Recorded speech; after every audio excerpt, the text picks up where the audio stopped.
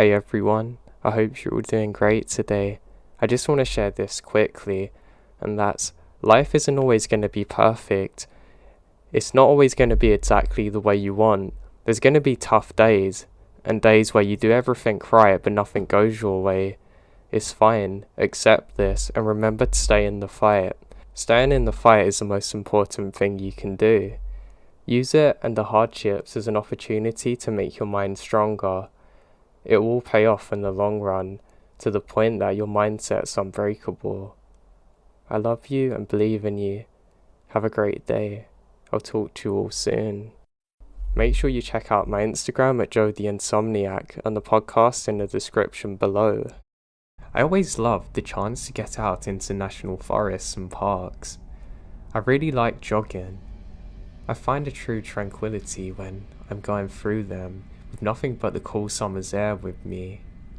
I would do it in winters too, but it was a lot worse because obviously the leaves were very slippery and you wouldn't always see people about outside of the occasional park ranger.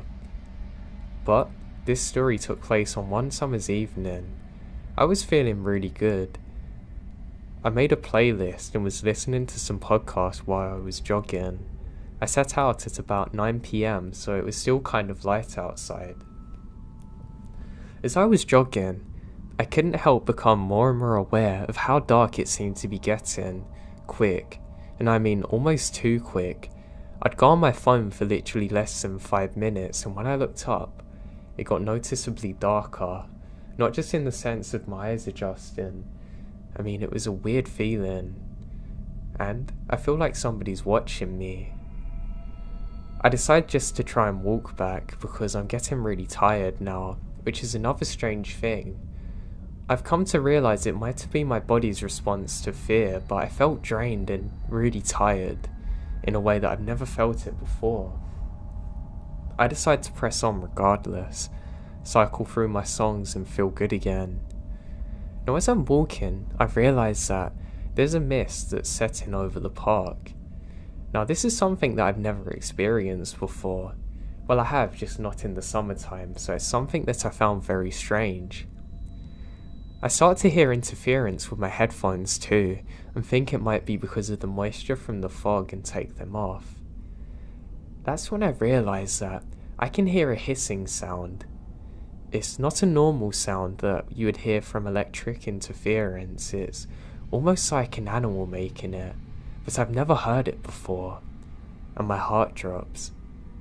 The feeling of being watched overpowers me now. I feel darkness like I've never felt before, like true evil's around.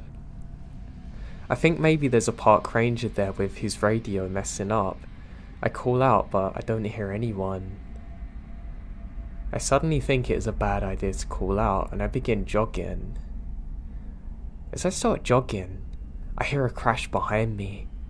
I turn to look, and there's a very tall, dark figure just off beside a tree. Now what terrifies me is that there's a tree that's been knocked over that was standing before.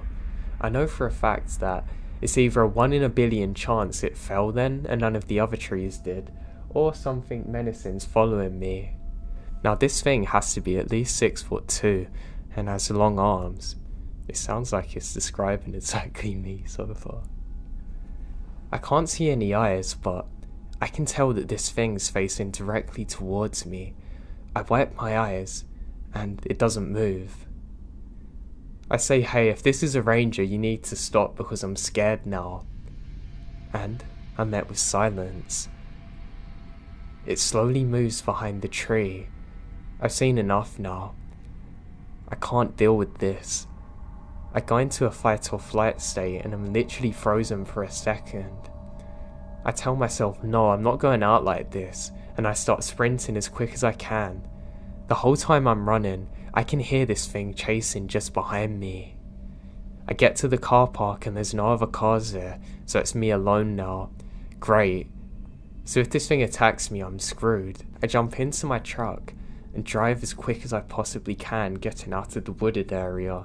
Now the craziest thing is, this thing's still following me. I can hear things breaking behind me, like a very tall and very heavy thing's chasing me through the woods. I'm literally screaming and praying for God to help me out in this moment. I can just about see him in my mirrors, but it's very foggy at the time. I have to slam on the brakes at one point too because I nearly hit a tree because how dense the fog had become. I continue driving and eventually make it back onto the main road. I'm literally crying the entire time. I end up going to a ranger station and explaining what I saw, and they say I'm not the only one that's reported something similar. People have been reporting it as a bear, but it's not possible because there's no bears in this specific area. I have no idea what it was, and nor do the park rangers, but they say I wasn't the only one who had that reaction, and there was a strange smell that accompanied that thing. I didn't get that close to find out, but everyone described it exactly the same as me. They're already doing patrols trying to find that thing, but they never found it. It still shakes me to my core thinking about it to this day.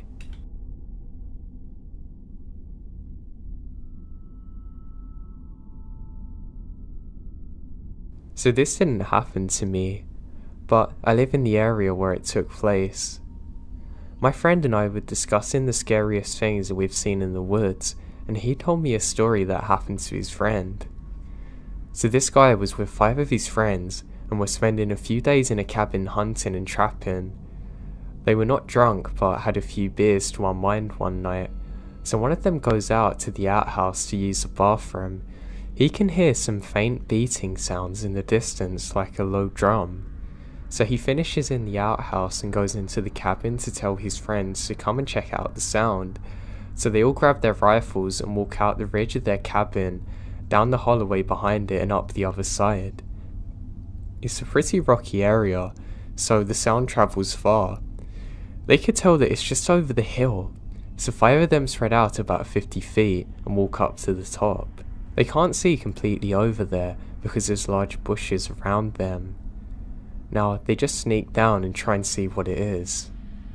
One of them goes over there and he stands there and watches for about 30 seconds to a minute before telling his friends that they have to run as quick as they can and saying what he saw was evil and they need to get out of there now. He said all he could see was a bunch of naked people dancing around a fire pit with some kind of pentagram on the floor. He never told them about everything he saw. He just said he was too scared ever to go back in the woods again or near that area.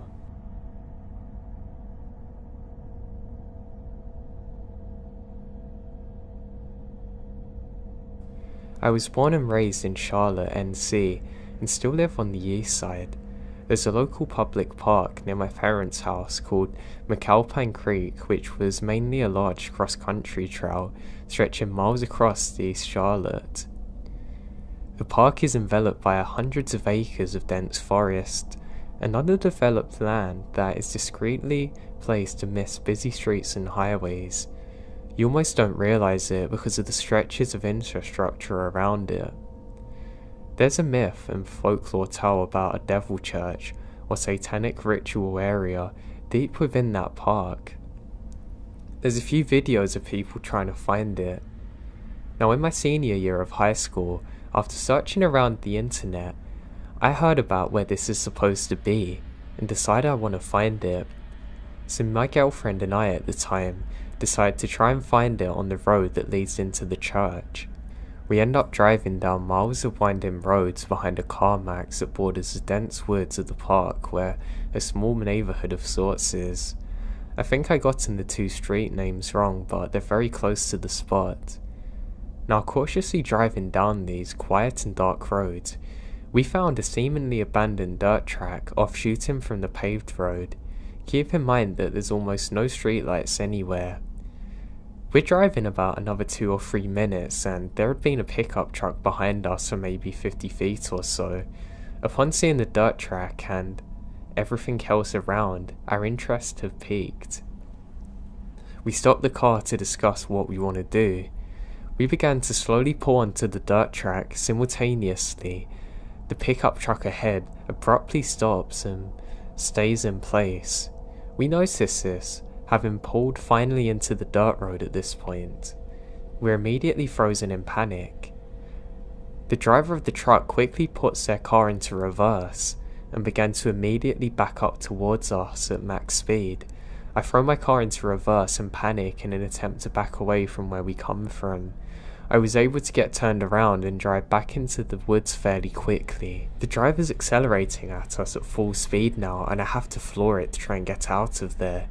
We literally never look back. We never ended up finding the church and have no idea who was following us in the woods that day.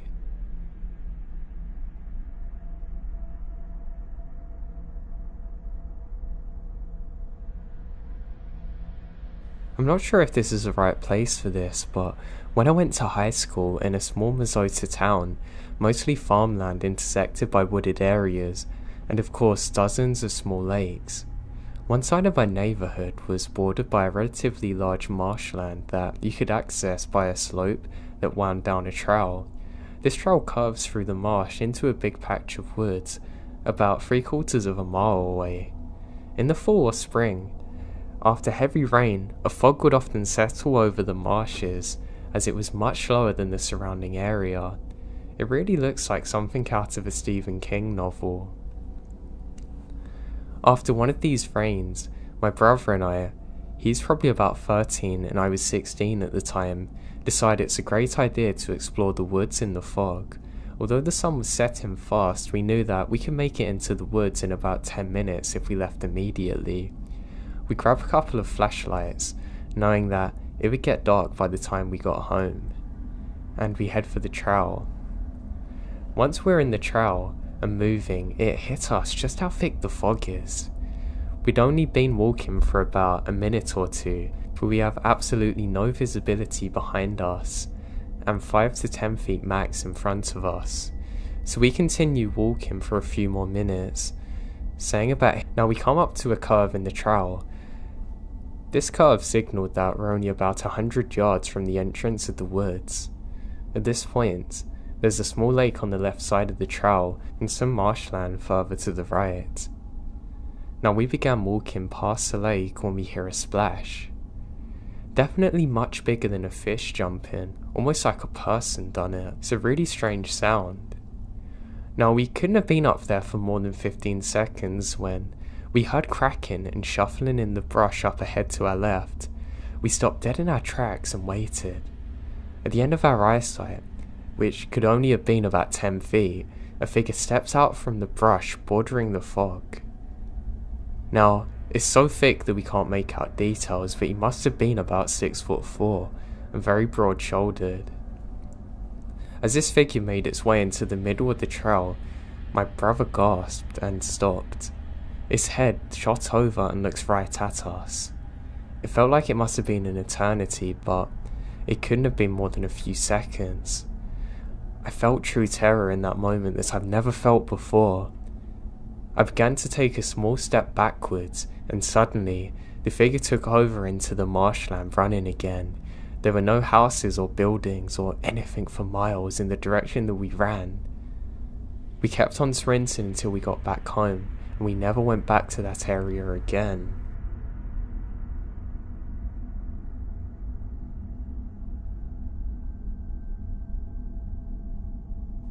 I grew up in the Midwest US. When I was a senior in high school, I was out for a hike at a local trail in the National Forest. This is a good 20 miles from town, way out in the sticks. It's a box canyon, so you start at the rim and hike down into the canyon. It was autumn and late afternoon when I pulled into the empty parking area, but there's plenty of light around. But by the time I got to the bottom, the sun's pretty low. I was down in the canyon and get the feeling that something isn't quite right. I start looking behind me as I walk every few steps. I can't shake this feeling. Finally, on one of these backward glances, I spotted a man peeking out from behind a tree, not far at all, maybe 100 feet away. It was the weirdest thing to catch somebody watching me. He knew I'd seen him and stepped out saying, "I'm not looking to scare you." He's a big adult male, very old looking, and I'm a scrawny 16-year-old kid, and we're on a trail in the public park. There's no reason to hide like that. He seems alarmed that I've even seen him. The only reason he was out there is if he's weird. I mumble something about getting back to my car, and this horrifying grin comes across his face. He's just standing there staring at me. I'm running for a long time and I can still tell that he's watching me. And when I get back to the parking area, there's no cars other than mine, which added to the weirdness. I realised later that he must have been out there for some time because of the state of his clothes. It's interesting how when you get the sensation that you're being watched, it's normally true. I have no idea what his intentions were. I'm just really glad that I was aware of what was going on and he didn't spring up on me, because I don't know what he was capable of.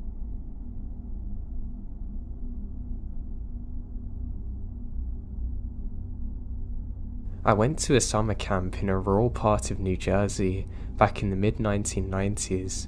The camp was situated on a long, narrow man-made lake. One end of the lake was reserved for swimming, which we'd do as a group activity every day or so. The swimming area had one long dock stretching straight out onto the water. The two square floating docks further apart. One of the two floating docks is further away, and although I had spent a few summers at this camp, I'd never seen anybody use the second dock. One day on the group, a dozen 11-year-olds got to the bright idea that we're going to swim out to the faraway dock. I consider this to be a challenge. When we reached the dock, I noticed a strange looking spider on the ladder that you had to climb up. I would have a heart attack. It was quite large in terms of overall footprint. Probably 3 inches from end to end. Nah, screw that. Spiders, of course, are normal critters in nature, but this one stood out as looking unusual. After the long swim, we took a few minutes to lie on the dock and rest in the sun. No way did they just go over that spider like that. It was relaxing and we were all having a good time. We started really messing around and decided to play around for a bit. We're playing a regular game where we shuffle towards one corner of the dock, making it sink. Oh god. As the corner of the dock starts to sink and fill with water, suddenly hundreds of giant spiders come, frantically crawling out from between the boards, swarming over around the feet of those who are still standing on the dry ground. This dock was theirs apparently. We all began to scream immediately and jump up trying to get away, but the spiders are in the water too. I vividly remember the feeling of them clinging to my wet hair as I began hopelessly trying to get them off. Adrenaline kicks in and we swim to the other side that's spider free. But this is a childhood trauma that lingers with me. I had not really been afraid of spiders before, but this is a turning point. The thought of us lying on the dock in the sun, unaware to how many of them were there, creeps me out to this day. That is literally hell on earth.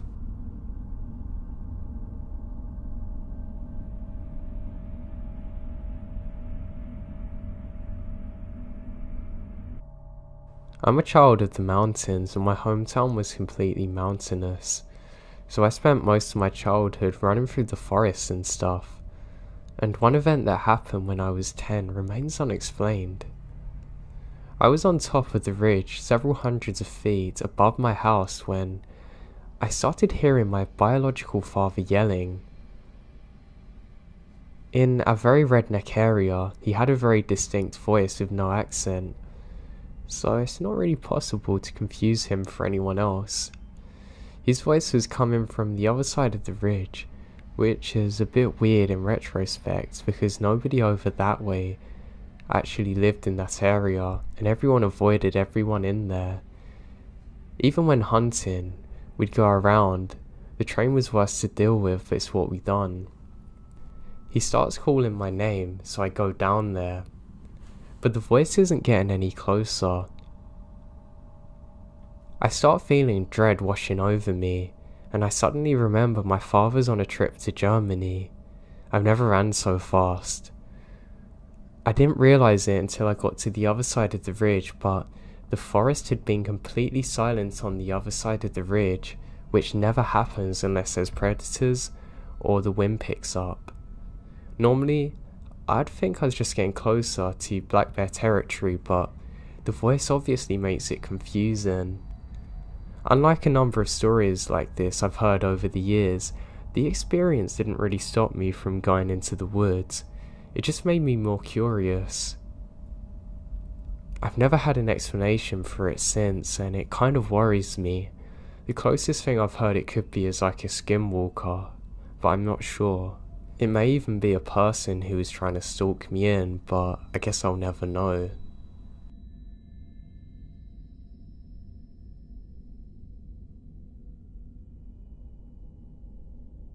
Hey everyone.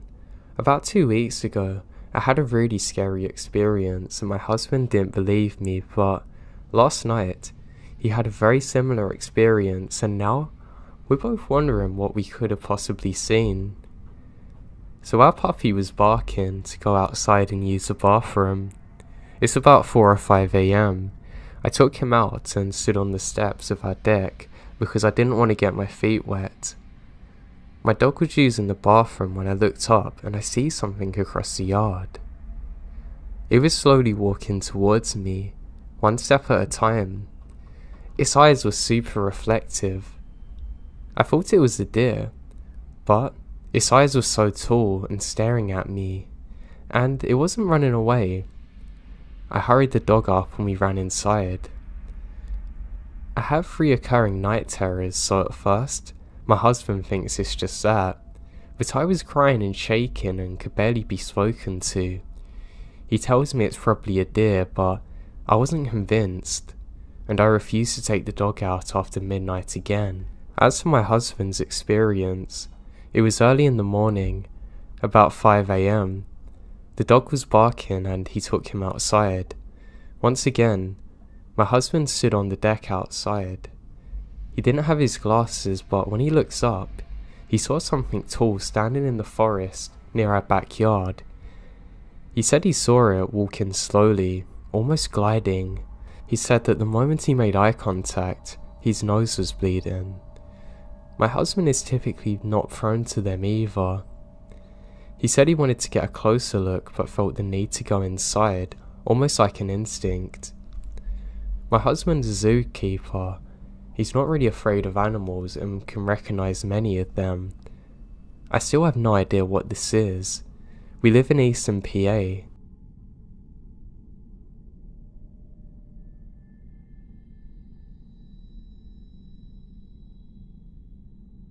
This happened around the 1900s in the countryside of South Brazil. My grandmother's grandfather was coming home from a ball very late at night. He lived in a small farm, and so to come from the party place he had a long way to walk in the middle of nothing, with just trees and bushes. And well, you can imagine how the countryside of Brazil was, especially back then. He said that while he was walking, all of a sudden he heard strange noises and lights. Scared, he hid in the bushes to see what was happening. He said there were very little men speaking in a foreign language. Behind him, there was 2 huge plates stacked on top of another, with lights all over them. He stayed hiding and praying until they left, and ran for his life. My grandmother says that she's heard this story a few times in her youth from him, and the narrative always stayed the same, with him praying after. Only after she married and moved to the big city and had children did she start to hear about these things being known as aliens and other things. Her grandfather at the time would have had no concept of aliens.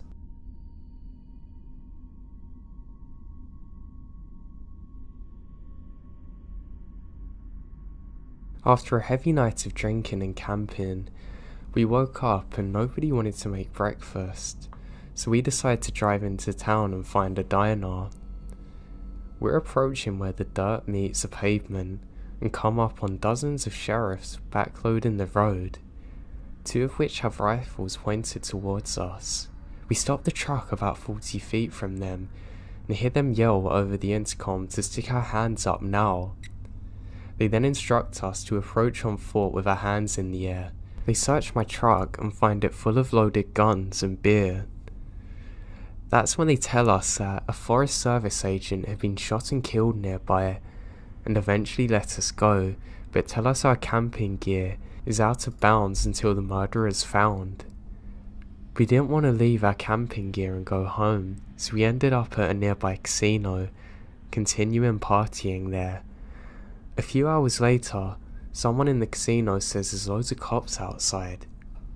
We go outside and there must have been 100 sheriffs, local PD everywhere. Apparently, that same murderer had stopped at the casino gas station and an officer recognized him. Then LEO drew his gun, murderer went for his and the LEO shot him dead.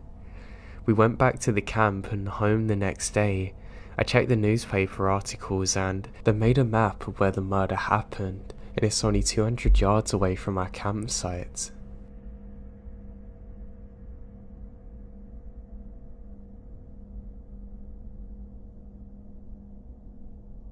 I have a friend who's a trail ranger.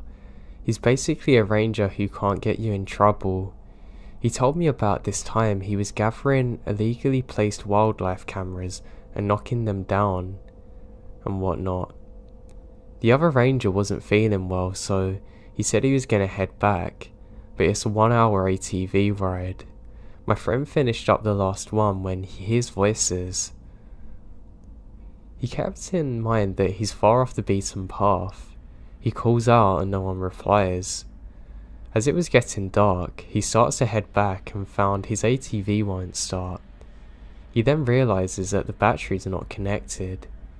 He reconnects it and started to drive but isn't going fast. Less than half a mile later, the whole thing died. He radioed back saying, "Hey guys, someone pick me up." They said they would do it but are gonna take an hour. He said, "Can the other guy come back?" and he said no. So he settled down, made a small fire, but heard voices again. It's dark and he's angry. The voices sound like an argument now. Someone was angry, yelling at someone else who sounded scared. He called out and said, "Does anyone need help?" The voices don't care. He thinks they're less than 1,000 feet away. He radioed again, and they said they're having trouble finding what path he'd be on, and haven't left yet. He said to them just to get another ranger there. About 3 minutes go by, and the voices start again. He decides to walk there, hoping maybe there's some drunk people that have a map. He walks in their direction, but the voices seem to be getting further away as he got closer. Finally, 20 minutes later, he gave up and walks back. He got a radio call, and they said the other guy was passed out, covered in vomit, and was taken to hospital. They don't know exactly where I come from still because he crossed off everywhere that he went. Then the radio died, and the voices came back. Bored out of his mind, he decides to listen to what they're arguing about, and picks up on things like, "Well, it wasn't yours to take, and I knew you were gonna do this, you idiot, and I don't care." His guess is that 2 hunters are arguing over a kill. Then he heard something intelligible. Then silence. Bang. A gunshot. He doused his fire and hid. After that he heard nothing. Just his breathing for the next half hour until he saw ATV lights. He told the guy picking him up everything and they called back. They had people looking for 3 hours but found nothing. They came back the next day with police and dogs. After about an hour, a shallow grave was found and a man who'd been shot in the head was also found. Thing was, it was a skeleton who had been there for years. So either the argument he heard was somehow from the past, or someone else got murdered recently when he was there.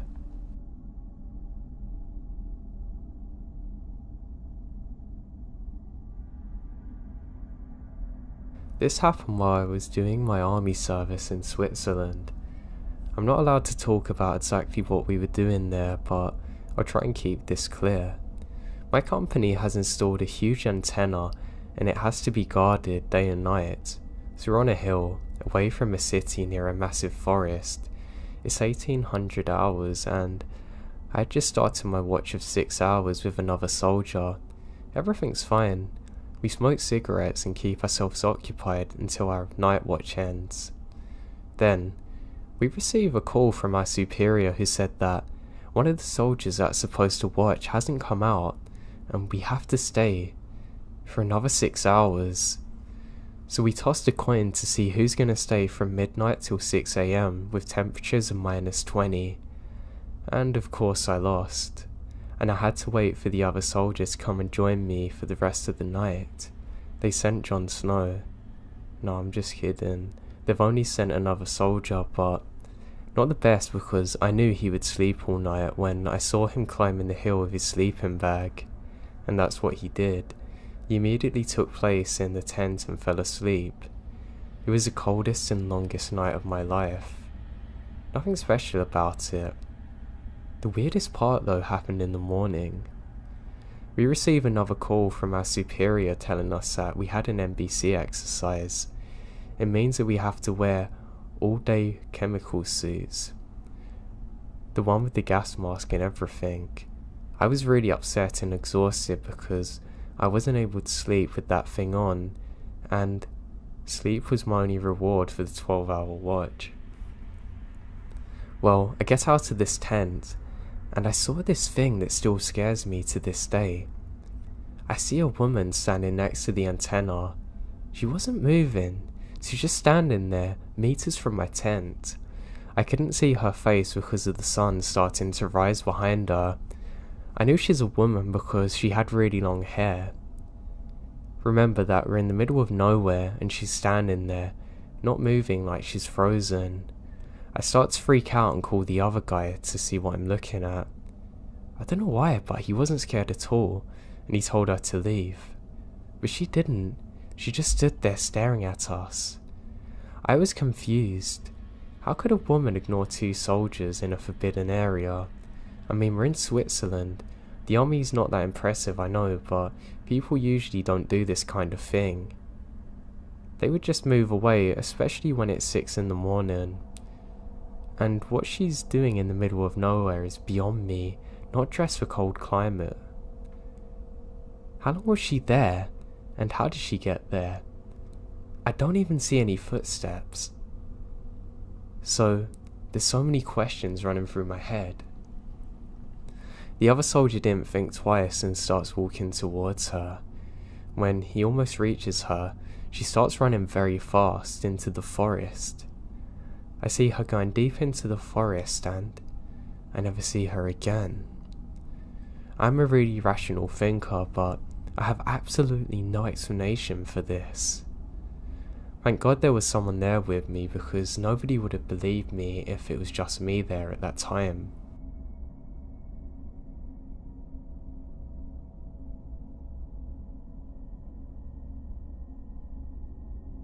My father told me a story many times when I was growing up of something that happened to him. I know he believes it to be true, and he's not a very superstitious person whatsoever. Very analytical on the other hand. My dad was 5 years old, camping with the Boy Scout troop. They sent everyone for firewood. It was dusk, so he went off on his own and a little further than the other kids. He wanted to gather more firewood than anyone else. He got far enough away that nobody else had picked through the fallen wood and started gathering. Along his way, he went until he almost stepped on a tiny tribe of Indians, moving around a fire, dancing. He said they were tiny, and they didn't pay him any attention as he crouched down to look at them. He ran over to go and tell his friends, but by the time he come back, they're all gone. He said he's never seen anything like it in his life, and he was sure someone was playing a prank on him, but how? How could somebody make a prank look that real?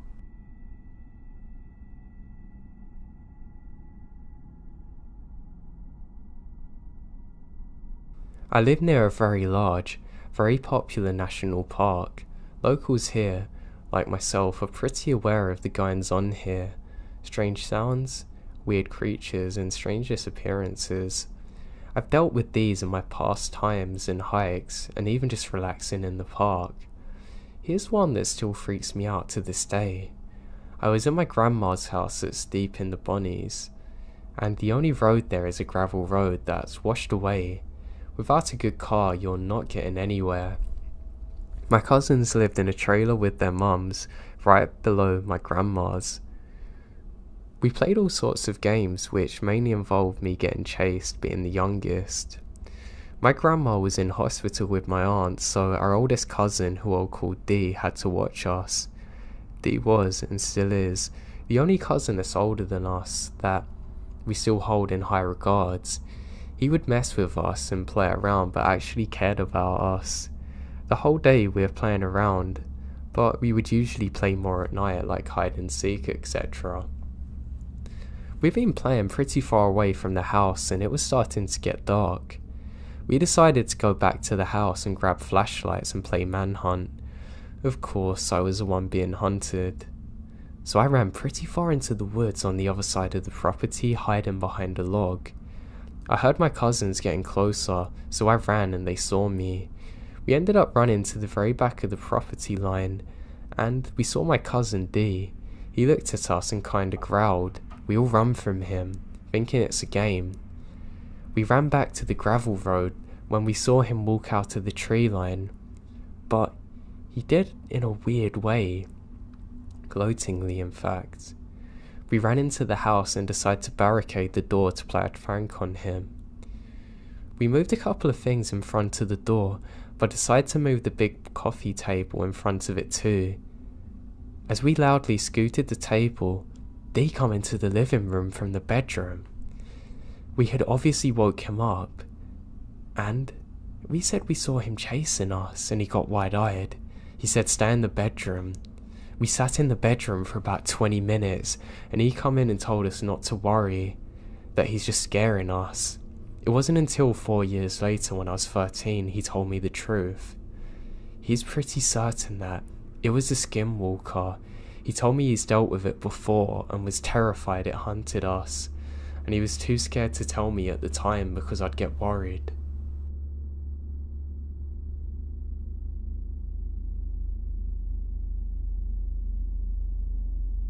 So with a few fraternity brothers and I are backpacking in the Nafala National Park and met some guys. They're locals. I mean, not local hangout bros, but local backwoods people who lived there for generations, hate the government and society types. These are guys that have apparently been helping Eric Rudolph, the Olympic bomber, hide in the national forest by supplying him with food drops. Really weird drunken conversations. They actually took us to one of the hideout drop-off caves. They were too serious, and that's the whole reason that I hated this. They trusted us because some things were said to make them think we're of a similar mindset. Anyway, we parted ways. Spent a few days trying to figure out if it is all lies or not. And that same week, they call Eric Rudolph in the dumpster of a Piggy Wiggly 3 miles from where we met the guys. Every single thing these guys said matched up with the news story. We gave them the bottle of Jack even. They said they'd give it to Eric. Creepy as hell.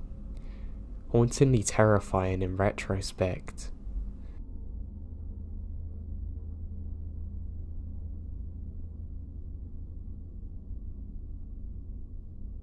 So when I was about 5 years old, I was at my sister's graduation party. My father had rented out a pavilion at a heavy wooded area of Country Park. I ended up following some kids throughout the forest, and after a while, I realised I wandered too far from the pavilion and started heading back. I remember not being able to find my way back and ended up being lost for around an hour. As I was walking, a man dressed in white from head to toe appeared to me. He said his name was John. I explained to him that I was lost and told him where my family was. I remember him accompanying me throughout the woods, and he had a very comforting presence about him. After a while, I remembered hearing my uncles calling for me from a distance. I turned to tell John that that's my uncle, but he was gone. I turned the other way, and there was my uncle. I'm 30 now, but can't help wonder exactly what John was and what the meaning of all of this was.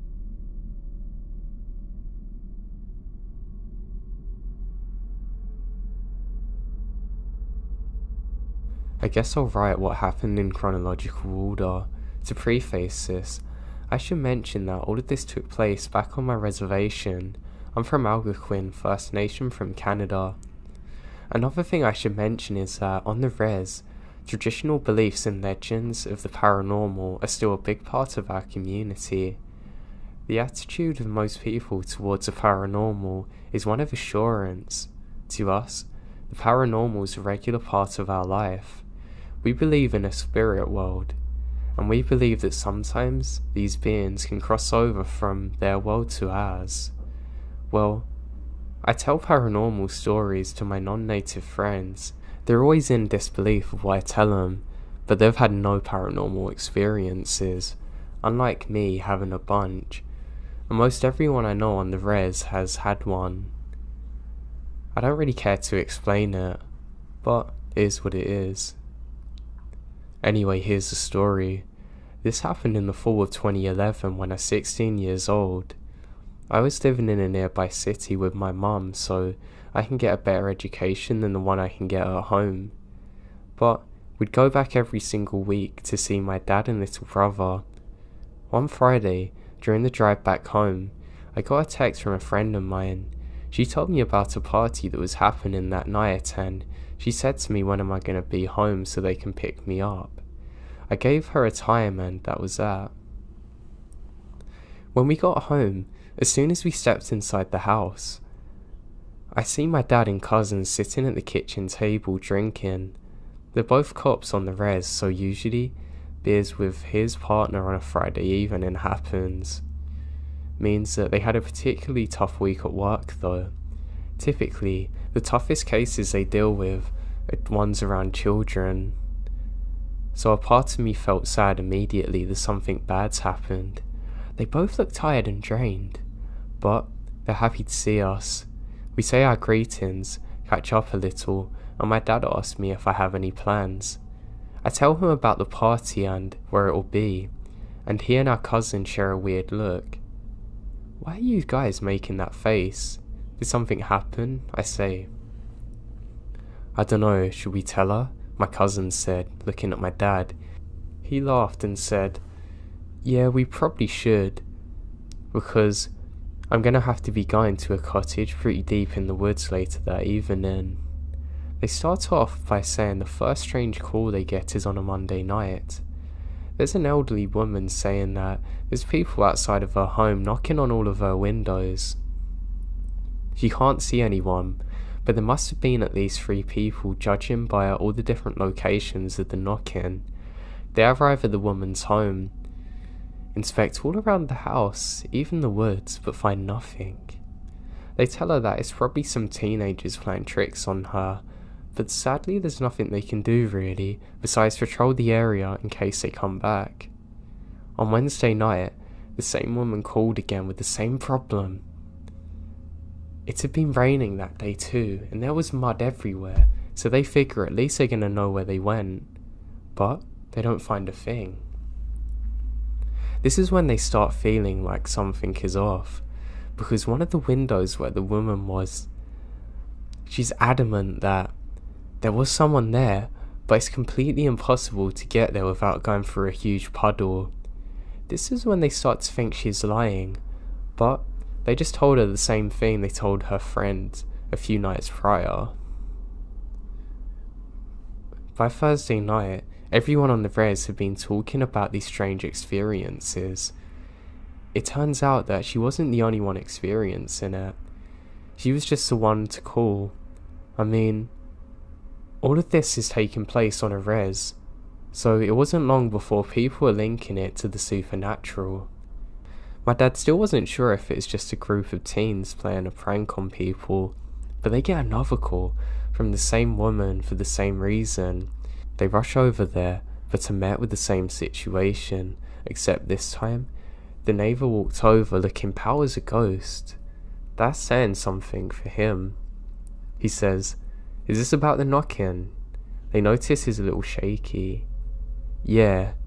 Did you see something? They ask him, and he nods and said, you guys are gonna think I'm crazy, but yeah. And he goes on to explain what he saw. He said he stepped out for a cigarette on his front porch when he heard knocking. He looked around to see where it's coming from, and when he looked to his neighbour's house, he saw it. There's a black figure standing outside of the woman's window. The same one with the puddle, looking at her home. He said it looked humanoid in stature, but completely made out of a shadow. You could tell it was something solid-ish, but you cannot make out any features on it. He stared at it completely in shock, and watched that thing as it knocked a couple of times, then darted around the house knocking on every window, moving so quick it's like a blur, and it went around the house a few times. The man ran across the road into the tree line, behind one tree in particular. The man was frozen but couldn't look away. It then leaned out from behind the tree, staring directly at him with yellow eyes that reflected the light similar to a cat's, and then it smiled, showing its small but numerous pointed sharp teeth. I almost had a heart attack, he said while it happened. Fast forward to Friday. Stories are being exchanged all over the res about sightings and experiences people are having. On top of that, multiple people are experiencing the knocking. There's also quite a few sightings with everyone describing the creature in the same way. One woman was bringing her trash to the side of the road, and she thought she saw the woman somewhere in her peripheral vision standing near the trees. She walks back up the driveway and into her home, feeling as though she's being watched. Right before she's about to open her door to go back inside to her home, she looked back and saw two reflective yellow eyes staring at her from the trees, saying it's about 5 feet above the ground. Another couple was driving at night and said they saw a humanoid figure too. You sure you still want to go to that party? My dad asked. But my friends were already pulling into the driveway. I gave my family hugs and kisses goodbye, and they told me to be careful, but I felt fine. A common belief among native people is that negative energy attracts negative energy. Therefore, an evil spirit will draw to people with unresolved issues, traumas, and sinners, I suppose. If you're someone who's spiritual, self-aware, and basically a good person, you're pretty good. So I get to the party, and within 20 minutes, the conversation shifts towards the paranormal experiences everyone's having.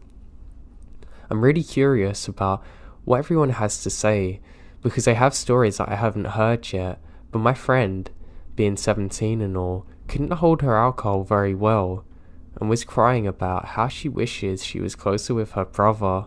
I'm trying to make her feel better while listening to everyone else's stories.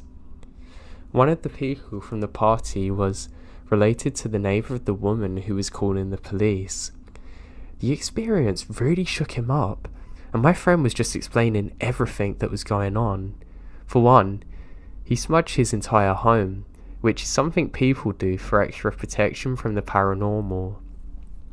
He also went on multiple visits to the elders around the community asking for advice. What we do know about paranormal experiences on the res is that they don't happen as much as they used to. If you talk to one of our elders, they'll have endless stories and even more advice to give about how to protect yourself. One of the explanations that was given to us is that the shadow guy is evidence that someone was doing unauthorized shaky tent ceremony. If you don't know what that is, it's basically like an Ouija board session that takes place inside of a tent. People stand around the tent while the medicine man or medicine woman goes inside asking questions. The tent begins to shake and you hear voices of the spirits coming through. I've never personally been to one because we haven't had a good enough reason to make one, but typically our ancestors use shaken tent ceremonies when they're starving in the dead of winter and need some direction on where the nearest food is. My mum's been to one. Her story's crazy. She described hearing multiple men and women only speak in native tongue, and They're upset that people were doing a shake and tent ceremony when they're not on the verge of death. The people there had to explain that they're only doing the ceremony to prove that it was real, as we'd been losing our culture as a result of residential schools. But the spirits are angry, saying that the bridge between the two worlds should never be opened unless necessary, because you don't know who you're talking to. It could be evil spirits. You don't know. Anyway, the elders told him that this spirit crossed over into our world because of a shake and tent ceremony. Someone on the res has been doing them without consultation of the elders, so we start thinking about who would do that without the proper guidance, and so. Then, two of the drunkest dudes say, "Oh, I'm not scared. That thing can't do anything," basically egging it all on, and we're all looking at each other like, why would you disrespect an evil spirit? That's exactly how it's attracted to you. And that's when I decided to leave the sunroom where everyone's hanging out. I went to the living room to console my drunk crying friend when I noticed the rocking chair outside of the porch moving. I slowly moved away, refusing to make direct eye contact, but I do in my peripheral vision. Anyway, I'm inside the cottage and I keep seeing this rocking chair moving back and forth. But another thing we've raised to do in our culture is to ignore paranormal. Spirits feed on energy people give towards them, so if you freak out, if you get angry, if you start crying or yell at it, that's exactly what it wants. It thrives on energy of any kind. So while I knew something messed up was happening, I wasn't about to pay attention. 5 minutes now go by and I still see it out the corner of my eye. That's when my friend screams and she runs on the other side of the sunroom. My other friend, too, sprints to the girl, number 1, who's sitting and busts through the French doors onto the balcony. All of this happens in a split second, but I immediately go to the patio and ask what's going on. Girl 1 is crying on the couch with friends all around her. She claims to have seen the spirit.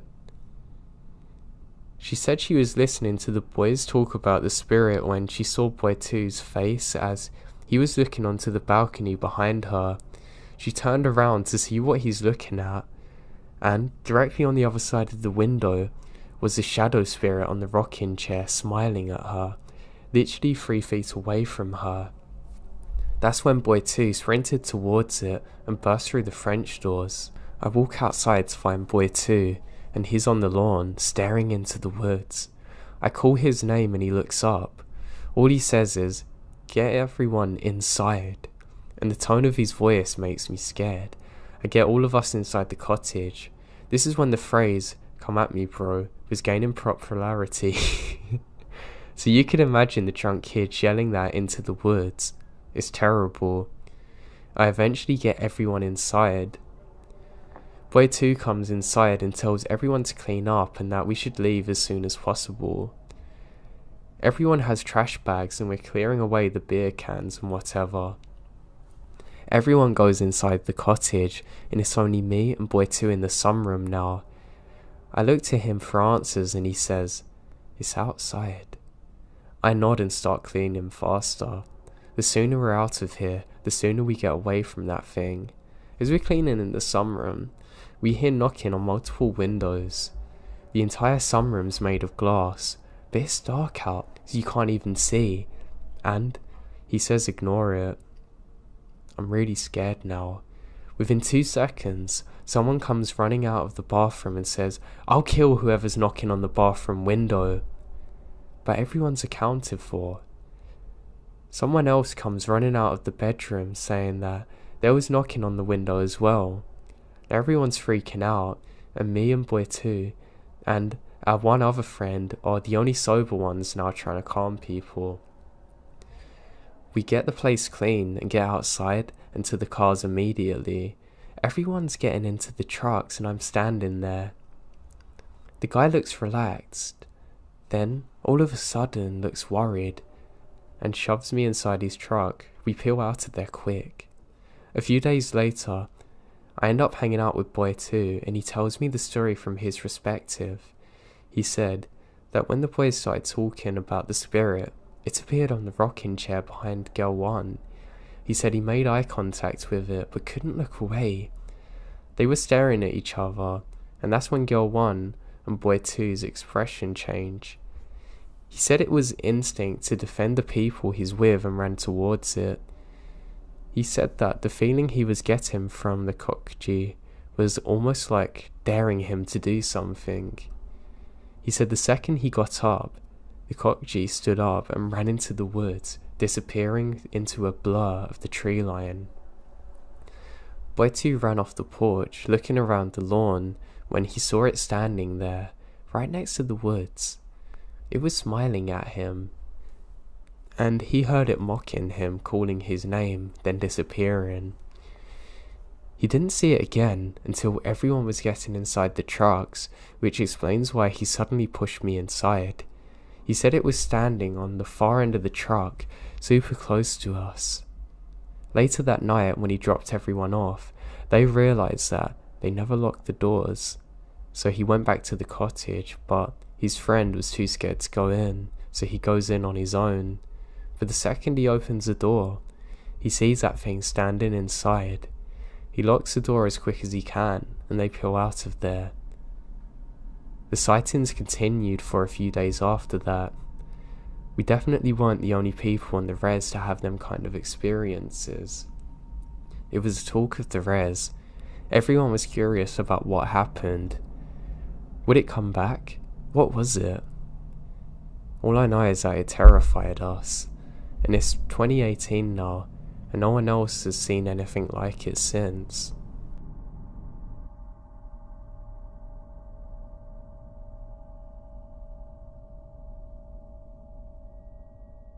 This happened to my mum, sister and me many years ago.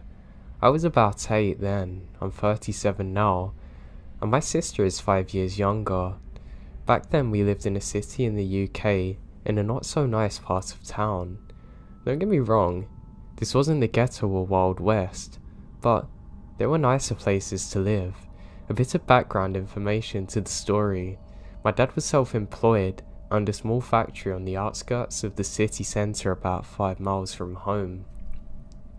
The factory is surrounded by a wasteland homes to mostly derelict and broken buildings. The area was grey, dirty, and covered in graffiti. Hell, not even the city homeless would take refuge here. One day, my dad calls my mum at home. He needed her to come home to the factory to help finish a job, but they only had one car, so it meant us getting the bus. I don't mind. My 8-year-old self was full of adventure and loves the idea of riding the bus to big town. The bus ride's uneventful as we brave the city traffic, eventually going through a forested area, then arriving at our stop. The described earlier, it's not the type of place people go unless they have a specific reason, so it wasn't surprising we're the only ones getting off here. We started in the direction of my dad's factory, which was just under a mile from the bus stop. My sister's asleep in the pushchair as I was jabbering away, when suddenly I become aware my mum's preoccupied. I look at her, but she said, "Keep walking." I noticed she glanced over her shoulder near the tree line. I slowed down, but she tugs my arm and says keep going. I remembered feeling anxious as my mum walks faster, pushchair bumping over uneven slabs. Then I heard him. First the footsteps, clumsy and heavy, then his raspy voice. He was muttering incoherently, having a conversation with, I guess, himself. Suddenly my mum crosses the road, holding my arm tightly, while steering the pushchair. He crosses the road too. My mum's cursing under her breath. We cross again. Whenever you think you're being followed, there's always a nagging doubt you're paranoid.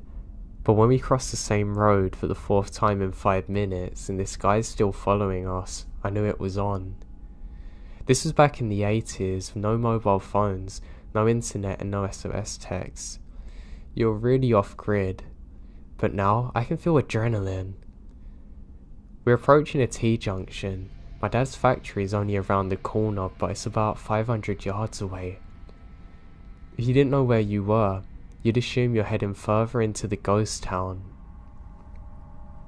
As we turn the corner, my mum told me to run as fast as I can to get my dad. I hear my mum and the pushchair thundering behind me. My heart is pounding. I ran like my life depended on it. My feet are crunching on broken glass. I don't dare slow down. I could see the small road ahead leading to a car park of the factory. I knew what I had to do. I shout for my dad as loud as I can. My throat is burning as I gulp for air. Hot tears stain my red cheeks. I burst in the door crying and my dad comes out running. He grabs the nearest object and ran towards the car park. I stood looking out there, watching my dad sprint across the car park. I see the pushchair too. My mum told my dad where we'd been followed and points in the direction, and my dad took off. He come back 10 minutes later. The creepy guy's nowhere to be seen. My dad said he probably ran off when he heard me shouting.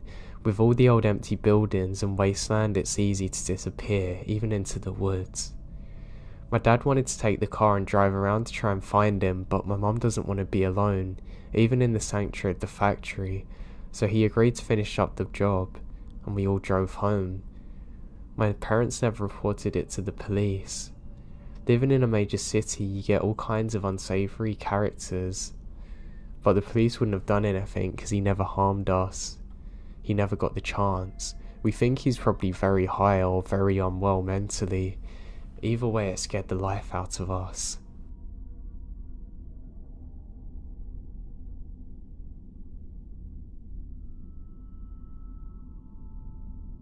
My father sadly died and I needed to clear my head, so went on a solo trip to a cabin in Oregon with my dog. Now I had a couple of weird things happen.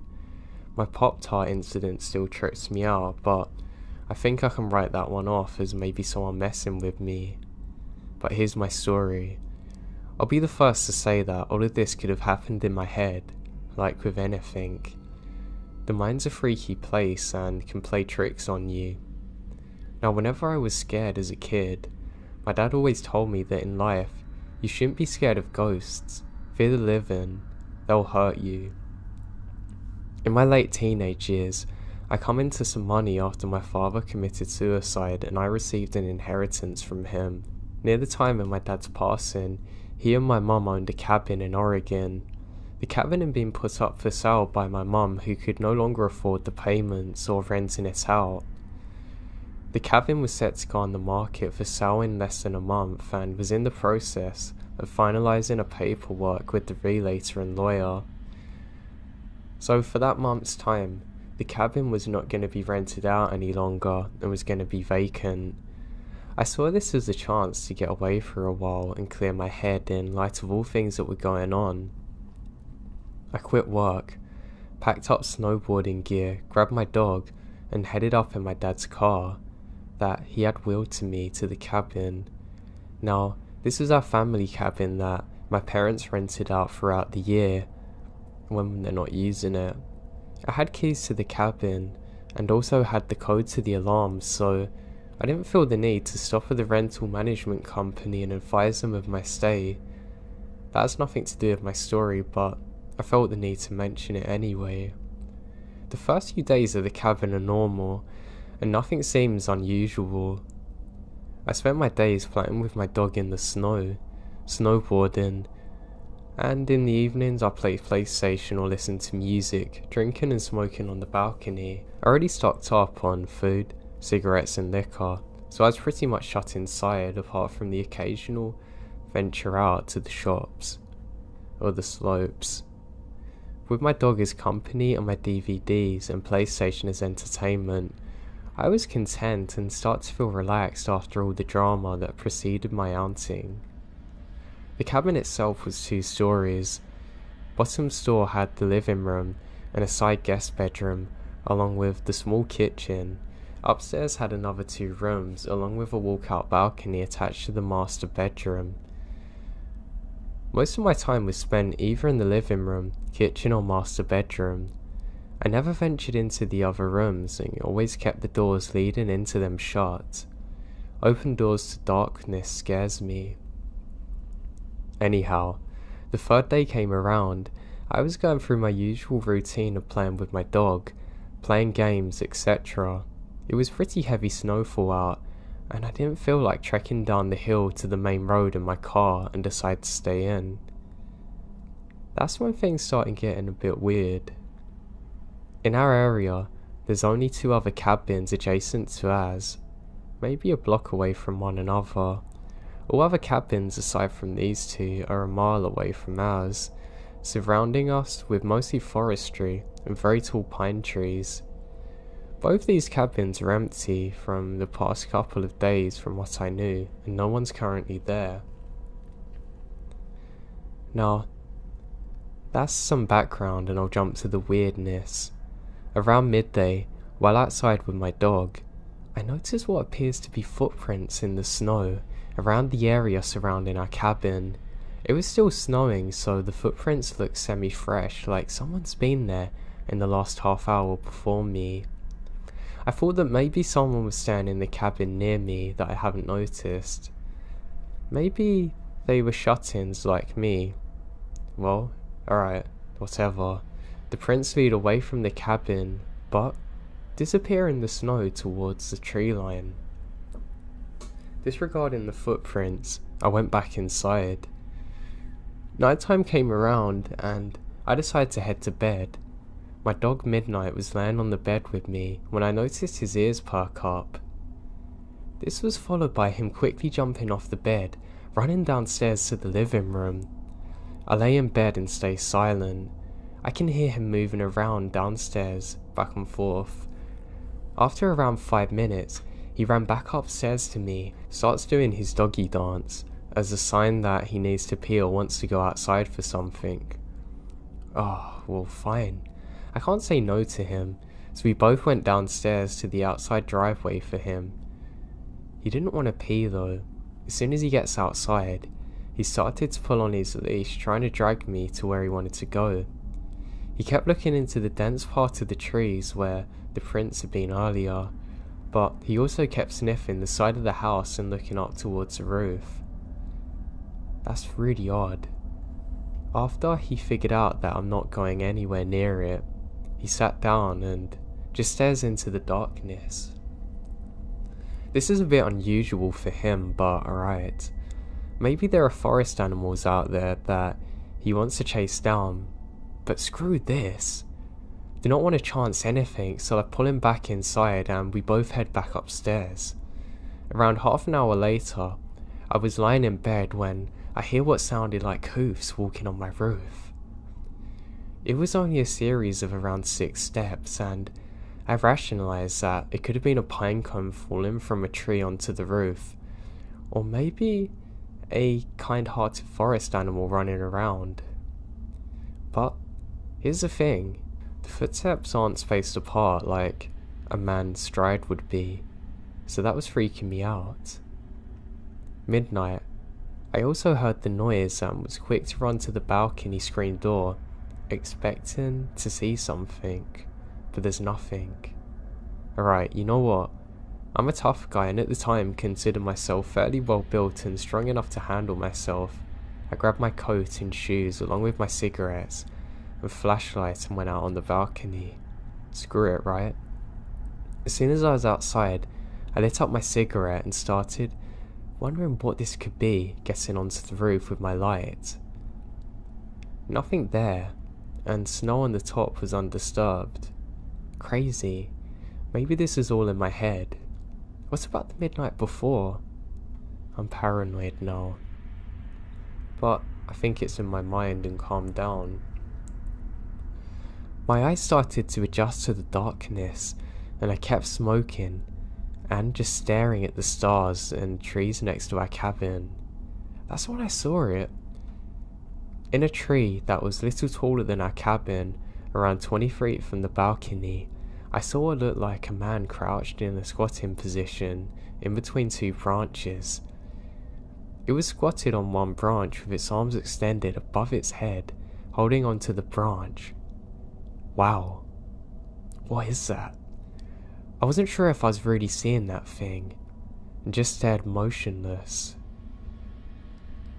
I noticed Midnight stand up and start pacing behind me and lightly barking at the same time.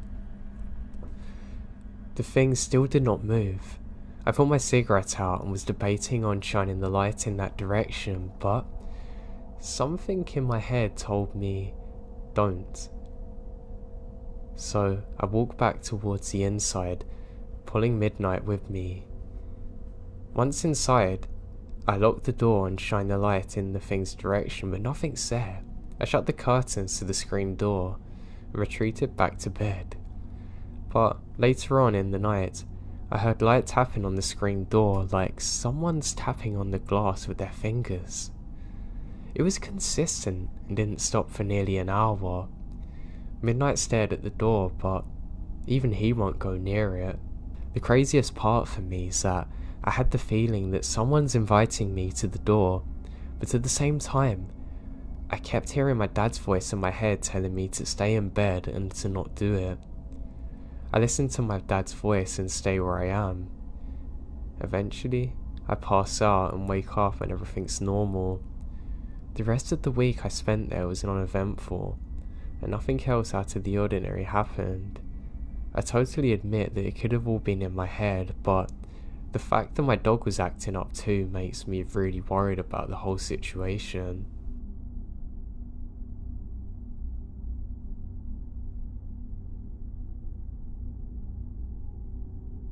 A bit of preface here. I was around 10 or 11 when this happened. Old enough to stay home alone, but not old enough to recognise some red flags. I attended camp over the summer, the typical 8 to 3 route. Now my house sits at the end of my street, which forms the U, but for some reason, the bus driver would never drop me off at my house. I would always get dropped off at the end of my street, where I would toddle myself all the way back. Both my parents work late hours, sometimes not getting back until 8 PM, and it would be very expensive to hire a babysitter for 5 hours a day, 5 days a week. So, starting 6th grade, when the bus dropped me off at home, I'd be by myself. I'd do the usual middle school routine, play games online and watch TV. Occasionally, my neighbour's cat would come into my backyard and I'd feed her or play with her. The only computer in the house was my dad's workroom one, which has a window overlooking a deck, and the window overlooking the side of the house. We have large bay windows in the living room, dining room, and kitchen of my home, and since we sit on a hill, you can pretty much see the entire backyard from a nice vantage point. So most days when I got home, I toss off my backpack and go right to that room, and you could see me walk from my front door and pop up by the computer from outside. Unfortunately, this would lead to something that I had forgotten about until now.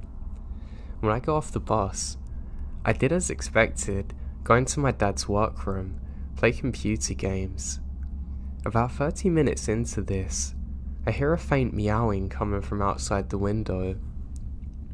I pause and look outside, thinking my neighbour's cat has wandered over, but when I get there I see nothing. I just sat back down and resumed playing, only to hear the meowing again. It was quiet but noticeable, and so I checked out the other window. Nothing. This routine happened for a good 10 minutes and eventually I get frustrated and go into the living room to watch TV.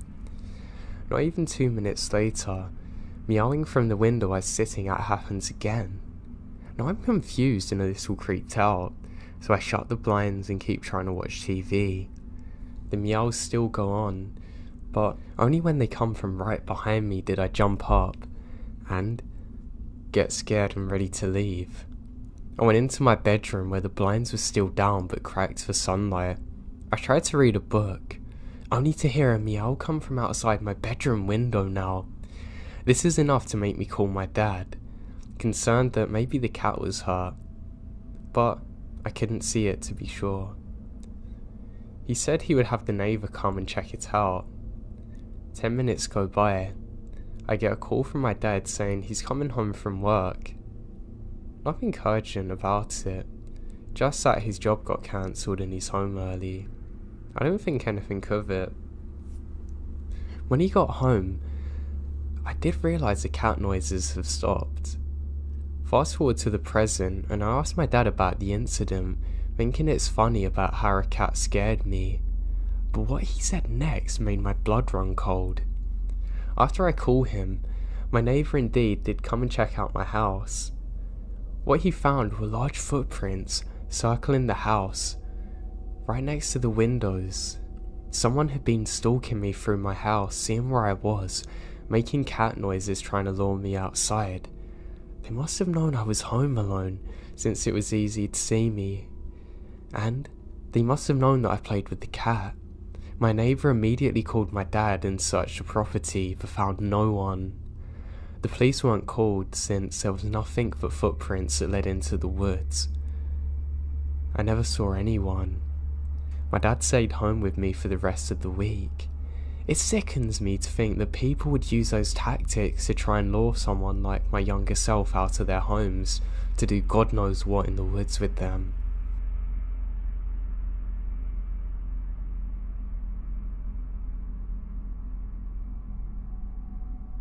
I was driving to work. It's about a 5-hour drive. It was already dark, and about 3 hours of driving in, I start getting really tired. I bought myself a coffee and some snacks at a gas station and continue on, but snacks and coffee can only keep you awake for a certain amount of time, and I feel really dozy. This part of the road is nothing but thick pine wood around me. There's no other cars on the road or anything.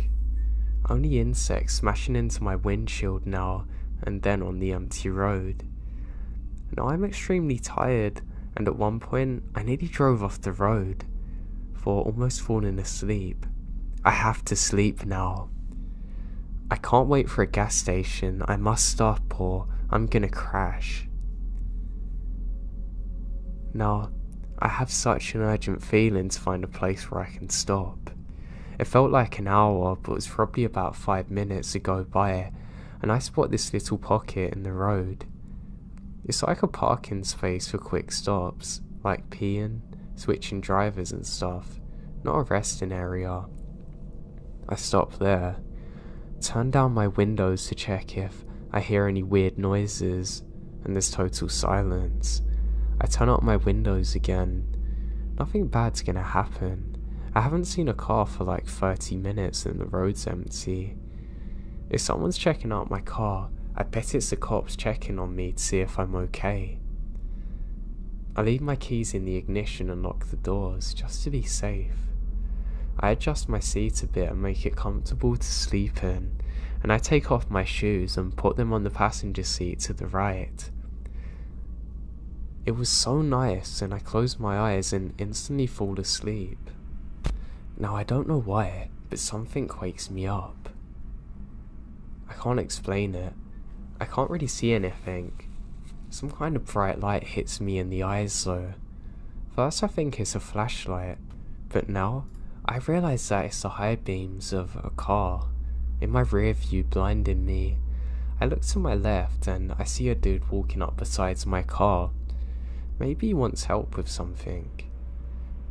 Should I make it clear to him that I'm here? He's right beside my left back door. Should I step out and ask what he's doing? I didn't have to.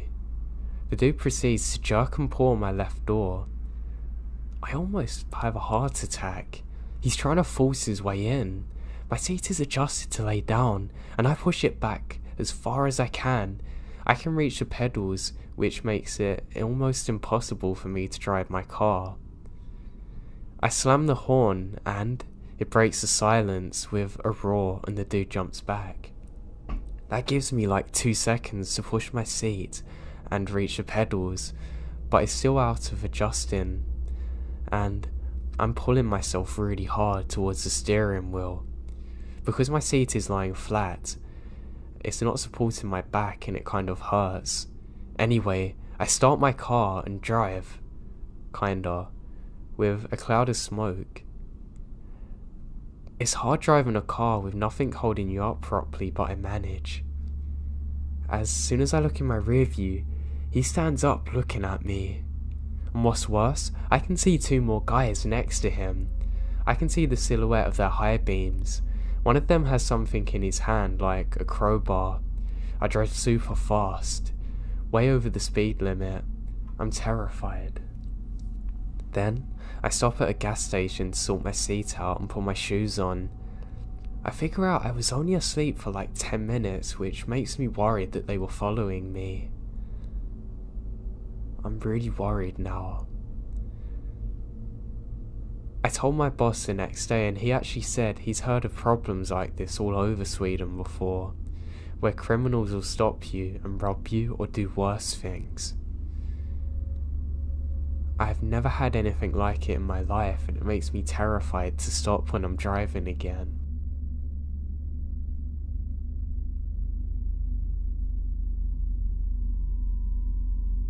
This happened a long time ago. I was 12 and at my grandparents' village. We had a cow and an ox, and usually, the son of the bull, usually just one, took all the cattle to graze at night, and he would take them back. Cows know where to go when going home. My grandpa had a male ox, and since my father was an adult and he wasn't there, I took the responsibility.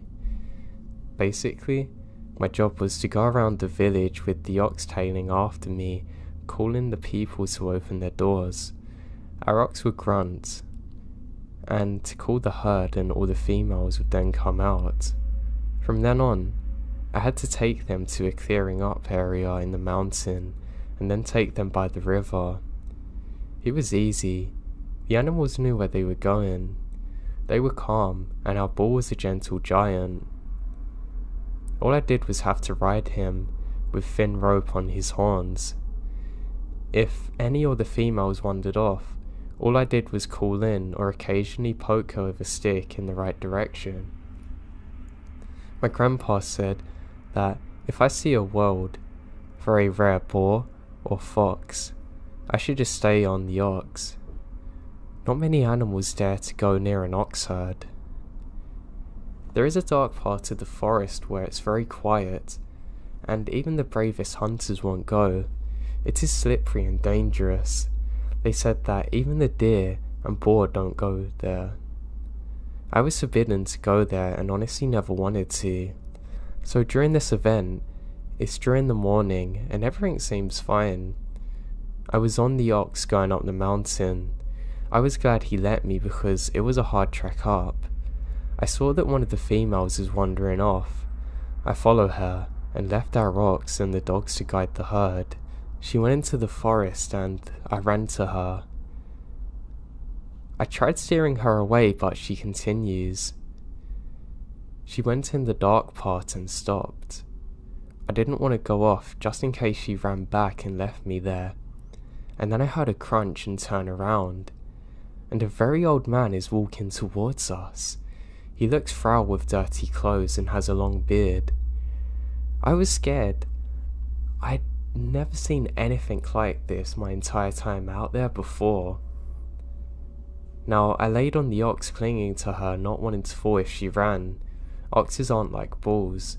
They don't jump or kick when scared. They either attack with their horns or run. I was ready to hold on no matter what she chose. Our oxen don't take kindly to strangers, and before I took them out in the mornings, they're always paranoid. Now that's a good thing though, because they trusted their owners. But knowing her, I knew she would either bolt or attack. But weirdly, she just stood there. The stranger then came to us and petted her on the head, whispering something I didn't understand. He looks at me, and his eyes are completely white. Then he turns around and disappears into the trees. Suddenly, the female grunted as though she had woken up now. It was crazy. I'd never seen her act like it before. She suddenly bolts away with cum and we found the herd. I quickly got on our ox and yelled water, He knew that command and went down towards the river. I then ran into one of the houses and tried to explain everything. The couple there stayed with me and sent their daughter to call my grandpa. I literally couldn't sleep for days remembering those white eyes. My grandparents wouldn't let me out of the house after that, even if it's just to play in the trees. Later I learned they were protecting me from a lesnik, a forest spirit which can take the form of a man or an owl or wolf. It hates when people go to his part of the woods and can kidnap you. I later learnt that the ox which took me there fallen ill and died almost immediately after.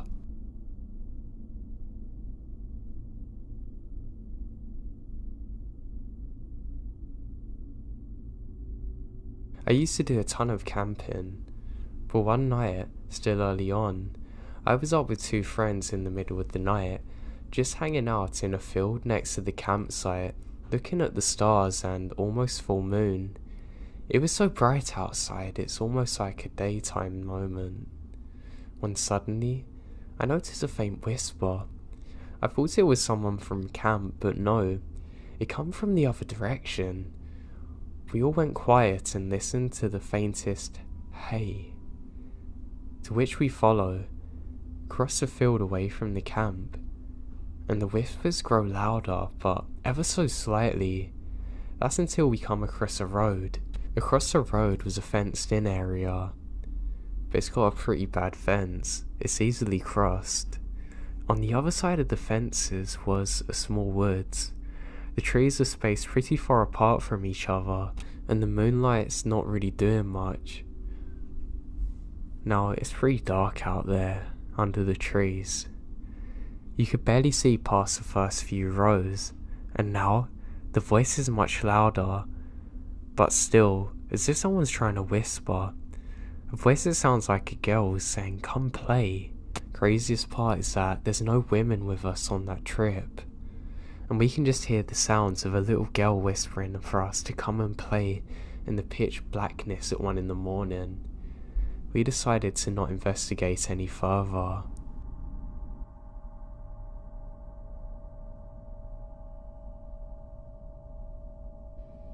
My ex-boyfriend and I did a rainforest walk, which dips deep down to the bottom of the forest. There's no other cars in the car park, and we didn't come across any hikers. We have it all to ourselves and had a great time for the most part. As we're walking up, my ex was ahead of me and suddenly stopped, raising his hand to signal for me to stop. I look up, and there's this woman staring at us ahead. She looks normal, but I get a chill as soon as I see her. Something about her's off. She had dark brown hair, which I only noticed because it contrasts so highly against her cardigan.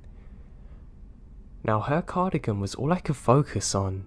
It went right down to her feet and was bleach white, as though it had just been pulled off a rack, but we're in a forest. How is it so white? And why on earth would you wear it hiking? We stare at her for what must have been 30 or 40 seconds, but feels like an eternity. There was no way I was going to take another step towards her. Instead, I felt this kind of stillness, as if the forest around us froze in time and went silent. She finally turned around and started to walk slowly back up the trail. We watched her and waited, not saying a word to each other, until she's out of sight before we start going again. The car park was still around half an hour away, and we just fast walked in silence, a bit on edge, just trying to listen for anything. We look back and don't see her. It's absolutely the strangest thing that ever happened to me. The one thing I can't explain was how her cardigan was perfectly white. Even the bottom of it had no signs that she had been in the forest whatsoever. It gives me chills thinking of it.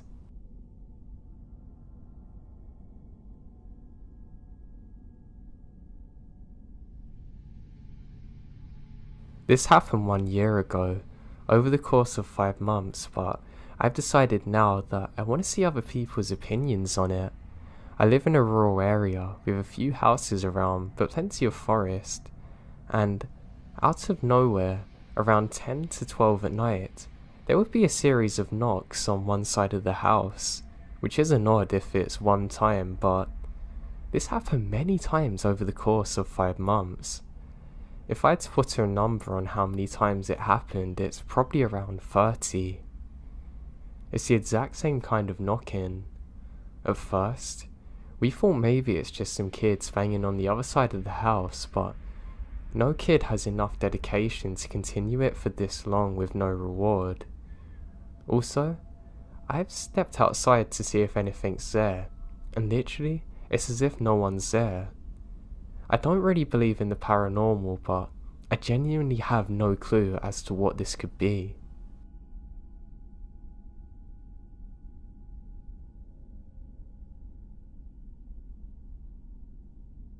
When I was younger, I used to have this recurring dream that a girl in a white dress would come to me.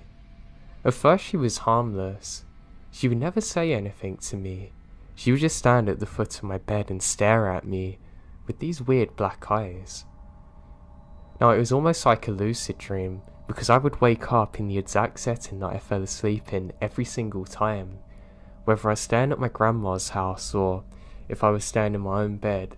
It would always happen. Now my father was a park ranger and a very strong man, so I always felt safe having my dad around. But there was one time that he wasn't around, and what happened I could never explain. Now, the exact same thing happened. I was so used to it. I wake up in the night, and there's a girl in that pure white dress just staring at me.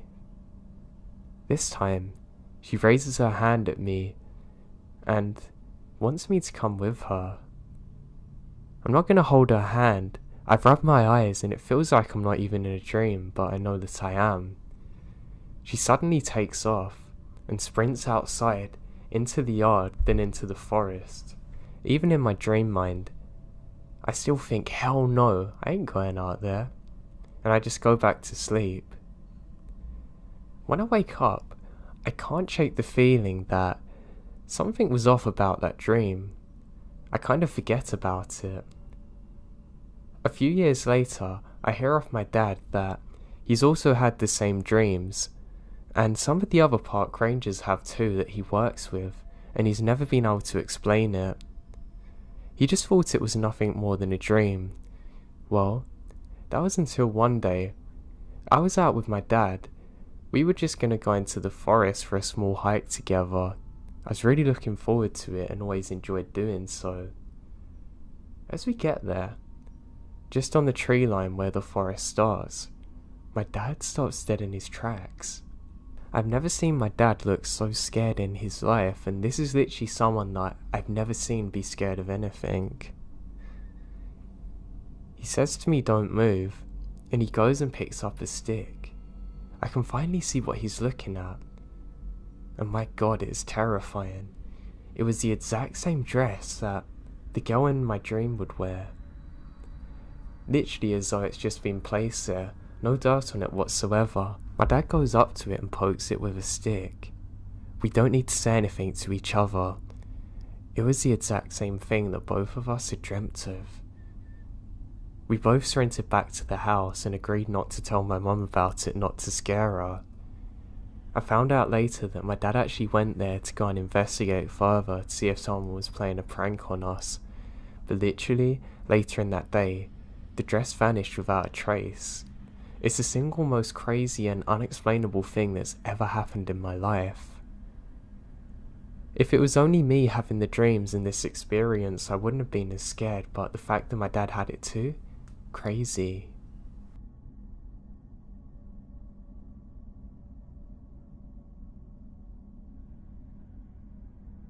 Now my native language is French, so sorry if there's any problems telling this story. This happened last week. I was searching for a cave with my girlfriend, and in France, we have incredibly detailed maps telling us every cave that has been explored. We decided to go to a cave which has a famous area, and there's caves littering the landscape there. So there's a very wooded area The hills and valleys are very narrow. We spot a good place to start looking at the bottom of a small creek and make our way up. We go to the dirt and then further into the gravel and then the boulder field. That's when I remembered this sub, because we stopped walking at the same time. It was silent. Dead silent. Not even a bird. It's the kind of silence that actually oppresses you. We eventually continued walking uphill and come across a cave. Soon after, a bird breaks the silence, and we realise we are almost dead for asphyxiation. We didn't dare to breathe in silence. Now, I've heard of other people having this before, but to experience it yourself is absolutely crazy. I mean, think, it wasn't something we heard that scared us, it was the silence. And it's not just that, you almost feel as though you're being stalked or someone's watching you. Maybe it's a primitive thing that lets us know there's a predator or person in the area, and the animals did the same. But there were no insect sounds either. That's what scares me the most. Usually I just think it was my mind playing tricks on me, but the fact that both of us stopped at the exact same time? Crazy.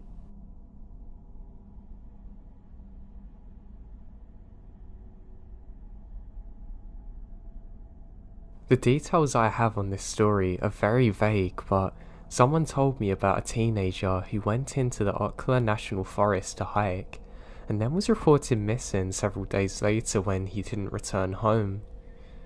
A couple of months later, when he was found in the woods, he was a different person, appearing like he was drunk. He was tested but had no signs of drugs or alcohol. The negative results. Mentally, he wasn't all there, but physically, there's no signs of him being exposed to anything to cause this. He kept telling people that he encountered something strange. It was several months before he was himself again, and he had very little memory of what happened on those days. I've asked people that I know who live in Apocaly or have camped and hiked in the Apocaly National Forest, and they've never heard this story. I really didn't know this person who told me this story, but it's crazy. I do know that over the years, people have gone into the Apocaly National Forest and never came out. Some of them are harmed or killed by animals, others murdered by the worst enemy of all, humans, and never found again with a trace. Now, I've driven through the forest on State Highway 40, and it's creepy as hell. It's creepy enough in daytime.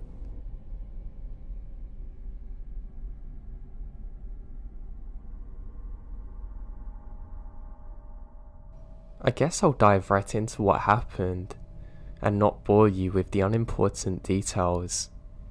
I was hiking on a trail I'm very familiar with, and because of the changes in the weather, I decided to leave the trail and cut through the woods. I wanted to try and get to my car before a downpour, and I knew this area like the back of my hand. Before I knew it, I felt very disorientated and nothing appears familiar. I'm not too sure if the woods seemed silent before or after I felt this way, but I become undeniably aware of how silent everything is. Oppressingly downright suffocating silence, and my heart began to pound as I stood in place, and it felt as though the woods were spinning and closing around me. It was like I'd stepped into something that I could not comprehend. It was then I noticed something about 15 feet in front of me. It was 10 feet high and about 8 foot wide and distorted. It was like something was bending the light and moving towards me, like a fogged up mirror almost, but with no definitive shape. But it was moving with purpose and intelligence, and would be completely unnoticeable if not for the distortion within and me directly looking at it. I turned to run, and realised another's behind me, the same size and shape. Almost then I realised that there's at least 4 of these things closing in around me, and I'm trapped. What I was seeing my brain cannot make sense of, and I'm in utter panic. shocked and back up against a tree, terrified to run in the direction of those things. I curl up into the fetal position, pull my hands over my ears. They had begun ringing, and the sound was deafening. I closed my eyes as these intelligent-looking cloaked things were all around me, about 5 feet in height. I saw a white flash, like what happens if you ever hit the ground really hard. That's the best way I can describe it. My ears were ringing. The flash, then nothing. I woke up to rain falling on me. Hours had passed. Everything looks normal, and I knew where I was. I gathered myself, checked for injuries, and realized that, weirdly, I'm completely fine, and drove home. I can't make sense of what happened. I've googled similar events but found nothing quite like what happened to me. I have no history of mental illness or other things that could have caused this. I've stumbled across stealth cloaking technologies used by the military, and the technology is primitive compared to what I witnessed. I just don't have the answers, and I don't know what happened to me or why. I've never had anything like it since. I just hate this. I'm definitely going to be seeing a doctor tomorrow. I have no history of seizures or other health issues. I'm in my 20s and fit and sound of mind, but I'd rather be safe than sorry. And now this happened in Ireland, and I was in the Midlands, so I'd rather not be too specific.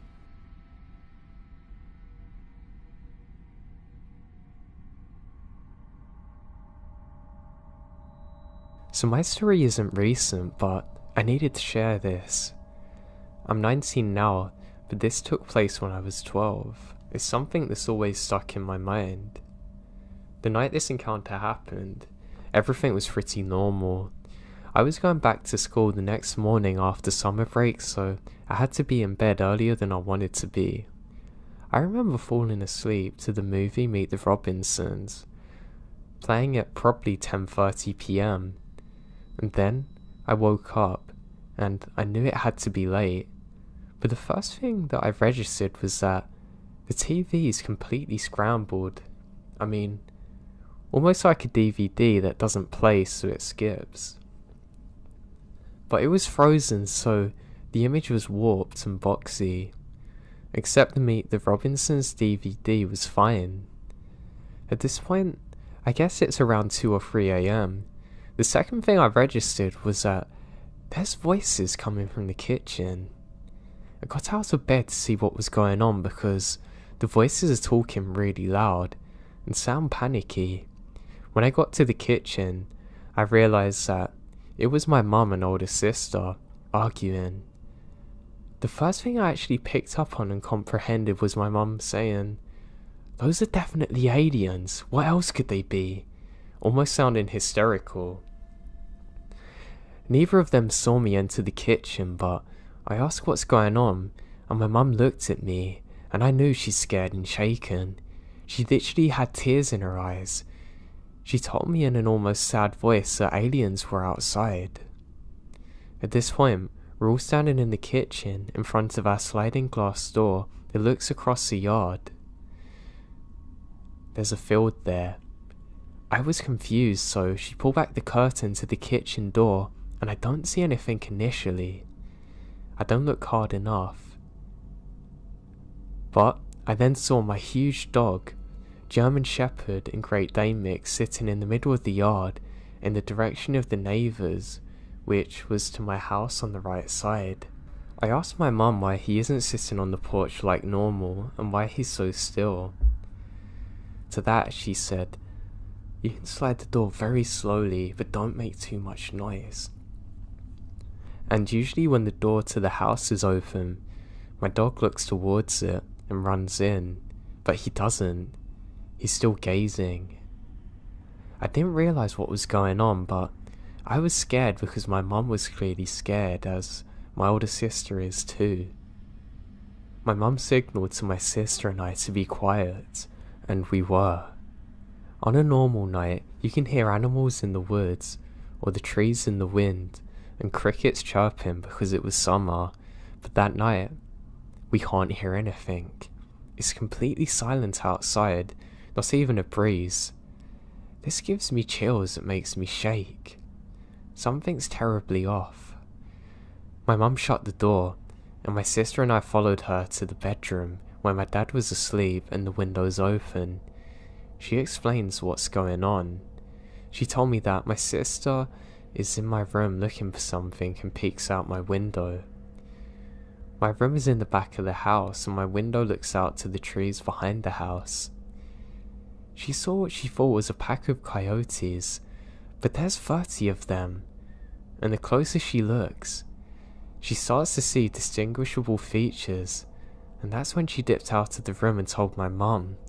But before she could get there, my mum said that she walked outside before my sister came to say what she saw, and saw a tall, dark, slender figure walking down the neighbour's driveway towards our house. She thought it was the neighbour coming over for some reason, but then she suddenly got scared and felt it's best to pretend she's asleep so she wouldn't have to talk to the neighbour. And those events lead us to go into the kitchen window that overlooks the neighbours' houses right next to each other. It's dark. I'm looking very hard and I can see shadowy figures. Most of them are small and very quick, so fast that if you weren't paying attention you wouldn't have noticed, and if you paid even more, you could see the slower, taller ones.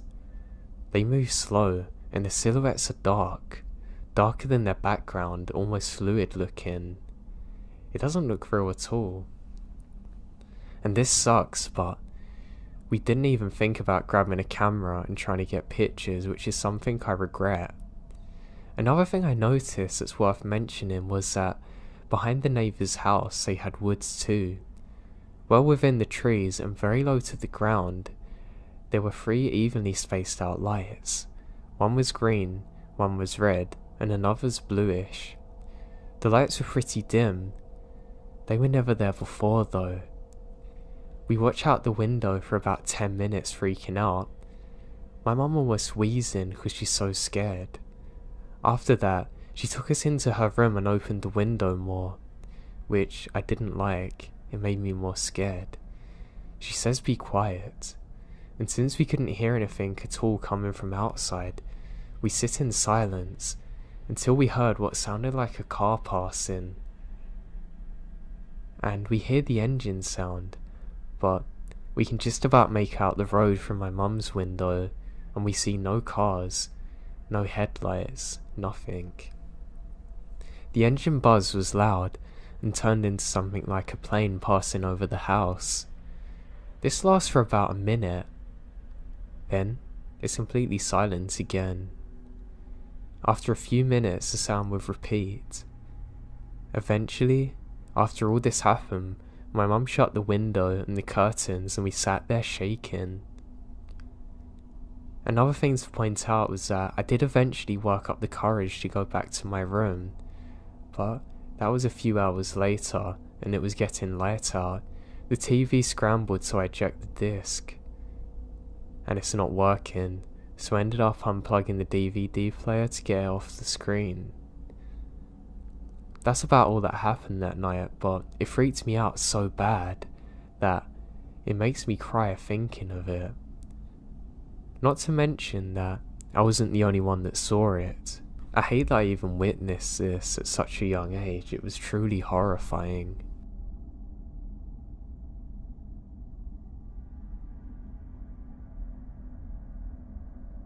A lot of you wanted to know my cousin's story on the Skinwalker, but I'm going to try and get to the actual story from him tomorrow and fill you in there.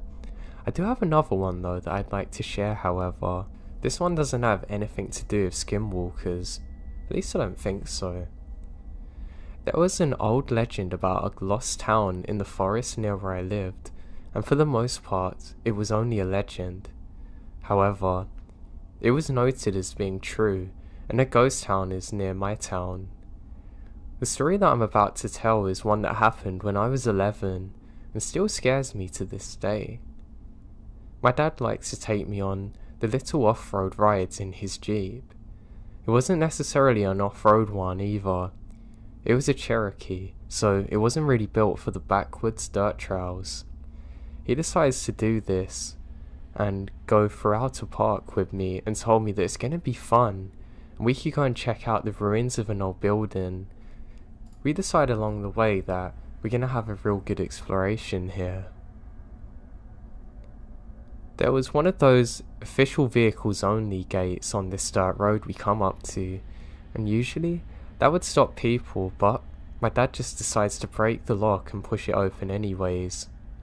My father was ever the best to listening to rules, but sometimes he had to break them. About 30 minutes into our drive on this road, he's shining a flashlight out of the window, trying to find this building, and he has his headlights on full. We're both looking for signs of, well, anything. Eventually we come upon this really steep hill. He says, "Oh, I think I remember this," and just guns it up there. Naturally, we get stuck at a certain angle. We can't reverse or accelerate. My dad never likes to admit when he's wrong, and said he can fix it, and started thinking that he's going to be able to fix this really easily. I was very curious, and I still am, and I got the flashlight and started looking into the woods around us. I'm kind of worried about bears or wolves, to be honest. I then noticed a little light in the valley below us, and turned off the flashlight to see it. At the same time, my dad's cursing at our car, and I decided to get a little closer to the light and see if I can figure out what it was. Mainly to see if there was somebody who could help us. As I got closer to it, the trees took it apart a little bit, and I can see there's a very small town. The best way I can describe it is like a town from the movie Big Fish. Just very numbered set of buildings.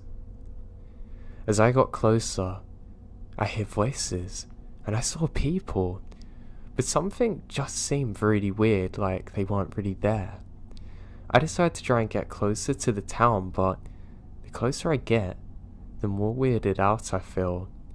I eventually felt if I didn't turn around, I would never come back, which is very odd, and I've never had this feeling before.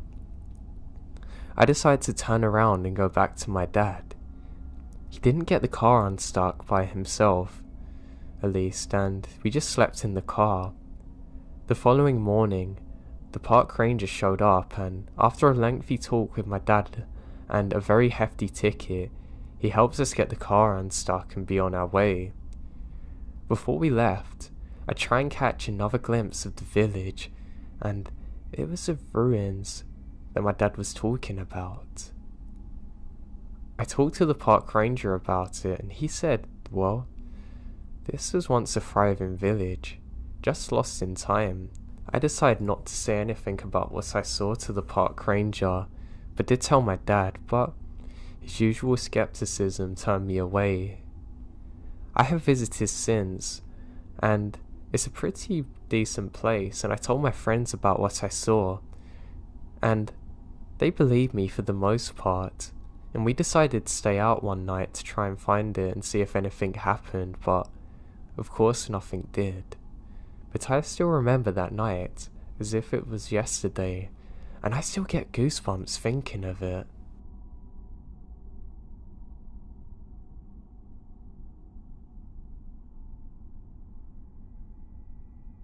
I went hiking with one of my old friends. He used to be homeless and in a bad situation with his parents, so I let him stay with me until he got back on his feet. One evening, before he officially started staying, we went one day into the woods to get his stuff from an area that he was posted up at during the night. It's probably 11 PM when we meet up. I got off work late. We go to the woods to pick up his stuff, and we kind of get lost in the dark. It was abnormally dark considering the full moon was fixing to come around from its phase. Neither of us have flashlights, and my phone had died, so I can't use it. Bad planning, I'll admit that. We stumble across a bunch of decently large moulds of dirt in the offshoots of the woods, Each mound had a small tree growing from the middle and a crude blank sign at the tops. But at this point it's eerily quiet, considering we're very close to the deepest part of the woods where there should be lots of sounds. We eventually found his campsite and hurried out. Outside of the woods now, we're walking down a one-way street leading to the main road. A large moving truck comes our way and slows and passes by us. We pay no mind to it and just nod and keep going. The truck turns around and pulls into a little offshoot, stopping parallel to us with the engine on. The driver gets out and watches us. We weren't being conspicuous or anything by looking back, just glancing over the shoulder here and there. Nothing you can make out in the darkness from the distance has anyhow. We're almost at the top of the street, and we're near my car when he goes back in his truck and I guess opens the back door. The next thing we hear is 3 large dogs barking their heads off and a flashlight pointing our way.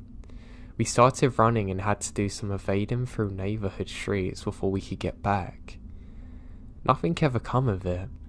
No cops, no local town chatter, nothing. I still have no idea what we ran across, but I knew we shouldn't have been there. I have a horrible feeling that this could have ended a lot worse for us.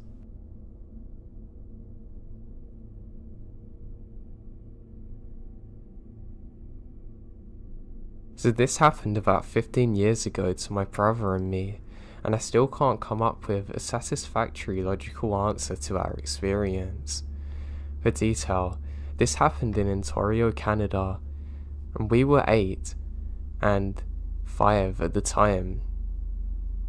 It's in a suburban area, built around a medium-sized forest, and our house backs onto the woods. We were driving home with our mum, and we were arguing. She told us to get out and walk the rest of the way. She dropped us off in front of the woods at the playground. There's a connected public path leading back up through the woods to our street. It's about a 5-minute walk away, and a small hill between the playground and the main road. We weren't pleased that we got in trouble, so we made up quickly and start playing on the sliding swings. My brother goes up and says, "Hey, who are those guys?" I look over and saw 2 men dressed in black suits, white shirts and black sunglasses coming over the top of the hill towards us. They're walking briskly and purposely in our direction. They have brown hair, not close cropped but short and fairly pale skin. It's beyond bizarre. It scared me immediately. I told my brother to come down the slide and we have to go home. They had already unnerved him enough that he actually listened to me. We started down the path, and when I look over my shoulder, they're still coming towards us quickly. That was horrifying, so I start to walk even faster, holding my brother's hand. Maybe 30 seconds later, I looked behind me again, and they've started running. They're gaining on us. That pushes us over the edge, and I scream at my brother to run home as fast as he can. I know he's quicker than me. I think he's going to be able to tell my parents if we're going to be kidnapped. I have honestly never ran so fast in my life, and we didn't look behind us again until we made it home. Our parents were still unloading the groceries and were surprised. They figured out that we had spoken to someone, and they couldn't really understand exactly what happened as the men never said a word. They're accompanied by a wall of silence. Neither of us have ever experienced anything like it again, and it wasn't until a year later that I watched the BuzzFeed Unsolved episode about Men in Black that I realised what I had encountered.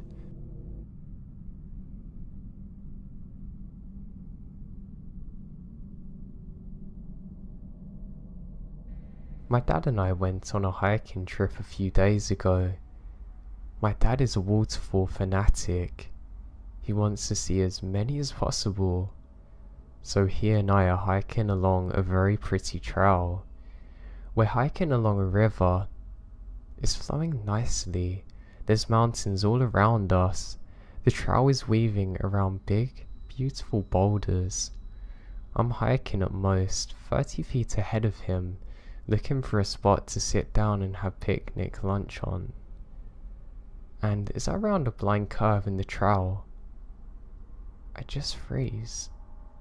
Sitting on a stump maybe 10 feet off to the right is a guy.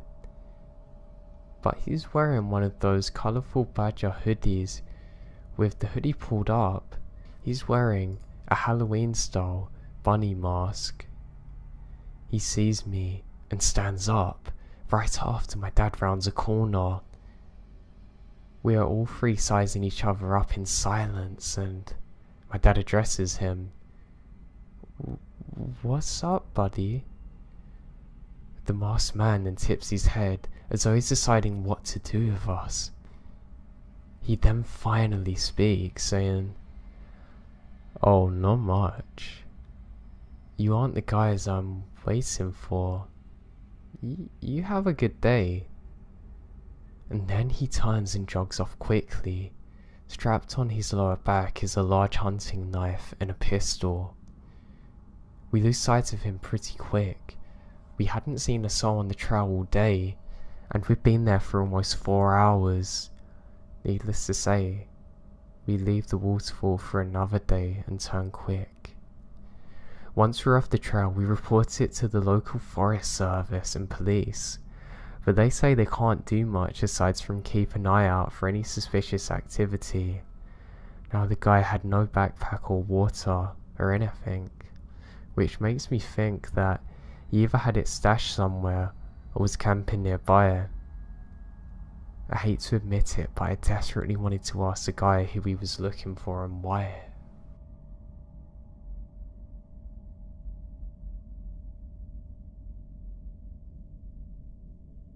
Let me start by saying that I love camping. Anytime my friends and I come home from college, we loaded up our cooler with beer, grab some gear and go screw around outside. Unfortunately, when I was actually at school, none of my sorority sisters or friends ever wanted to go with me, so I often suffer withdrawals from camping.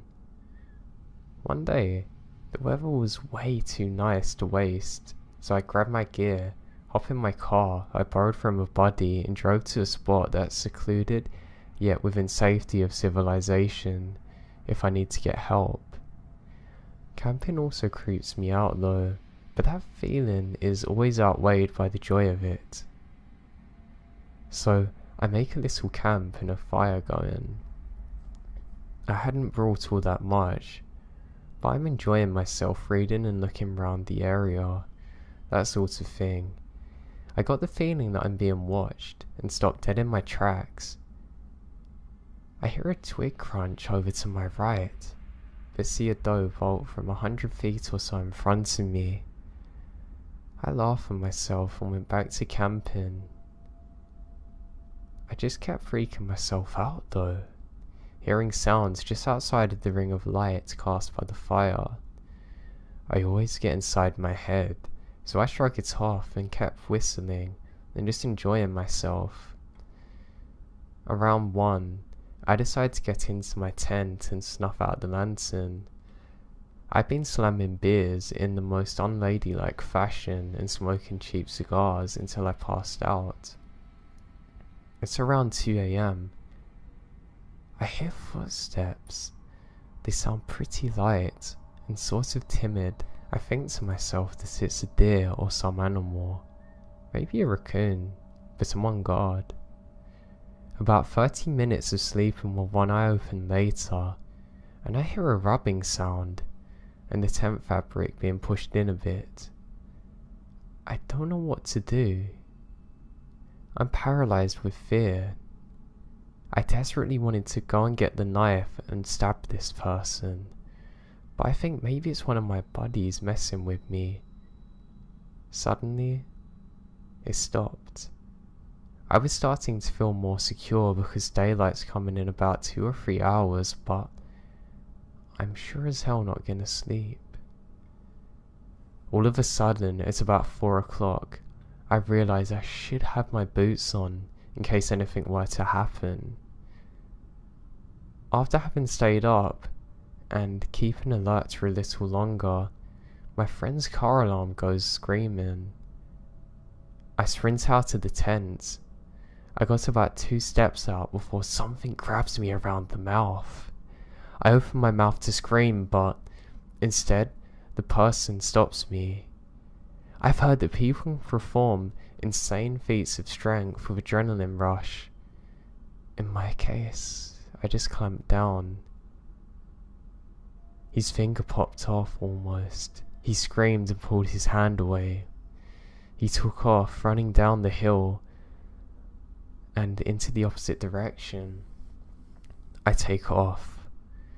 I must have looked ridiculous, but I didn't care. I quickly make it into the car and speed it out of there, calling up my friends, telling them what's happened and the police, and get some real clothing. When the cops get there, they checked it out. The cops went out with a light. They brought me back some of my things that I left there. But what made me most scared is that right next to the tent was a gas can, and lighter fluid had been poured around my tent. The kicker is, they never caught the guy.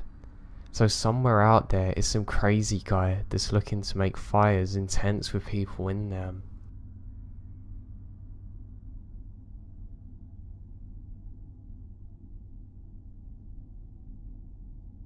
Growing up, every summer in July and August, my family would get together and camp out for 2 weeks at the White Lake State Park in Tamworth, NH.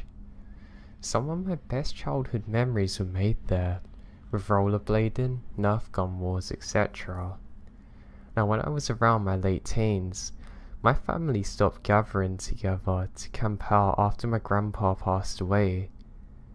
One of the last years I was there, this one particular memory always stuck with me. A little over 10 years ago, I was 16 years old. It was around 10 PM at night when I noticed I had a missed call on my cheap little track phone. My family was sitting around the campfire cooking s'mores and sharing some laughs, so I decided to go and get some privacy to return the call. I then took a long narrow trail that winds in between other campsites that, at the end, leads up to the bathroom. I wasn't going up to the bathroom. I just wanted to find an empty campsite and sit at a picnic table to make my call. There was plenty of those, since this whole side of the campground was where I'm going and it's vacant. There was no other campers nearby in that area. It was quiet and dark, so I chose a campsite. I sit down at a table. There's lights from a distance that light up from behind the top of the hill behind me, illuminating my surroundings just a bit. I called my friend and was carrying on a conversation for around 20 minutes. As I'm sitting there, staring straight ahead, I see the silhouette coming down from the road in front of me. The figure is coming towards my direction, where all the empty campsites are. I can see it's a person. It's not that unusual to see people strolling through the campsite for a night walk. The people I see usually have flashlights, so this person doesn't, but I'm not creeped out, just curious. As the person gets closer, I can see the outline better now, and it's a man. I also noticed his pace slows down. I kept my eyes fixated on him as I continue conversing on my cell phone. A minute or two passes by now, and now he stopped moving. He's just standing there in the road looking straight into the campsite where I'm at. Now I don't know if he can see me. Oh wait, he can now. He's staring at me. I step back. He was a little heavy and tall. I can make out he's wearing a jacket. I can't see many facial features, but I would guess that I was staring at a man in his late 40s or 50s. Alarm bells are going off in my head now. My mind has turned to mush at this point and I'm frozen. I was no longer listening to what my friend is saying. I just stare off at this guy. He starts moving now. He was tiptoeing towards me, very carefully, like he didn't want to make a sound. He put one foot in front of the other, leaned forward in a slight hunch form. It looked as though he was charging towards me. In that moment, I snapped out of my mind-mushy frozen state and leaped forward off the picnic table and began running through the campsite back towards the trail. Thud, thud, thud. I can hear him getting closer now, leaves scuffling, heavy yet fast footsteps. Footsteps were getting louder and closer. I made it back to that narrow trail. Once he gets close to whereabout I was, I heard the sound of twigs snapping and the sound of someone annoyed that they've tripped or hurt themselves.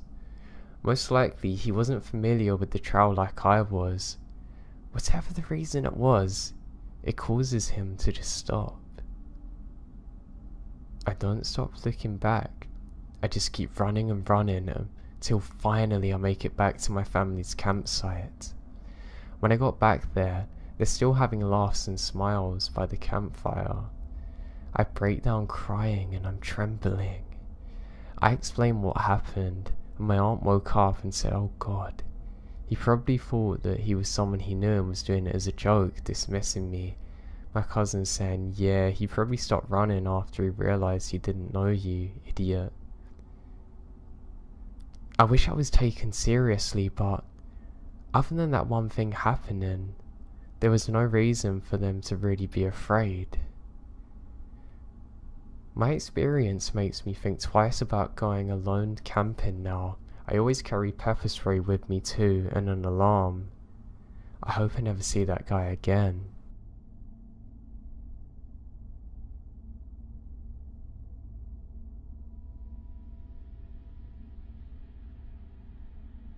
Now, while I was growing up, my family would visit the same lake every year for every summer weekend. As we got older, we would visit a large rock we called the Cliffs and jump off it. The rock's only about 15 feet tall at the highest point. For the water, that's really deep. When we got older, we would jump in and try and touch the bottom, but we never could. When my brother and I were in our teens, we took our kayaks to the cliff's edge to jump on our own. We jump off several times. We then find a nice cold spot at the very top of the cliffs and chill there for a bit. As we're sitting there, we notice a white shape in the water, floating towards the surface. It's the letter H. Eventually, it sank back into the water and we lose sight. Before we can look away or even say anything else, another shape was floating upwards, the letter E. Eventually, it too sank below, but it was followed by two more letters, L, P. We didn't jump in after that. We stood up without saying a word and left. We never mentioned it to anyone, and I forgot it even happened. Several years ago, I was working as a camp counselor and told this story as a ghost story. I'd almost forgotten about it and texted my brother to see if I hadn't made it up completely. I asked him if he remembered the time we jumped off the cliffs and saw something in the water. He said yes. I asked him what it was and he too said it spelled out help.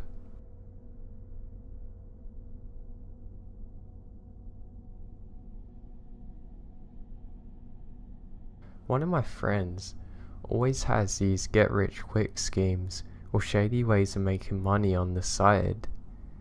Now, in one of his more brilliant moves, he decides that he's going to rent a house out near the country line to host illegal poker games in. Yep. Anyway, On this property is probably 4 or 5 acres with this tiny rundown church about 1,000 yards away on the side, and there's a redneck guy who lives on the side in a trailer probably a quarter of a mile or so down the road. However, the property backs up to the woods, and since it's always cheaper than the range, and I and a third friend ask our renter friend if we can go shoot some guns on the property. He obliges us, and we head out there on a Saturday afternoon and find a nice berm at the tree line to shoot into. Now we're just shooting paper targets with pistols, so we're not that far back, and don't need that much room to do so. After a few magazines, we decide to venture deep into the woods to see just how far the property goes. Now we get down to the bottom of the hill and see fluorescent ribbons that the server ties to the trees to mark property lines.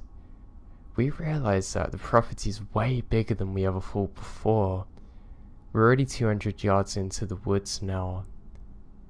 Now just as we're remarking how big it is, we see a dead animal about 10 yards away from the property line. Walking up to examine it, we see that it's a goat that's had its head cut off, clearly done by a human. Then we see a severed goat head a little further away. Now the really creepy part to this is that it's not the same goat. There's 2 separate ones, and clearly due to the decay, it's been multiple days apart. Now if we weren't armed it would have been way scarier, but it's still creepy because I fear humans more than anything in the woods now. Now I say this was out in the country, but it's in South Carolina, so there's really not crazy expanses of wilderness being an East Coast state that's pretty much all settled by people. The thing that gets me now is that there was a serial killer caught not too long ago around the time we were there, and apparently he started on animals too.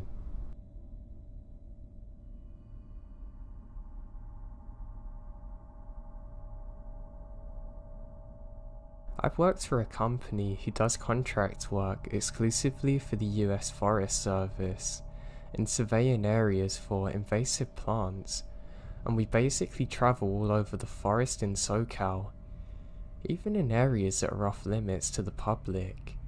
I have many stories to share that fell into the category of being creepy. I have my story to tell. So my crew at work is basically between 5 and 6 people every day. The same people for 10 hours a day, 4 days a week. Like I said, we sweep through the forest by combining a search team looking for invasive plants and putting down a GPS tracker on their location to be removed. I remember one day when I started, we came across this abandoned day use area where there had obviously been some sketchy stuff going on. Now we used to park the car in a turnout across from it and eat lunch, and several cars would drive into the area over the curb.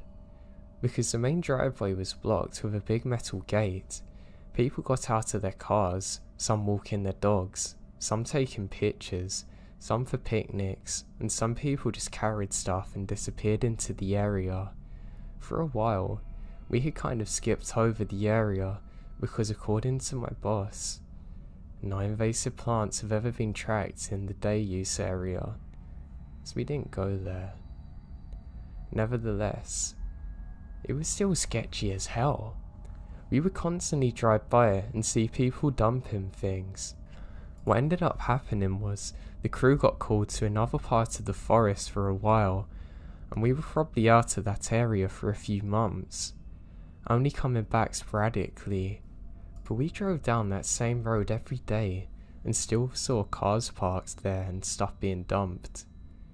So one day, my boss tells me that we need to walk the almost 7-mile stretch of road that day. He asks for volunteers to cover the sides of the road which cuts through a narrow canyon, only 500 feet wide. The day use area was on the right side of the road, so I volunteered to go right with my other 2 workers, with plans on checking the area out extensively. We took our tools with us, which consisted of hoes, some folding saws and pulaskis, which are basically a 2-headed axe with a pick on the end. Additionally, I was wearing my knife on my belt. So we started walking into the day use area, and I'm scanning for all signs of life. There's a bunch of abandoned stuff laying everywhere, like refrigerators, storage shelves, and broken glass everywhere. There's also several holes in the ground that were perfect squares, cut into the concrete, and they gone down pretty far. They weren't that big though, probably 4x4. So we kept walking back, and I see these rags scattered on the ground. Some have red stains on them. They're next to a big pile of dirt that's covered with stones and half a skateboard sticking out of the ground. There's a wooden cross nearby, and I'm thinking, is this some kind of grave? So I call the other guys over, and we read the writing on the skateboard, and it was a burial site for something that was once called a diamond. I couldn't make out the years on it, but the grave's big. One of my co-workers thought it was an animal grave. I chalk it up to being something that a dog owner's left there. We kept pushing through, and I'm seeing tons of invasive plants everywhere. I'm reading off the names to co-workers who's putting them into a GPS unit when we see a building tucked into the corner of the day use area. So we walk back there, and there's a tiny opening between the rocks, barely noticeable from the road, and it turns out to be a whole nother canyon branched off. We check the map and make sure there is a canyon near here where invasive plants could be coming from. The GPS shows nothing. We have to check it now. It's about the size of half a shipping container, clearly abandoned. The door is slightly opened. I reached out with the hoe and pried it open. It's pitch black. My co-worker takes out his phone, and there's some really weird stuff in there. There was tons of weird magazines on the floor, pillows and blankets, as well as children's clothing. I back up and start walking back to the main road. There's clothes everywhere belonging to adults. This is scaring the life out of me. I'm not about to go in there. When I get back in view of the road, there's a truck in the day use area that's not none of ours. I don't see anyone using the picnic areas, and the weird thing is, the truck had driven over the curb to bypass the gate, and was parked in a secluded area. It didn't look like anyone was in the truck or around it, and I stay in the clearing waiting for my co-workers. When we finally got to the spot, I point out the truck to them, and they said he's probably hanging out in the old bathroom building which is off to the side of the road. They wanted to go in and check it out. I sure as hell don't want to leave them and be alone, so I follow. The building was kind of V-shaped, with male and female bathrooms on the end and a storage in the middle. They go into the men's room, whose door had literally been kicked down by someone, and apparently there was tons of illegal magazines all over the floor, tons of weird pictures of things that I'm not even gonna say, with pillows and blankets. There was a small hole that had been cut into the wall leading into the small storage room. It sounded like they were literally gonna try and crawl into the room for the bathroom to check it out. At this point, I was standing outside the building on the other end of the door to the storage room, and I'm not kidding you, I hear the doorknob jiggle. At that moment, my co-workers came running out of the bathroom, and one of them grabs his knife and brings it up. He quickly grabs another tool and bashes the door handle and the area around the door to the storage room. 15 seconds later, we see a man sprint out of the bathroom and run back further into the woods. Apparently, this is what happened. One of my co-workers stuck his head through the cut hole in the men's bathroom. It's pitch black. He uses his phone and sees there's a man there alone in the corner, boxes lined up with pillows and blankets on the floor. It startled him so much that he ran out too, as well as the other guy. We radioed up some of the hotshot firefighters who had a station nearby for support, and they sent a few guys and literally took a chainsaw to the door, set up a floodlight, and the room is filled with boxes and photos of really bad stuff. We told them where the man ran off to into the other building, so they went to check it out as well. Opened the door, floodlights on, and the creepiest thing out of the whole experience was that the building actually went back further into the dirt at the adjacent hills. The firefighters checked their photography maps, and sure enough, there was a bunker, and nobody went further into that place.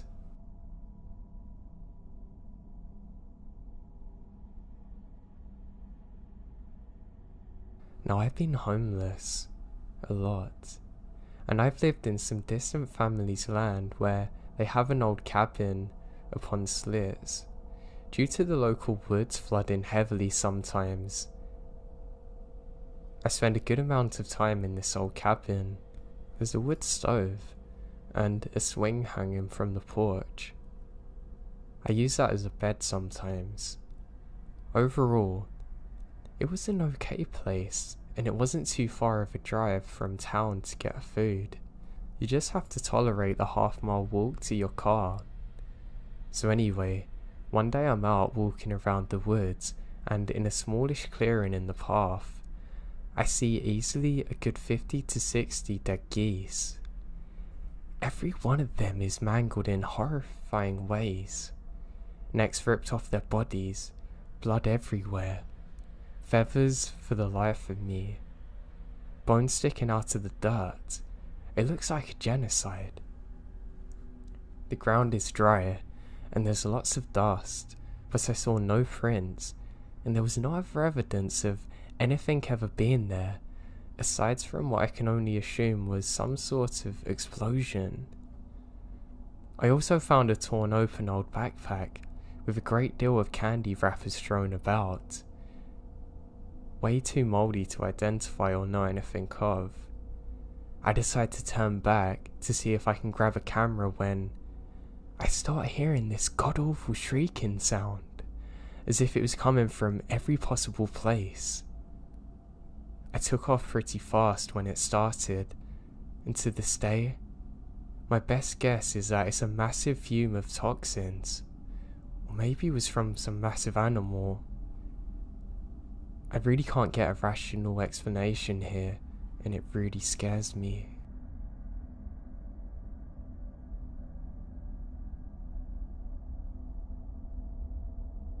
A mate of mine and his cousin decided to go on a motorbike trip around Australia.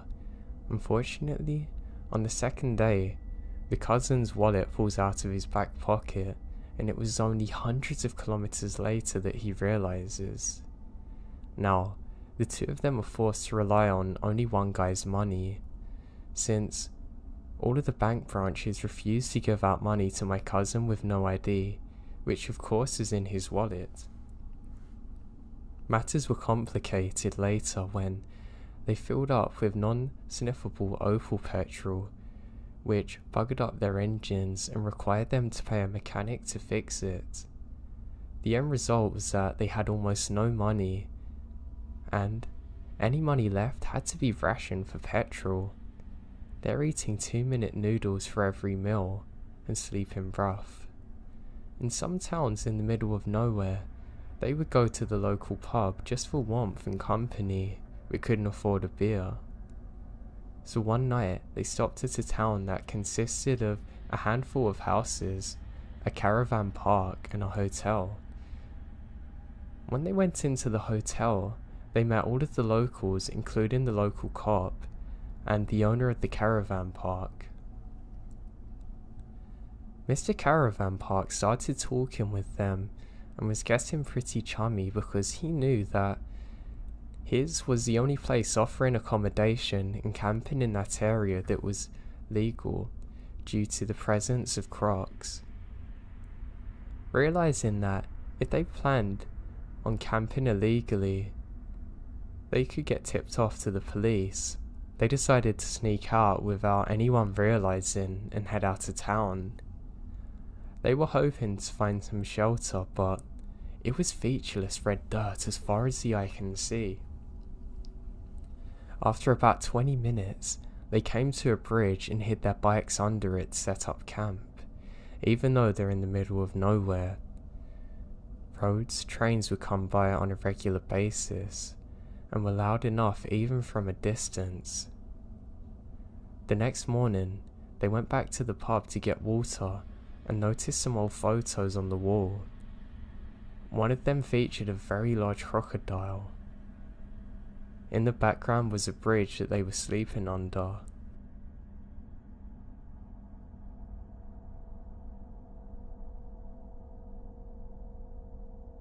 I was on summer break and went camping with my friend and his parents. We went to the lake during the day and did the s'mores thing at night. His parents shared a tent while my friend and I had our own. I can't remember where our campsite was, and I'm not really in contact with my friend anymore. But 15 years later, I'm assuming it wasn't the safest place to go camping. Here's why. I woke up sometime in the early morning at like 3 or 4 AM and immediately saw a man's face looking in through the tent that he had unzipped at the door, sticking his head through with this absolutely insane look on his eyes. With wild hair, I'm literally stiff with fear. I can't do anything but look at the man, who's very slowly moving his head from left to right, as if this isn't bad enough. I guess my friend could hear my breathing loudly or something because he woke up too, having the same reaction as me, just laying there looking in terror at this mysterious man.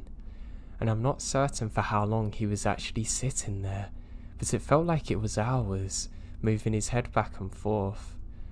At some point, we heard a noise close by. Oh God, there's more, I think to myself, literally shaking. But apparently, it's not with the man. He quickly disappears a couple of minutes later. We got out of our tent and woke up his parents, but the guy was long gone. What's more crazy about this is the guy didn't even blink. He literally just shook his head from left to right, staring at us, shaking. I've never seen anything so terrifying in my life, and I really don't want to again.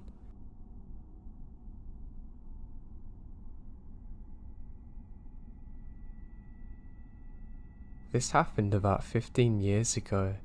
I was 6 and my sister was 11. We were camping with our grandparents on a campground we went to often, in a tent trailer we always used. We had been there for a few nights, having no problems at all. If you're not familiar with a tent trailer, the kind my family owns has 2 queen-size beds that fold outwards off the trailer, and we're somewhat suspended. We have a tarp over our head attached with hooks underneath to the base. Now in the middle of the night when we're all asleep, a man come into our campground and unhooked some of the tarp under my bed. He reaches his hand in and starts feeling around. I woke up to the feeling of someone touching my hair. Assuming it's my sister, I don't react for a few seconds. She suddenly jerks up, and we both realise there's a hand wrapped around her arm, and that a man's whispering, "Shh."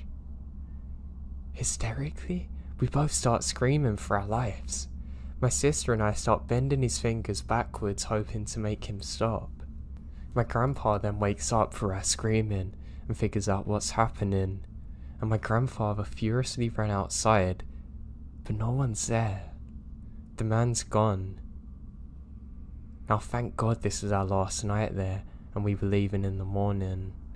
Needless to say, we would have left anyway. I'm just so glad that my granddad actually woke up and was able to help us. If it was just us there alone, I would have hated to think of what could have happened.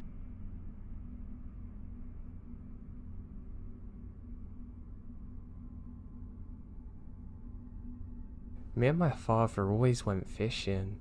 Heck, it's something we still do now. We live in the backwoods community, so nature's always around us. I've later moved into the city life, but whenever I'm staying with my mum and dad, I always like to go doing hunting or fishing with my father. Now, from being out in the wilderness for so long, you truly get used to what's around you. My dad, being so seasoned, always had an explanation for something weird that would happen. However, there was one time something happened that was so weird that neither of us could explain it, even to this day. So I was 18 at the time. We were doing some night fishing in a lake, something that I absolutely loved to do. We're having a great time, just talking about life and things in general. I was actually planning to move to the city around that time, so we spent a long time talking about that.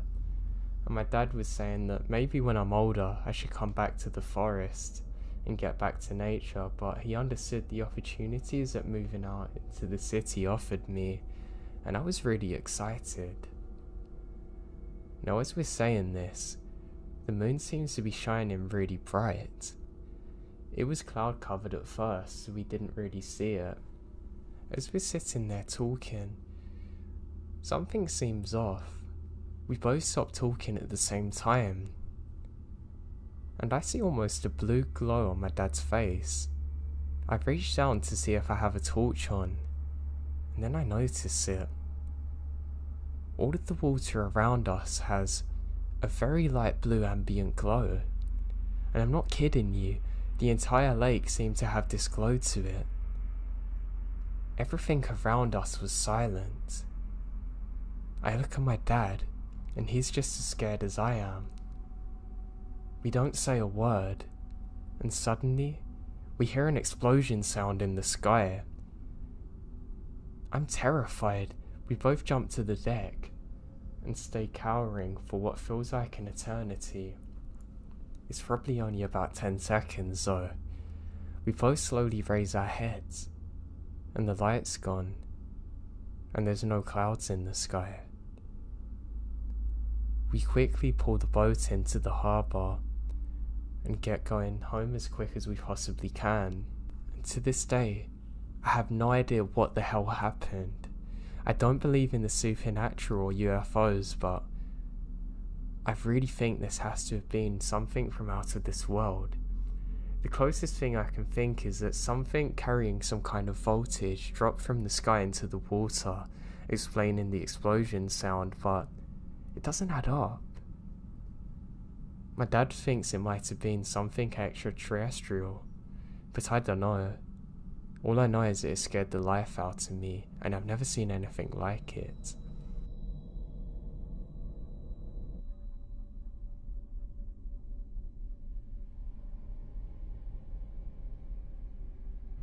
I was a semi-driver at the time.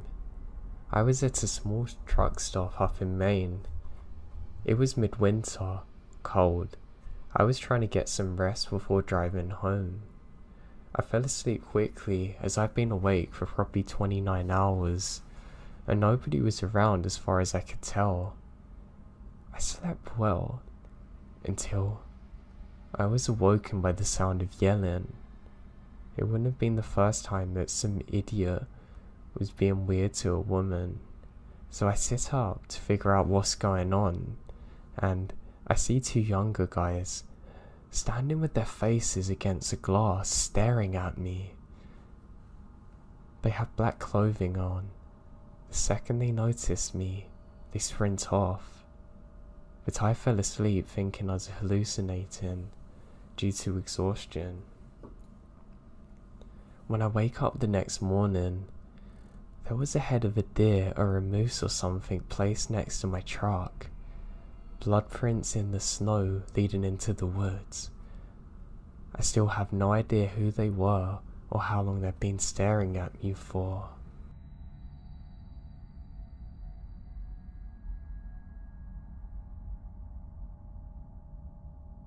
About 7 years ago, I worked at a southern-style restaurant. I'm originally from Alabama, but I live in the Midwest near Chicago. I was working one day, and a man, woman, and their daughter came in to eat. I waited on them, and they're really nice. They're probably older, probably in their 60s, while their daughter's probably 30-something. They noticed my accent and stated that they're from Alabama, as well as had moved near Chicago for work. Not knowing many people in the area, it's kind of nice to have a familiar accent as it makes me feel like I'm home. After I waited on them, they left a pretty decent sized tip, so it made it all the better when they come in. Over the next few months, they started coming in a lot, and I mean a lot, probably 3 or 4 times a week, and would specifically ask to be sat in my section. They tipped well, so I don't care. They talked to me about all kinds of things, although I was very careful not to reveal any information to them. Now, they told me that they saw me driving my Jeep, and they had a present for me. They gave me a decal and said, "It's a Jeep thing." I was rather embarrassed to say the least and didn't want to put it on my car, so I didn't. Then they come in and asked me why it wasn't on the back of my Jeep. Now this is where things get strange. We're open for Easter. I was working and they come in and confronted me, asking if I wanted to go to lunch with them the following week. I hesitated but was young, about 22, and felt pressured to say yes. They asked me for my phone number, and against every instinct I had, I gave it to the dad, and it wasn't a good feeling. A couple of days later, they call me and I don't answer. I let it go to voicemail, although the dad left a minute-long voicemail rambling about this or that, wanting to meet up. They came in the next day and asked if I want to meet at the restaurant.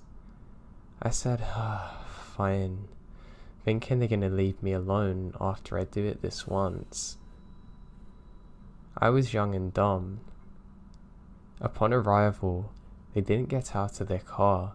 They told me to get in the car and we would go to a different restaurant.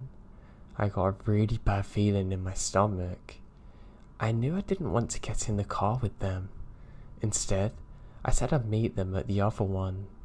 The dad started begging for me to get in the car. Being polite, I said no thank you, I'ma drive. I ended up going to the restaurant in fear of me leaving and standing them up, and it affected my job. So I went to the other restaurant after the dad begged me, and finally gave up. When we got to the other restaurant, he was continually talking about how he wished I would have listened, and went with him and got in the car, and was incredibly fixated on this. The daughter didn't speak, the mother didn't speak either. The whole experience was the dad telling me that he was upset I didn't get in the car with them and should have listened. Finally, I finished and left as quick as I possibly can. He said to me to get lunch again tomorrow, but I said I'm out of town. The next day, I had 10 missed calls from the dad, back to back. Each of them had a voicemail that was 3 minutes long of him just breathing, grunting and moaning. After I was terrified, I completely ignored them. Luckily they backed off and left me alone, but still come in to eat, although they didn't ask me anymore. I eventually stopped working there out of fear of seeing them again, because the other times I saw them I was too busy to actually speak to them. Sometimes I wonder what would have happened if I gotten into the car or if I kept on seeing them. They were not normal, and I can only assume their intentions were not good.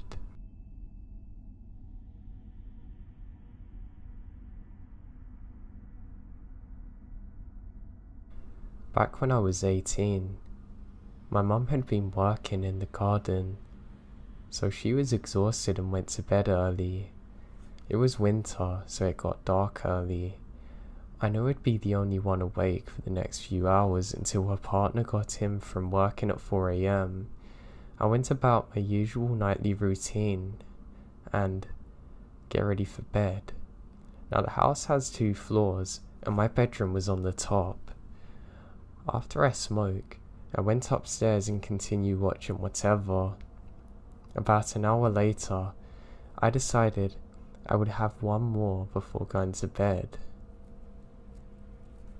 I just got finished with that one, and I'm about to head downstairs when my phone distracts me. I sat back on my bed and concentrate on that.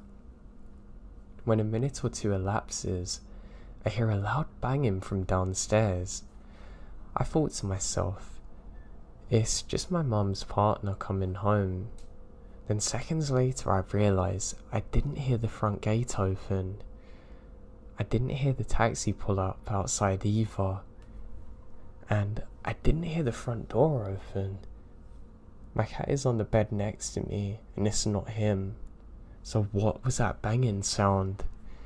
I grabbed my taser, which looks like a Nokia phone, and stick it in my dressing gown pocket, going into my mum's room. She normally is such a light sleeper, but because she's tired from gardening, slept throughout the noise. I wake her up and tell her that I've heard something. She gets herself ready and grabs a small metal pole, and we head downstairs. I insist on going down first because, in all my fairness, my mum is like 5'6", 130 pounds, and has multiple sclerosis and is holding a flimsy metal pole. I figure it's better to tase someone. Now, looking around, everything seems to be fine. However, the last room we check is a bedroom, next to the bathroom. And there, I find that the window that sits just above the bath is wide open, and some of her shampoo bottles are on the floor. It's like 2 AM. We're really scared now, and my mum calls her partner to say something's happened and someone must have tried to break in. His response? It's probably a fox. Go to bed, you're paranoid. 5 minutes later, the police arrive with 4 cars and dogs. They look around, come into the door asking obvious questions. After doing a walk around the house, they come back again and ask the usual, saying, do we usually keep our plastic garden chairs under the bathroom window? Of course we don't. The police advise us that there's a dodgy gang about that's been breaking in and attacking people, and they must have used the garden chairs to help them get in. The police also advise that a house a few streets over has just been broken into and someone was hurt. The thing that freaks me out most about it is that, had I not got distracted by my phone, I would have headed straight down there at the exact same time they're in my house.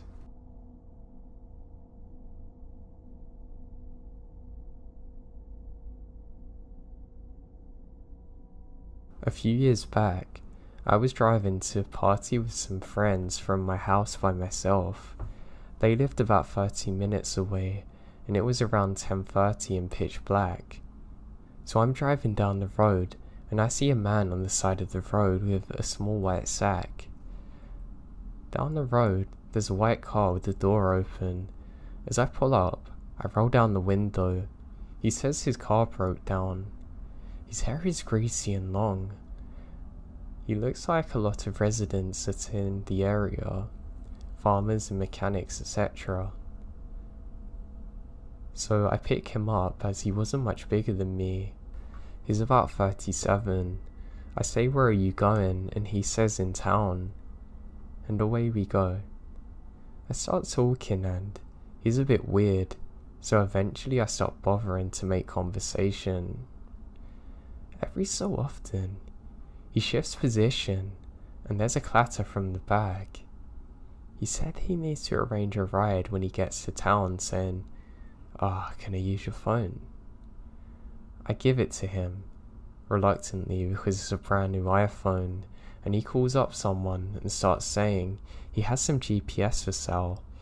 His bag shifts, and I see there's radios in the bag. The broke down looking car he said he owned was a car he'd just stolen the radio from, and he's trying to sell them while we're in my car on the phone. I say, "Hey dude, when you're finished with your call, I need my phone back." Cool as a cucumber. I want to make him think I'm really stupid, and I'll take him wherever. So we get to about 10 minutes from where I'm going, and I know I have to get rid of him. So I'm like, "Hey, brother, I need to make a call really quickly so I can get in my friend's building." He reluctantly hands the phone back to me, and I make a fake call quickly and chuck it in the door pocket where he can't get it. So I ask him again since we're in town, and he says, "Whatever, you're gonna drop me off here then." I scan him quickly to see if he has a knife, so I slow down and stop when I'm satisfied he doesn't have one, and say, "Here you go dude, up the corner." He's like, "Nah man, we're gonna keep going." I finally lose a call and scream at him to get out now. He then reaches for something in his pocket, but I manage to push him out. I squall my tires and pull out of there and immediately call the police. A couple of days later, I see a piece in the paper saying they caught him and he's wanted for murder.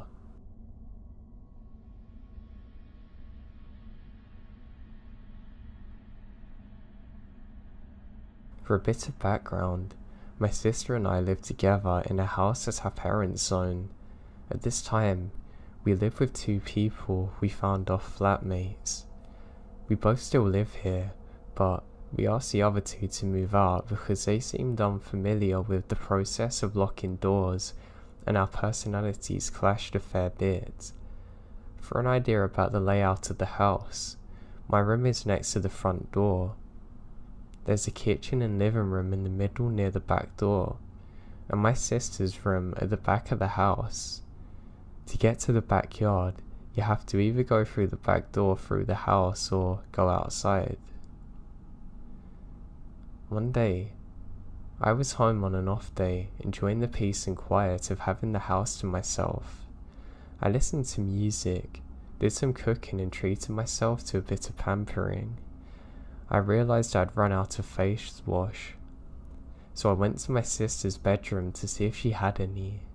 We used to have fights as a kid over who used whose makeup or whose top was whose, but I figured since we're grown adults she doesn't care. I know this information seems irrelevant, but it all makes sense.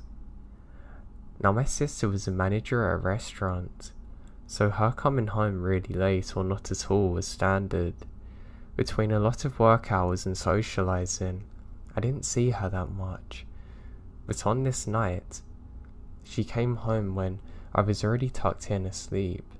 The next morning, I woke up to a message from her in the early hours asking if I went to her room. There I am thinking, how did she know that? So I answer yes. I was looking for the face wash.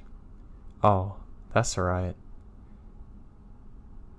I did ask if you were okay, but you didn't answer at all. Also, close my bedroom door next time and keep the back door locked. It was wide open this morning. So obviously, I'm completely freaked out by this message. I had only gone into her bathroom during the day when she wasn't there. I told her that I never went into the bathroom during the night. Of course, she thought I was messing around in all seriousness, but I told her this is not the case. I asked her if she knew the other two housemates were home last night, just covering all bases.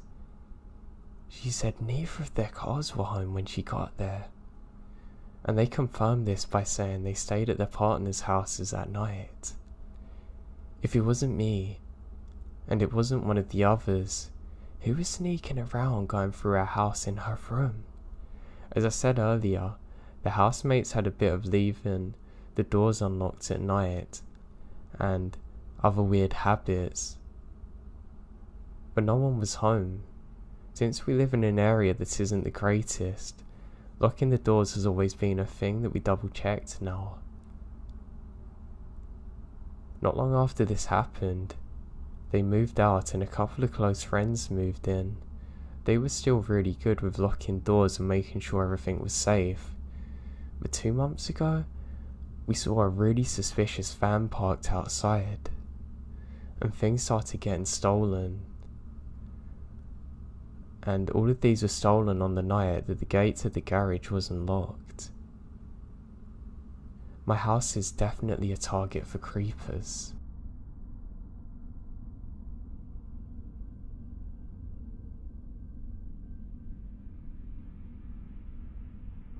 I distant hike when I can. Sometimes this means getting up early, staying out late, to get as many miles in as I can. Sometimes walking in the pitch dark with a low light headlamp seems spooky. I grew up in the wooded areas. I've slept under a canopy of stars more nights than I can count. I've trekked literally thousands of miles of trails, riverbanks, lake shores, ridge bottoms, bogs and creeks. I've hunted the game. I'm establishing this because this is very important for you to understand. I've seen, heard, smelt all about this region in terms of what it has to offer with wildlife. My scariest experience so happened at about 04:30 in the morning. It was late spring, so the first morning light wouldn't be visible from the treetops for another 30 to 45 minutes. Another hour passed until sunrise. I was on mile 5. I'm in a low bottom that's wedged between the two steep ridges. The trail I'm on was narrow, muddy, and completely hemmed in by thick underbrush, young maple and oak. I'm confused, but focused on a small light with my headlamp, and I did hear what I think I did, a loud crack. I freeze solid. This is a part I'm having trouble describing. 04:30 in springtimes means I am the only thing making noise. No birds chirping, nothing. It's literally dead quiet. Mid-step I froze. Now it's just me and my fight or flight reaction. The thought instantly flashes in my mind as I stood there bracing myself into silence. If I hear that again, I'm turning round and leaving in a hurry. Why? Because that sound was not a branch breaking, nor a deadfall. It wasn't a widowmaker. I was damn sure that whatever did that done so intentionally towards me. Hearing it twice, well, God. To describe it as best I can, it sounded like a big piece of wood being violently smashed against a tree. More like a baseball bat, to be honest. The distinction in my head being that this sounded like a crack, not a thud or thump, as I have described it as an explosion. It's such a horrifying sound to me now. So I stood there, completely spooked. I realised the soon to be worst part of my situation. I knew where the sound come from. I knew where the trail went. In about 30 yards, I was gonna come to a 180-degree turn and start up the ridge going away from the creek. This meant as soon as I got the courage to move towards the noises, I was gonna have to turn back to it and get up that ridge. I'm nervous now. My head somewhere between meth find murder and Bigfoot. Minutes pass, I just breathe, with the fog misting up on my glasses, and there's nothing.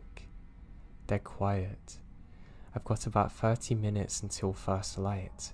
I crank up the headlight and start to slowly creep to the 180-degree turn. When you wear a headlamp in the woods at night, every branch can cast 1,000 shadows. Without moonlight, there's little help. I get to the turn and quickly make the bend.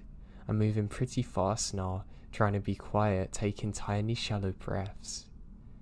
Then I smell it. A stench hits me that I can't describe. Imagine being dead, rotten and cold and wet. I've actually worked scenes with humans who have expired in the past, and this was worse or similar. I kept walking fast. By the time I made it to the top of the ridge, I'm huffing. The first light's here. I didn't stop moving until the full light was out. I've never heard it again in the woods since then, and I've never had a smell like that before. I honestly have no idea what the hell that sound was, or what could have been strong enough to make it.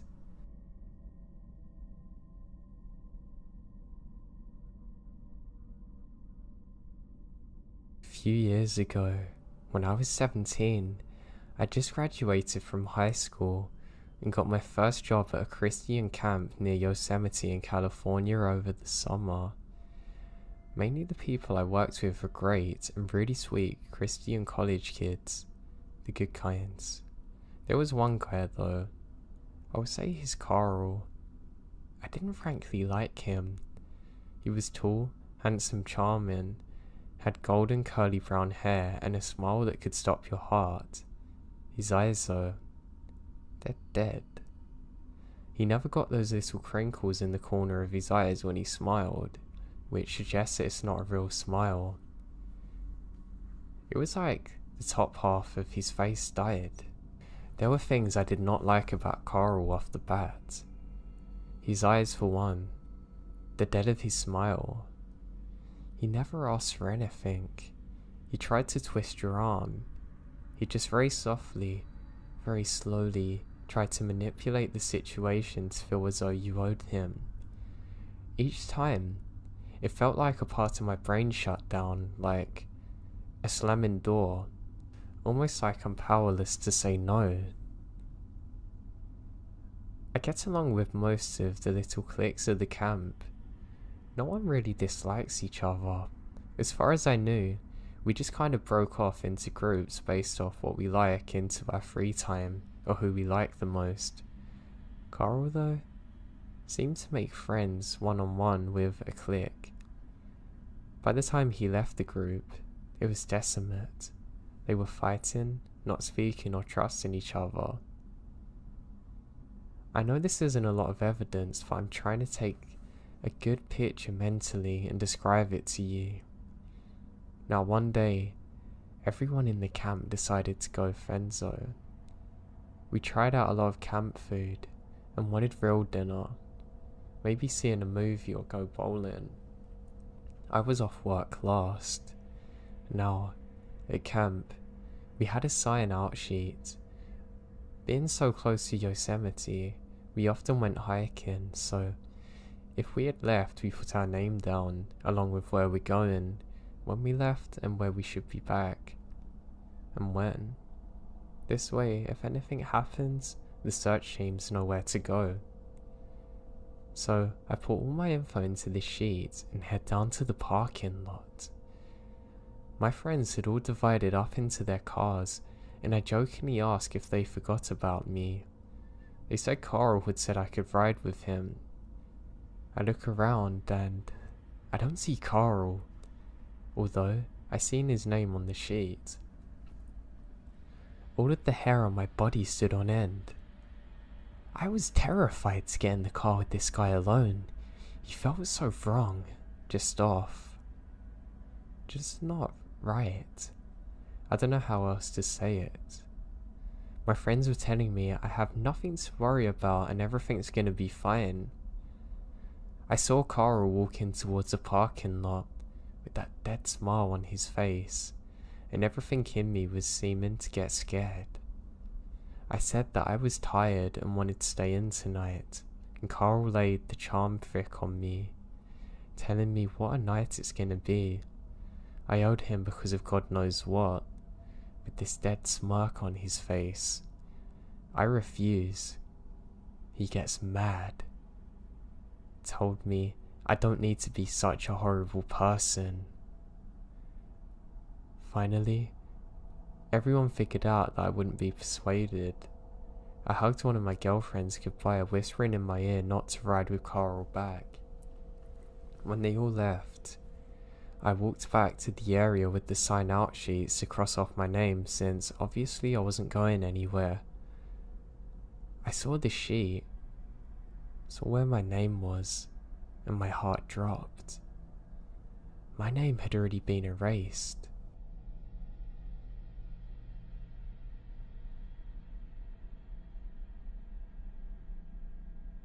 Where I live in college, I have to come back a long way to get to home.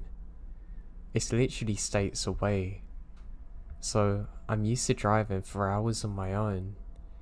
This is often through heavily forested roads, with little to no other cars on the journey. Now I don't mind, I just play some podcasts and really enjoy my time normally. However, one night would change that forever for me. So it was the end of semester, and I was ready to set off like normal, and I check my phone and I have a text off my mum. It says, "Be careful." I don't know why I have a really weird feeling about tonight. I laugh about it and think, yeah, she's always paranoid like that, and set off at around 10 at night. I should be home by about 5 in the morning, that means, so I can get in, sleep, and enjoy the day with my family. So I set off and all feels normal. I've got my music playing and I'm having a good time. Now I don't know why, I suddenly have this weird feeling come across me. I notice that my radio starts to act up too. Not like normal interference though that I've ever heard before. This is almost like it's being jammed. I just laugh and quickly switch my phone to podcast mode. Aliens are not going to stop me today, I laugh to myself, and I continue onwards. Now as I'm driving, I haven't seen one other car yet, but lo and behold, there's some kind of light as I'm approaching a bend. I slow down thinking it's another car, making sure I don't have an accident. But it doesn't seem to move. I think this is odd. As I get closer, I realise that it's just a torch. It's been placed on the side of the road. It's as though a person's just put it there to look like a car's headlights. I think that's really odd, but decide to keep going, thinking maybe a road worker left it there by accident. I don't know, it could happen. Now as I'm driving, I switch the radio again to get a weather update, and I realise that the same jamming type thing is in place. I really don't want to worry myself and think I'm just being paranoid, so I press on. Now that's when I see the same thing up ahead again, except there's two.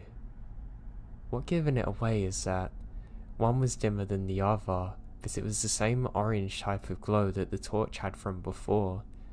I'm certain that it's just going to be some road workers doing something, so I decide to slow down and roll my window down to let them know that they've left a torch on up the road and it might be dangerous to other drivers. As I do so, I see some people in high-vis jackets.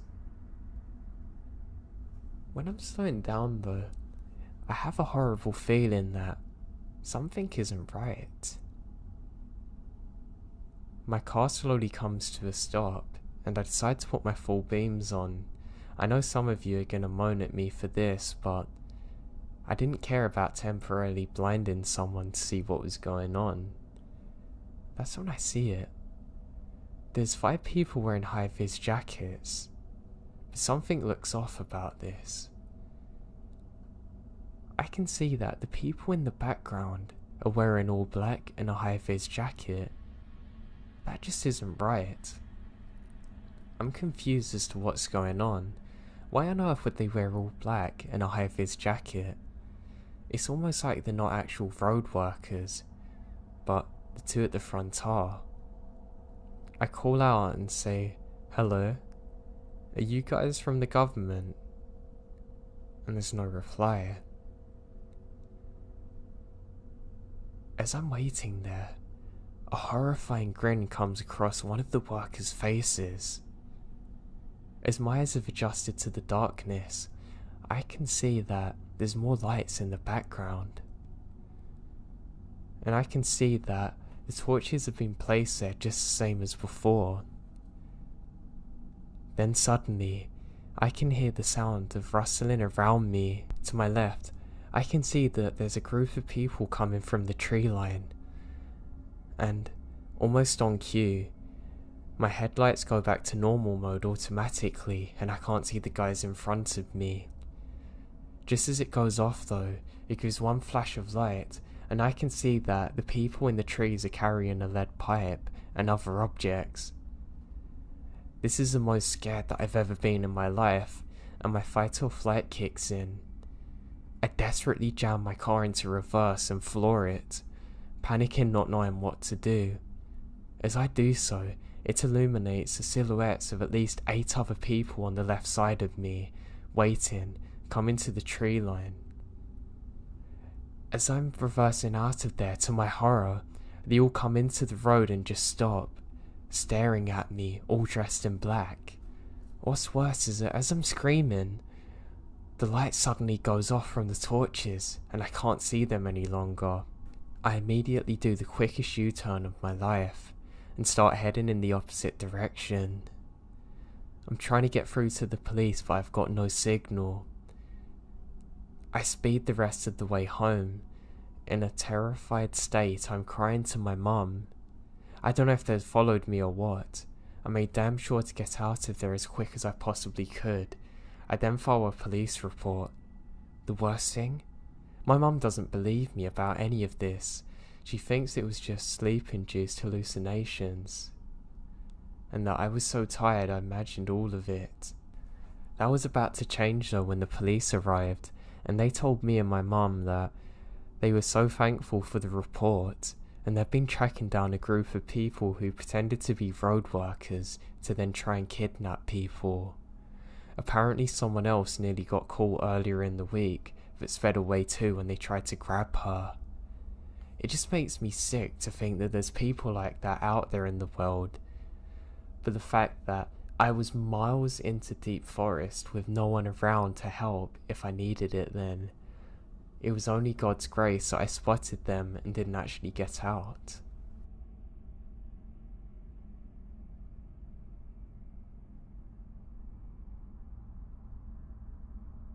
About a month ago, I moved into a house near the Blue Ridge Mountains of Virginia.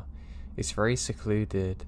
Everything was great up until about a week ago, when this strange thing started happening. Not like paranormal, just strange. So I knew moving in, I'm gonna have about an acre to myself, which is nice. The acre itself is just about all thick dense woods. Towards the back you can't even go any deeper because the land is too rigid and the trees block a clear path into anything. Now I live alone in this tiny home. My brother and his dog are moving in a couple of weeks. The house is pretty small. It also has a basement with a sliding door to the backyard, which has a tiny little fence that can be knocked down completely if someone's trying to get over it. I decided that I was going to start fixing it up until my brother's dog becomes well trained. Now this is when the first creepy thing happened. I left to go to Lowe's just to buy one classic lump of wood for a fence, just enough to make sure a dog can't get his head over it or leap past it. Now as I was coming back home, I noticed a man on my doorstep. Looking inside through my window, even though any person could have heard me pulling into the driveway, He doesn't flinch at all, even when I slam the door shut. Eventually at this point, I kind of uneasily said, can I help you? To which he replied, I'm just your neighbour and saying hello. I went out of my way to put the wood I was carrying in my hand down on the ground and went to shake his hand, and he didn't move again. He just stared at me. After this weird encounter, I was more just done with him, so I said that I'm very busy and I'm fixing my fence and it's nice to meet him. He stayed at the front of my house though for about another 2 minutes, watching me put all my wood inside the living room, looking into and around my house in the process. I'm thoroughly creeped out now. I just closed the door in his face and went about my business. About 2 days later, into fixing my fence, another woman, this one looking nicer and having put a little appearance into her look, greeted me kindly, telling me about herself. I call her Miss H. Now she started to talk to me, explaining how people don't normally move around here, and I was the first in about 11 years. She went on to explain the rest of my neighbourhood, whom I knew are around the same age as her, like to stay to themselves. After a pleasant talk with Miss H, I asked her, what's up with the guy that I saw earlier? She said that, well, he's about 6 foot, which you probably know. Old, but not too old. Probably mid-50s and brown eyes, decent shave and grey hair. Miss H went on to explain that the person who lived here before me was a widow, and her teenage daughter, who was homeschooled, had left because this perv started to stalk her. She got on to say other things about this weird man, and eventually left it at that. Now last night, I thought I heard a tapping on my window at exactly 2:37 AM. I knew this because I looked at my clock. Now my window is a good 4 feet above the actual ground, and below it, I think it's just a figure of a bird or something, and maybe it's casted its shadow trying to get in. But no less than 2 minutes after silence, the tapping become 3 loud bangs. I immediately ran to the closet, grabbed my hunting .22 and hid under my bed.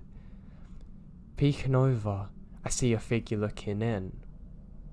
After being scared for my life, I hear the familiar voice of the perv shouting, I need your help.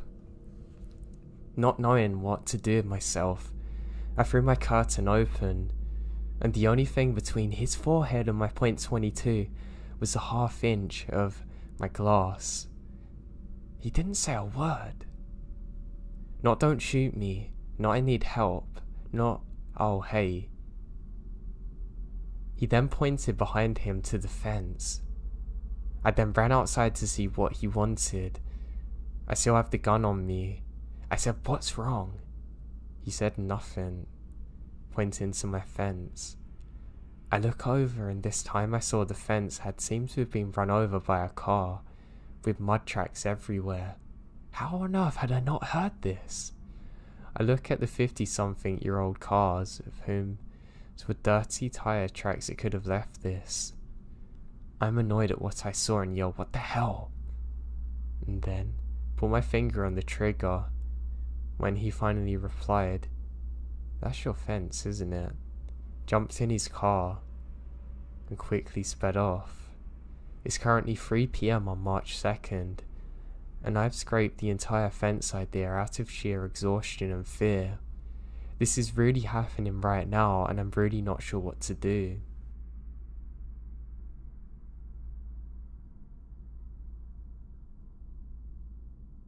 What I'm about to tell you happened 2 days ago in southwest Sweden.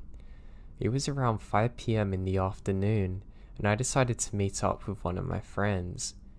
We have moped scooters, and drove to the grocery store to get a snack for our small trip. After that, we head towards a beautiful sheep pasture that I had been to once and wanted to go to again. It's located maybe 15 minutes away from the centre of town. After a while, we come to a narrow road surrounded by a forest. since it rarely drives any kind of vehicles out there. I started to drive in the middle of the road, and sometimes even on the part of the road for approaching cars. One time, when I looked in my mirror, I saw my friend driving close to the edge. At first, I thought she was making a point that I should keep on my part. But then, she drove even closer to the edge, almost going in a ditch. I stop and wait for her to catch up. We're both kind of laughing, and I ask her what happened, and she said, "I got distracted by something weird by a tree and forgot the turn." We laugh and continue. Later, when we sat in the sheep pasture eating our snacks, we started talking about it again for some reason.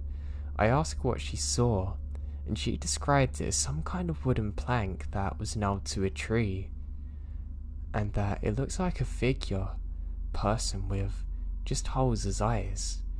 My reaction was, "Oh yeah, really?"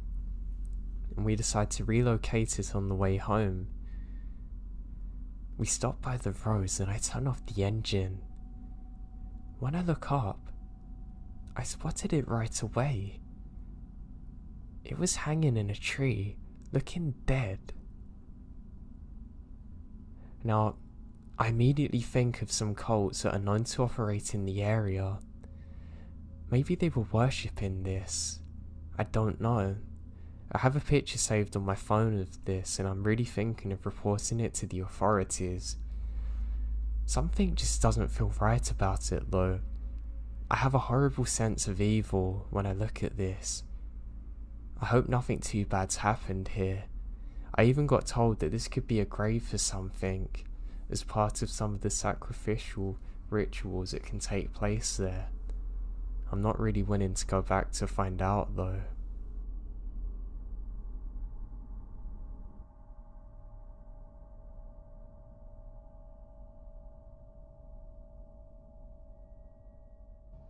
This happened when I was probably 7 or 8. When I was a kid, I lived in a pretty sketchy neighborhood. We lived in those long apartments. Ones are attached to the sides rather than stacked on top of each other.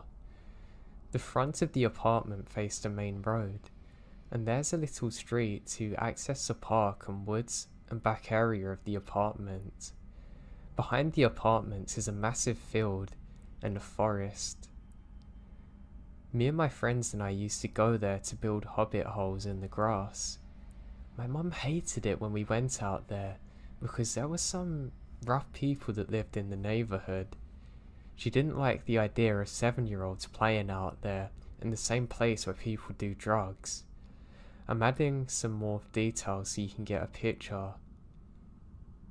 Now one day, I was out in the woods by myself, just exploring and pretending to be Indiana Jones or something, and I was coming out of the tall grass. I could see the little back alley in between the parking area and the woods, and I saw something lying in the grass. I believe it's a deer. I think it's just sleeping, so I creep up on it, trying to not scare it. I know, cool. That was quite funny. When I got there, I knew something was off. The deer was too still and smelled horrible. I couldn't see its face, and its back was facing me, but when I got up to it, I nearly had a heart attack when I saw its entire stomach is ripped open. I wasn't a smart kid, but I knew this was messed up. When I turned to run back home to tell my mom, I saw another deer nailed to a tree next to the first. I don't know how I didn't notice this before, but its 2 front hooves are literally nailed to it. It's a disgusting scene, as you can imagine. As I stood there, staring at it, a car drove past a little alley. I remember it's a white car with tinted windows driving really slowly. I mean, everyone drove slowly on this alley because it's a residential street, but these people were barely moving. I can't see inside, but I got the sinking feeling that they were watching me. Obviously, I can't be sure that they are, but I'm 99% sure it was them. Once they were gone, I booked it home and told my mum the whole thing. She told me not to go in the field again, and I agree. I really hated what I saw.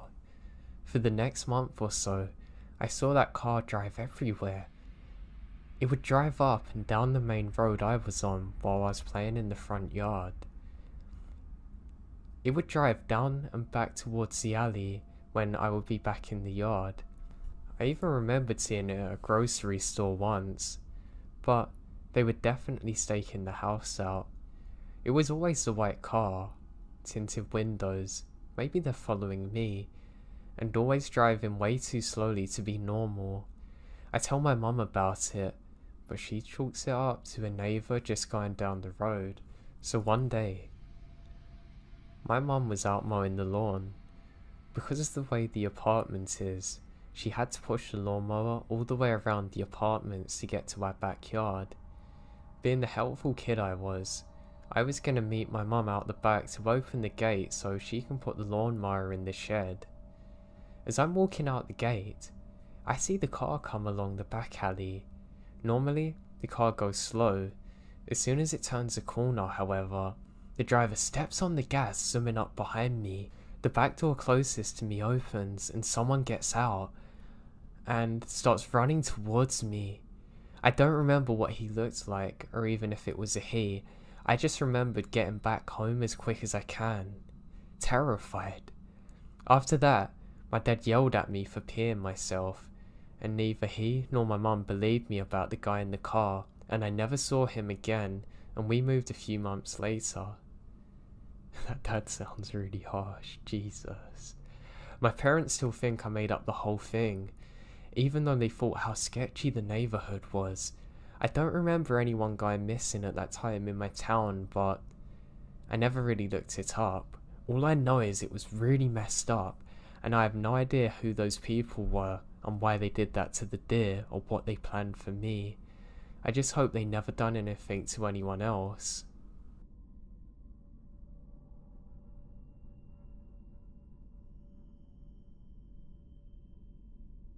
This happened a few years ago, and we didn't know exactly who this man was, but it still scared me senselessly. When I was about 13, I used to have my bed right under my bedroom window. It was also around the time my dog was brought inside because she got too old to stay out. At the time, we didn't have screens covering the doors like we do now, or the windows, so the windows could easily be opened and there's no barrier. I always left my window open during the day to let in fresh air, then close and lock it when it starts getting dark. The house is surrounded by forest, not very thick, but still thick enough that you can't clearly see through it. It's completely normal to hear strange noises at night, because things like bears or stray dogs or even former neighbours' chickens would roam around through our backyard. So when I heard something shuffling around my window, I didn't think much of it, and continued playing video games. Not even 10 minutes later, I heard something hit against it. It may have just been a large June bug. When they hit a window, it sounds like rocks being thrown, so I literally ignore it. The knocking kept going, but I just kept ignoring it until finally it stopped. Fast forward until around 2 AM. I was finally settling down and going to sleep when I hear breathing. Very faint, enough to miss if my room wasn't silent. I heard something drag down my window, like a stick or finger. I did it a few times, and that was enough for me. I jump out of bed, running to my dad's room. I told him that there was something at my window, and he immediately came to look. We turned on the lights and nothing's there. I told him what I heard and he said he's gonna look in the morning. We did just that, and my stomach churned. Under my window there were two completely different foot tracks, one back and forth besides the generator, looking directly under my window. There's even cigarette butts laying on the floor and ashes. like they'd been there for a while. The foot tracks led towards the woods and seemed to stop there. We have no idea who this was, and to this day even thinking of this terrifies me. Afterward we put locks on the windows and screens up, but I'll never forget that day.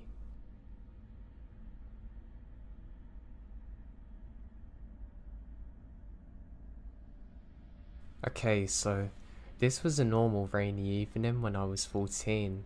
I played games until my mum come in and told me to go to sleep. But before I get to the creepy parts, I'll give you an overview of our home. Our house is located on a hill.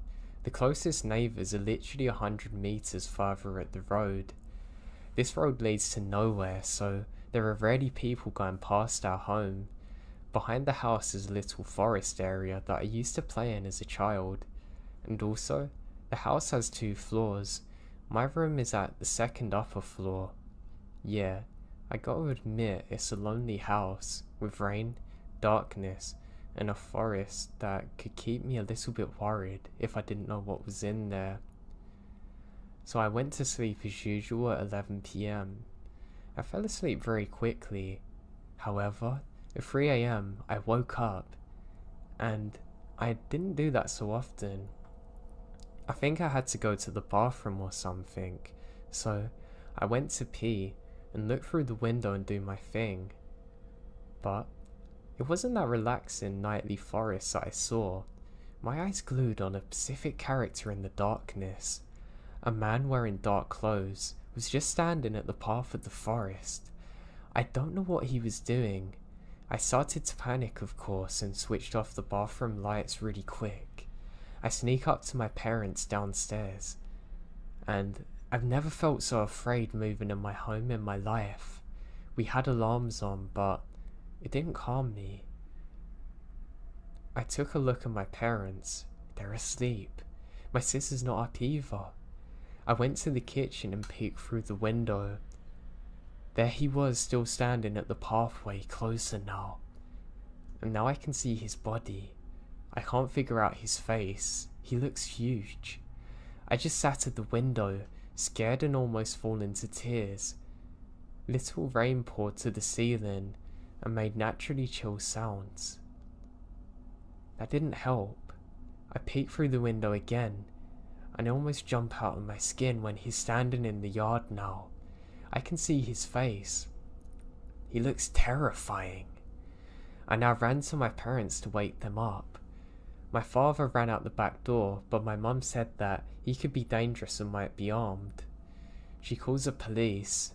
Movement inside the house made the guy move, and he runs towards the road and the forest. My father swore that he couldn't go after him, but was mad that he couldn't. Now we wait for the cops to show up. Eventually they show up and ask questions and check out the forest with my dad. At this point, I went to sleep again with my mum, terrified but managed to sleep. I still have nightmares about this today.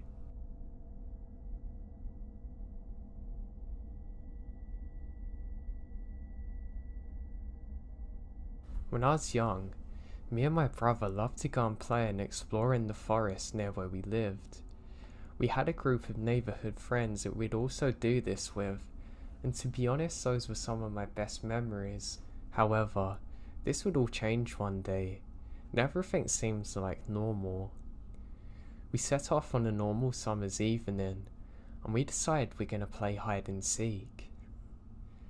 Now to get to where we play, we have to walk through a bit of a swampland. I say swamp, it's not really a swamp, but it feels very similar to one. So we're walking through this, stumbling around, and finally make it to the giant tree. This is the exact tree that marks the spot where we play. So, I have to look for people unfortunately, but it's my turn, so that's fine. I hide behind this tree and start counting. I finally get to 1 and say I'm ready for you lot. And I burst out laughing when I see one of my stupid friends has literally climbed on top of the tree, hid directly above me, got caught instantly, then starts panicking that he can't get down. I help him down and I say, "You search the left side, I'm gonna go a bit deeper and find these." He says fine. To be honest, more than anything, I can't wait to tell the others how stupid he was. As I'm walking, I see something up ahead. It's a dark figure. I laugh and start sprinting up there. I stumble on the way and hurt my knee though, so I was quite annoyed about this. But by the time I get there, the figure's moved. Now I'm looking around and something feels very odd. It feels like I'm being watched, but not like in hide and seek. This is almost like a much darker, ominous presence is there. I've literally never had a feeling like it since then. So I look around when I see part of a hand. Well, it's not a hand, it's a stick that looks like a hand, but I can make out what it is in the shadows. As I get closer, I see it's holding something. I think that's really odd. I get a bit closer and realise that it's a skeleton hand. One that looks slightly degraded, like it's been there for some time. Halloween's around the corner, so I'm sure it's a Halloween prop. I hold up the piece of paper and look inside. It says run. It's not in any of my friend's handwriting. And then, to my horror, I see a shadow appear behind me. I glance back for a second, and there's two giants of men standing there in full camo gear, with smirks on their faces. I drop the paper and let out this blood-curdling scream, and I begin to sprint my way back. I end up going all the way to the tree, and to my horror, I'm met by all of my friends there, who can see how scared I am, and we all sprint all the way back home. When I get there, I explain what's happened, and my brother's so scared he starts crying, where he's younger than me. We're more scared of getting in trouble with our parents, don't even bother telling them. But looking back on it now, I really wish I'd done something more at the time, like told the authorities or something. I hate the thought that there's some twisted, mental people out there that would do something like this. God knows what their intentions were, but I can guarantee you that they weren't good.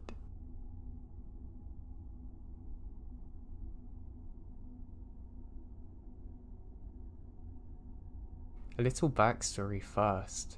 I grew up in upstate New York, about 30 minutes north of Syracuse to be exact. It only made sense that I would return to my quiet little part of the world after I got out of the Marines in 2007.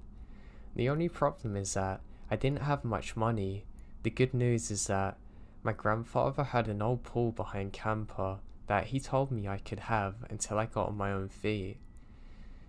So, being on my own, I decided I'd spend about a year in the pool, behind on a few acres of woods that I bought from a friend of mine while I was in the Marines. Now all my taxes had been paid for the year, so the only thing I had to do was pay for gas and propane. I managed to avoid looking like a crazy mountain man by showering and washing my clothes at a local truck stop / diner, even getting a pretty decent job working security. I feel the rest of my time working odd jobs for extra cash. Alright, so for the main story. It was mid-April. I was sitting next to a nice low fire while listening to my battery-powered radio, watching nightfall in the woods. I had gotten a nice dinner at the diner down the road, so I didn't have any work for the next few days. Generally, I don't see anyone in the woods for weeks at a time, so I wasn't expecting it when I hear a scream to break the silence. I shot up, grab my shotgun, and get out of the camper and check the chamber to make sure it's loaded. I stood on the edge of a small clearing, strained my ears to listen for any sounds. It's generally hard to pinpoint sounds in the dead of night in the woods, but luckily I hear some shouting and car doors slamming, so I knew that the sounds had to be coming from the main vehicle trail a short distance from my campsite. I made my way to the trail as fast as I could in the low light, and before I get halfway there, I heard another clipped scream to my left. I could hear a rustling in the brush. I slowly made my way there, and to where I think the noise is coming from. I come out of the woods right next to a man who had a woman pinned to the ground, just standing over her. Shaking from adrenaline, I leveled the shotgun at the top of the guy, and the woman growled at him to get off. Now I'm a big guy, but I have no doubt that the shotgun was the deciding factor in this whole situation. Each of these guys easily had a solid 30 pounds of muscle on me when I was a 200-pound Marine. I ushered the two idiots back, so I was between them. The woman's now getting to her feet. It was about now I realised we have another problem. My cell phone was cheap and didn't get reception in the woods, and hers had been broken by these two sickos. There wasn't much I could do other than march these two back to their jeep under the threat of shotgun. I get the license number, and I'm sure it was fake, and a description of them and their vehicle. Before the driver gets in the vehicle, I lower the shotgun to his crotch and made sure he understood what a 3-inch 12-gauge shell loaded would do. They took off in one direction. Me and the woman made our way back to my campsite. We drove to the DEC station and reported it as quick as possible. It turns out that the guy I'd threatened was the young girl's now ex-boyfriend. They'd been out having a few drinks when the third wheel in the situation got a little too handsy for her liking. When she said something to her boyfriend, he basically told her to stop and get on with it for once. When she refused, the boyfriend smashed her phone and pushed her to the ground. They both pushed her into the truck and drove her deep into the woods. She had waited for them to become complacent before throwing the back door open and jumping out and taking off. Luckily, the Jeep was crap and the back door didn't lock. It was a stroke of luck that I happened to be outside when she escaped. Fast forward 7 months, and that woman I helped is now my wife, and we moved into our first house using the money I saved up living in the woods. We've been married for 8 years now, and I have 2 kids, a 6-year-old boy and a 4-year-old girl. I still go out to camp every year to hunt and haven't seen the Jeep or the guys again. We heard through the grapevine that they had been arrested and actually got jail time. I'm assuming they moved to a different area because I never saw them again.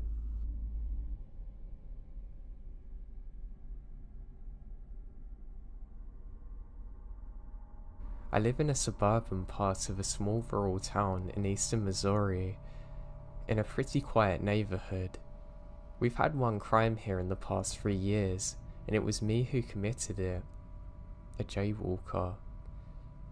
Comprised mostly of elderly women and single mothers. We own 4 vehicles: my car, my mum's van, my stepdad's car, and my mum's old truck that's illegal to drive now. So I was home alone, about a week after my graduation, while my stepdad's at work. My mum was talking to my youngest brothers, and they had to go to the doctor's office, so they left. And my 2 middle brothers were at their friend's house, so I was lounging on the couch in my fuzzy robe and underwear playing Fallout. Good game. My stepdad is a professional chef and does 80% of our cooking at home. I have terrible anxiety and an addiction to investigation discovery. So whenever I'm home alone, I keep the longest, sharpest knife on myself or within an arm's reach at all time. It may have saved my life. Or something. This is confusing. There's a knock at the door, and it's not too suspicious.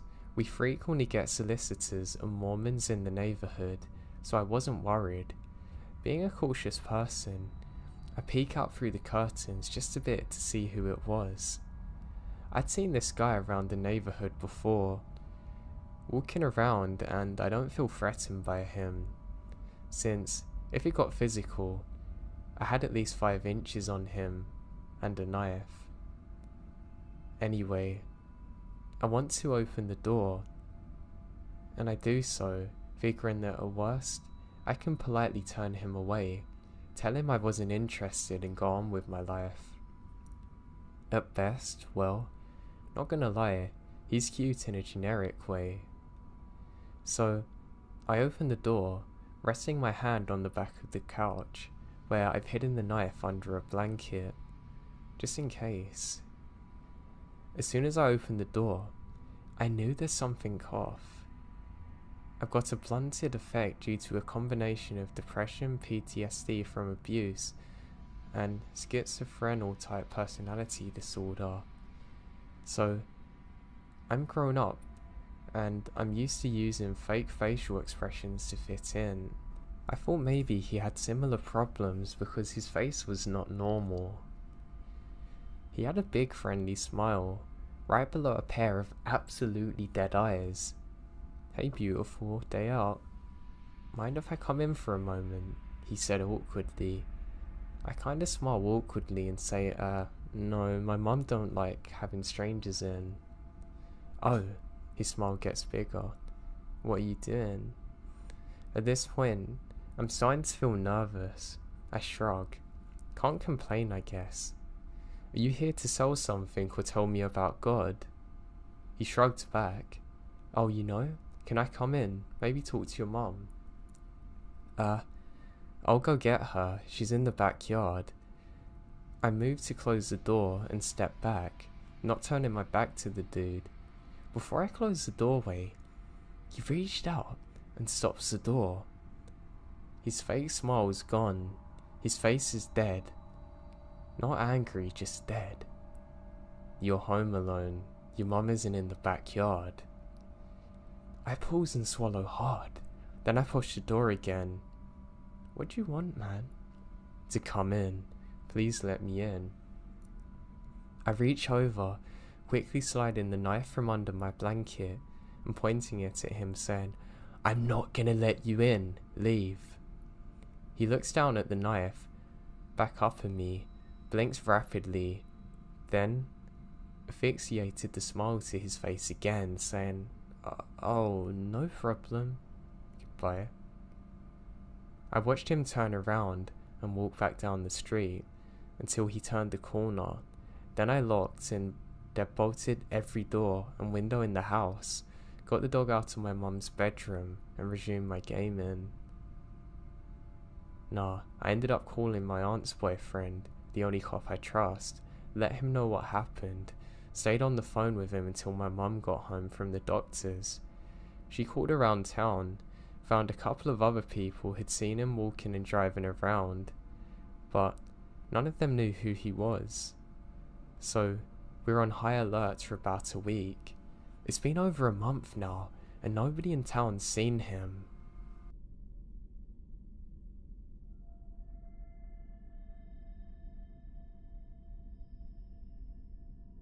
This old memory of mine, I've been talking about a lot because of the recent news of the Delefi murders. As the man I'm talking about looks similar to the first sketch, but this is 20 years ago and the sketch is now irrelevant. But anyway, when I was 12, I lived in Flagstaff, Arizona. If you're not familiar with this part of Arizona, it's not what you think of when you think of Arizona. It's a pondus or a pine forest with mountains, and it snows in the winter.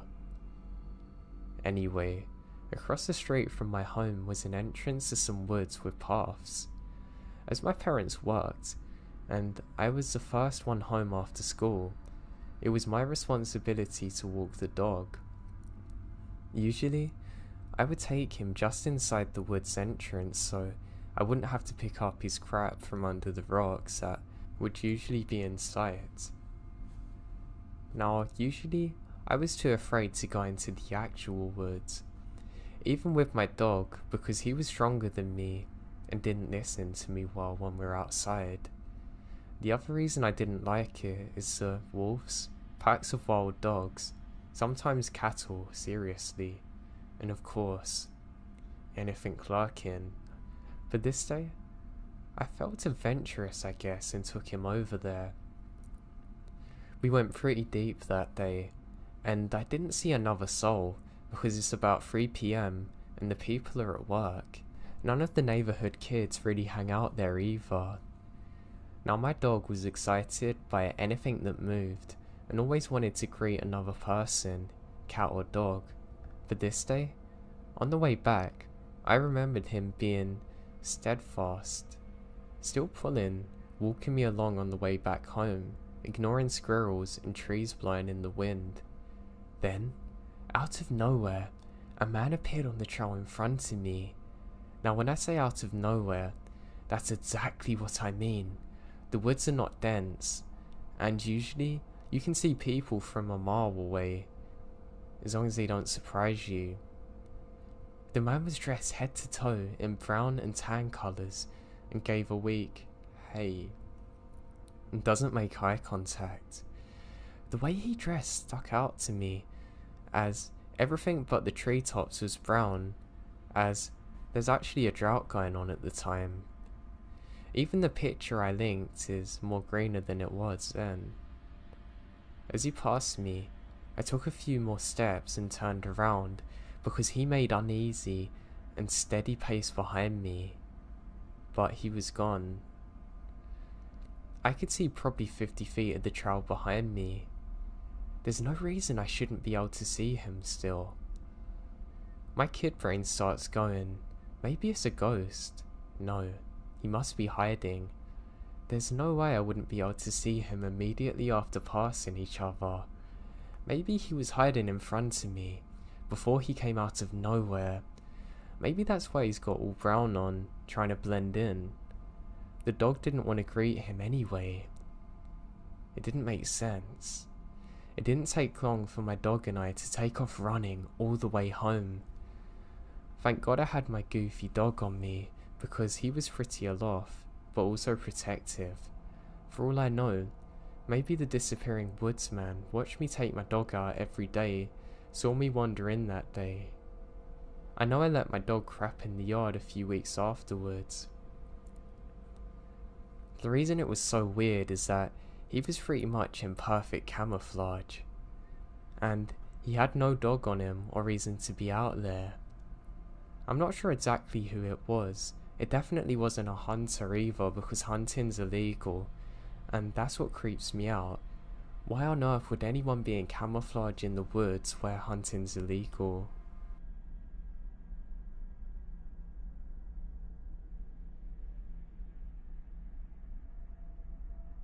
My boyfriend and I went backpacking in the mountains. I'd been camping before, but only camping in a car, so never had to carry a bag on me for a long period of time. So this is my first time actually backpacking. Now after getting lost trying to find a parking lot, the map swore there was, but there actually wasn't. We drove around the mountains, finally finding a parking lot we could stay at. We'd planned to walk down the mountain, camp, then walk back up the following day. About an hour in, it's maybe 6 PM, and we come across this guy sitting off the side of the trail, cooking in a cheap stove. He said to us if we know why we're there and where we're at, and saying can we point him in the direction of a certain place on the mountain. He says he's parked there. He continues talking about how he had a friend drop him off who was going to pick him up at point A, and then changes his story to that he's parked at point B, and then said another friend dropped him off and went to hike somewhere else, and that he needed a map or something to get to point C. Yeah, I'm confused, and I don't like his story. We finally bid the dude good luck, saying we can't help, and continue down the trail. Now the trail is poorly marked and doesn't correspond with the map we found online, so we're really confused when we come to a horse trail with no markings to tell us if we're on the right path still. We decide to go down the trail and see if we can find a place to camp for the night, and find our way out in the morning. Both sides of the trail are lined with barbed wire, preventing us from being able to camp there. Eventually, We run into a huge puddle in the middle of the trail. We decide to turn back and go back to the part of the trail before it turns into a horse trail. That way, we can camp there for the night, because it's really dark and we're tired. About 20 feet behind us, we see the man from earlier. He talks to us again, and through conversation, we learned he had heavy narcotics, including fentanyl and another one I don't remember the name of. By this time, there's so many red flags, so we took off, deciding to go back to the car and just drive home now. We live 4 hours away, and we're about 6 miles from the car, so we take off up the trail as fast as we can go. I got severely dehydrated on the way and was struggling. I have lots of water, but it's very hot out, and we're practically running up the mountain now. Eventually, I start hallucinating, thinking I'm vomiting blood, which is red Gatorade, or there was blood coming from my shoes, which is sweat, and there may or may not have been a bear somewhere nearby, but I could have hallucinated it also. We ended up doing the full 6 miles up the mountain in only 2 hours. We reached a parking lot, and that's when I gave up. I decided to wait on a branch while my boyfriend got in the car. The parking lot was curved, so we're out of sight from each other. But he finally came back down to me with the car and helped me in. We found a gas station and slept for a little while before heading home. As we're driving out the park, we see a warning sign saying there may be an escaped convict in the area.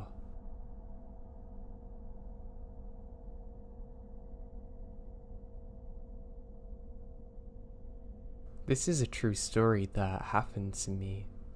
Back in the 80s, I was a camper at this place in the Adirondacks, a 6 million acre state park in upstate New York.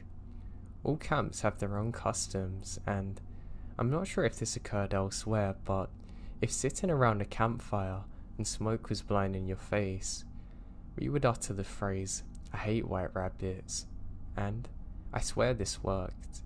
The smoke would immediately move towards another direction.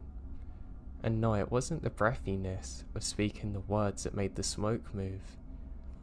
It was rumoured to be a voodoo chant though. So things are different in the 80s. Things we did back then might have gotten you kicked out of camp if you got caught, but to be honest with you, these days, you would probably catch a court case and get jail time.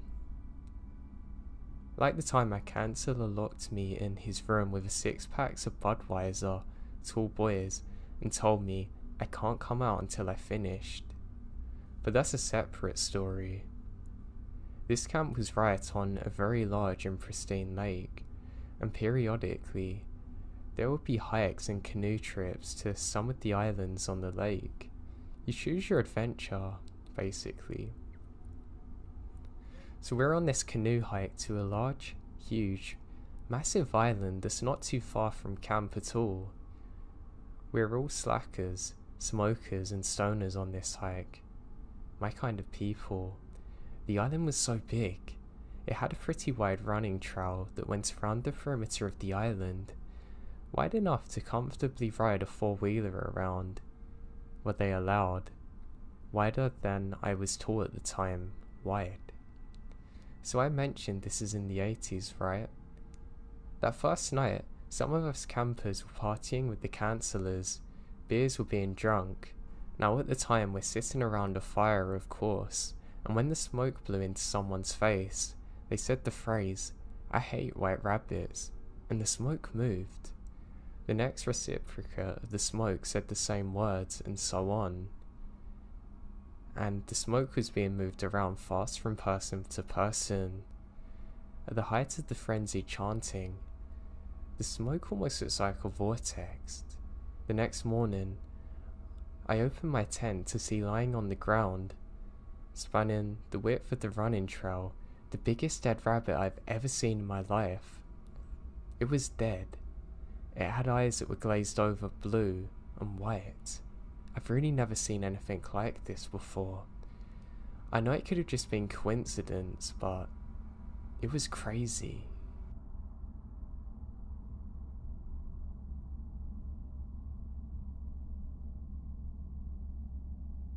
This happened a couple of years ago.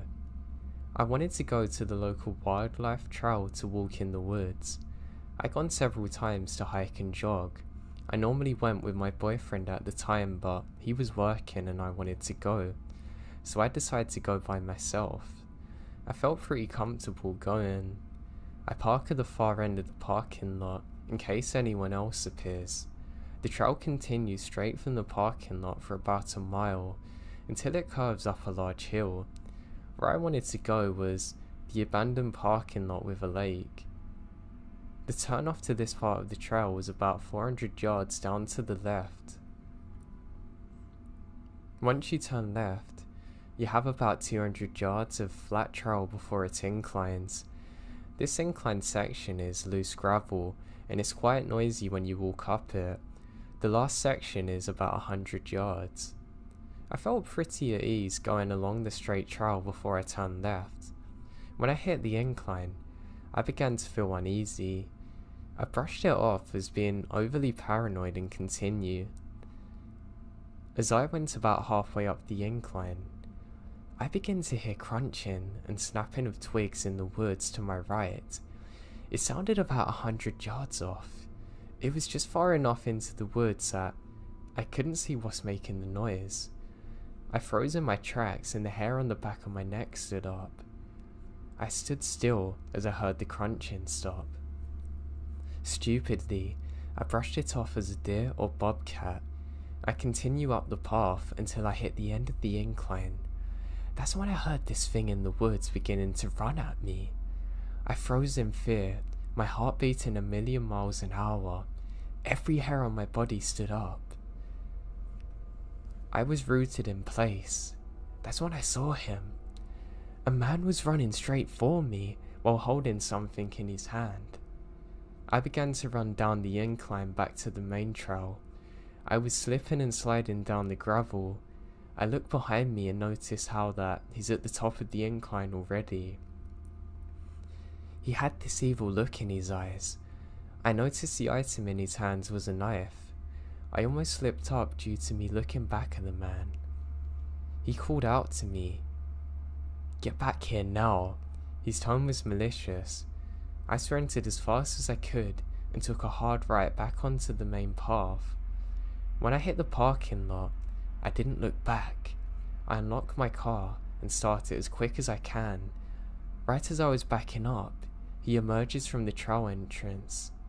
He just stands there, partially covered in the shade of the trees. As I tear through the parking lot and onto the highway, he just stares at me. The biggest, creepiest smile comes across his face as he slowly waves at me as I get onto the highway. I never went back to that trail. This encounter has scarred me for the rest of my life. I hate walking through the woods now.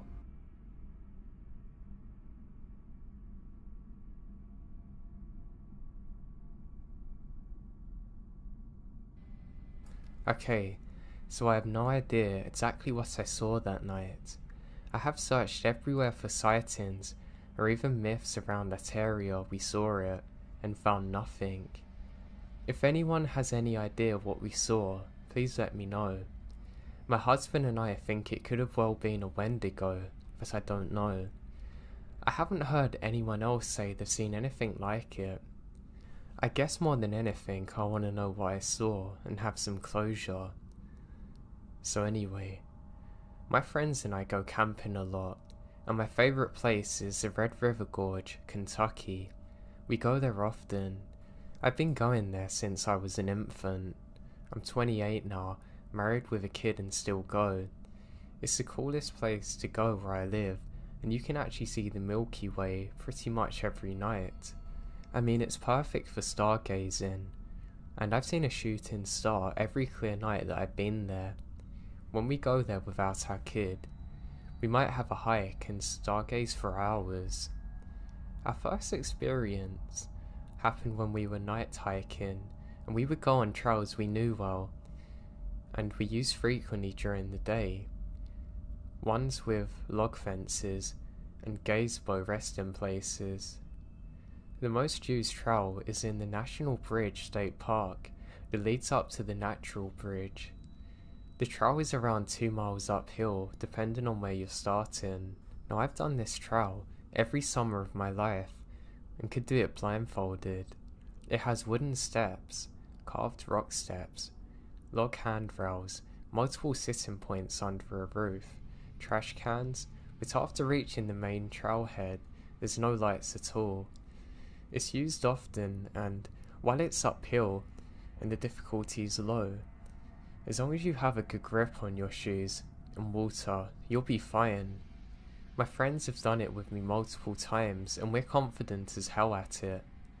Hiking this trail at night is not allowed, but the woods have never really been a problem for me and no one really cared about the closure times. When we use this main trail to hike to the top, we would park in a lot designated for the Pull and Hoedown Island. You walk across the road that leads to the pool and you're at the first trail marker. You go up the gravel for a while and pass the Natural Bridge State Park Lodge. There's a waterfall and some lights, so it was best to go fast and watch out for rangers that would tell us to leave. Then walk across another road and there's a mini shelter to sit on or a small rock where you can rest your legs. Then it's the beginning of the top of the trail. The night was weird to begin with. As soon as we started the hike, the clouds took over and it appeared we'd be walking for nothing even to stargaze at. But we went anyway, just in case it cleared out by the time we get there. In the beginning, it was normal, and paranoia was kinda setting in, but eased up a little. You know you've reached the bottom of the bridge when you see a giant limestone wall. Now during this time, there was a gazebo that sat to the right of this wall, and the trail continued and followed next to the wall. When you come far, there's a fairly steep part of the trail and the gazebo is welcomed. Now my husband, my best friend at the time, and I all sit on the gazebo steps. The bench is under a roof, and even darker than the rest of the outside, so we just stayed on the steps, facing to where we're looking downhill at the trail that follows the limestone wall. We each have a bright LED headlamp and a handheld flashlight. We don't usually look at each other when we night hike, because the lights are so bright. We sit in a line like the Lord's Supper and walk in a line staggered so we don't blind each other.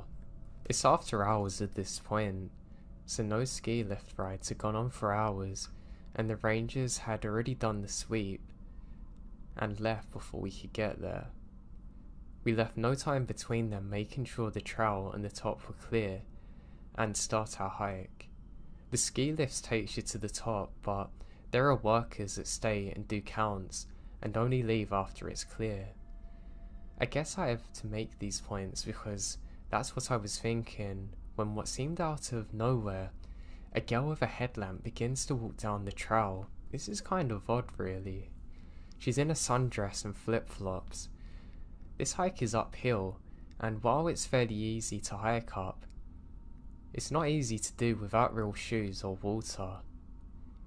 She'd have to have hiked up and down to get to this point without food or water, which is a massive challenge. Her light seemed almost blinding too. When she reached where the trail turns from in front of the gazebo to down where we came from, she stopped. She just stood there, how a human is presented in an anatomical drawing. She was looking directly at us all, sitting there, and her light made me bring my head up. It was so bright that I literally had to shield my eyes. She didn't turn away from our light at all, or even seem bothered. She had 6 LEDs shining directly at her face. I say hello. She said, kind of with a pause between every word, something like, "Hello, how are you?" I said something like, "Good, how are you?" And she took an even longer pause before saying, "Oh, I'm fine."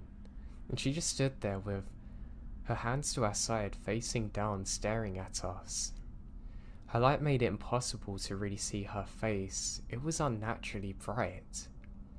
I had my hand up the entire time to not be blinded still, until she turned and slowly walked down the trail part we just came up.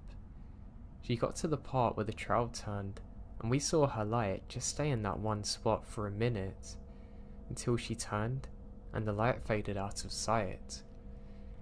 We wait for a while before continuing up. I kept making comments about how weird that was, and had anybody else just seen this?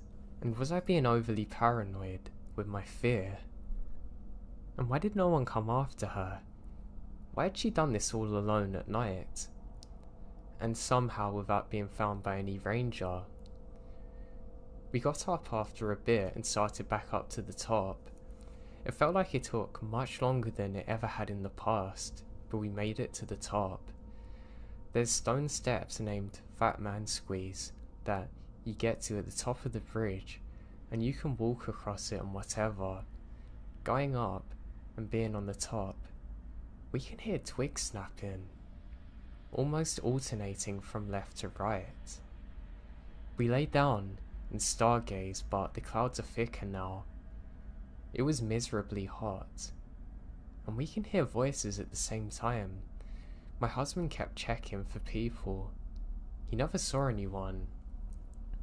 We see a flashlight, but we never see anyone attached to it. And then we hear a bird call. It wasn't like a real bird noise at all. It was like someone making bird calls, rhythmic and not natural. I'm convinced now that we're not alone, and hadn't been alone at all during this. And to say this is a lot because I'm not easily spooked. I asked to leave as soon as they're done. They then tell me that they're ready to go right then and there, and that scared me. It showed that I wasn't imagining all of this and they're just as scared as I am. We began going down the way we came from, and it felt like it was taking so long. We were going steady and quick, and it was downhill, but we were not making any ground, it seems. It's hard to explain, but it was so weird to the point that I said aloud, "This feels much longer than it should be," and everyone agrees with me. I keep looking behind me with the flashlight, and my husband kept looking out to the sides.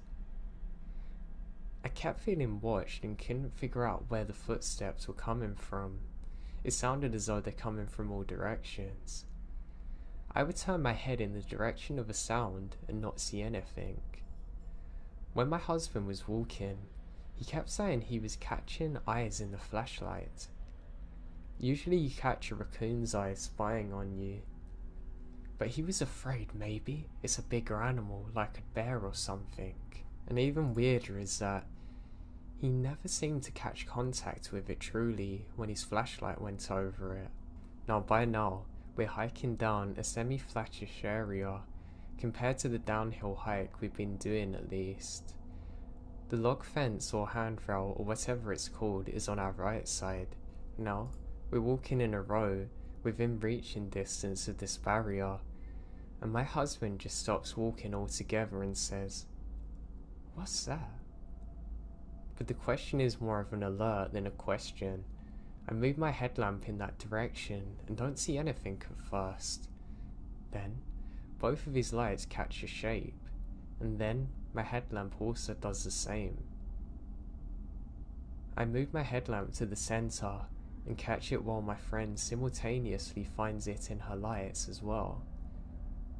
All six shine on a kind of reflective grey creature. It's bent in a crouching position, kneeling on its front leg, and it starts turning towards us. It starts to turn slowly, and my mind is racing. It looks like a human, but it's too big. People mistake human shapes for what's actually bears, but this is skinny. It's thin and big, and almost white. It's so light grey. Its skin resembles that of a dolphin. There's a shine to it, and our lights get reflected a little way when they're on it. It gradually comes to a standing position in front of us. Its head is long, and its eyes are in a human position on its face, not on the side like most animals. We can't see other facial features, just big, almost empty holes or pits where its eyes are. It looks directly at us and our lights. The way it stood is almost intimidating, almost like when a snake raises up and flexes their necks in a wild fashion to show how strong and smart they are. It was like it was stepping up for a fight, from crouching, then standing directly in front of us. The arms hung down so low, the hands seemed way too long. Its hands had to be by its knees easily. I guess it stood 9 feet or so, and not that far in front of us. No, it has no hair at all, and its head is large. I couldn't process what I was seeing. I was truly frozen. Then, I just feel my husband hitting me, yelling run. I start to understand we have to get away from this thing, and it pivots and runs to the right, going backwards on the trail so it could get around the barrier and onto the trail behind us. We take off running the rest of the way down the trail, knowing that this thing just took off much faster than us, and after it had crossed from behind the barrier, it would be gaining on us quick. We didn't talk at all because we tried to figure out what was going on and knew it wasn't good to draw attention to us. We kept running as fast as we could, but some areas are steep. It literally never feels as though we're out of sight from this creature. And we made it to the trail beginning with the gravel, and we can hear something to the side crashing down through the forest. We ran until we got to the car, then drove as fast as we could, and as soon as we got to the main road, we're finally out of there. When that thing looked at us, I knew it was smarter and faster than us. I knew that if we didn't react, something terrible would have happened. We made it back to where we're all staying, and all of us took out our phones and wrote a note of what we saw. We haven't spoke about it until after, and we all looked at each other's phones and the stories are all exactly the same.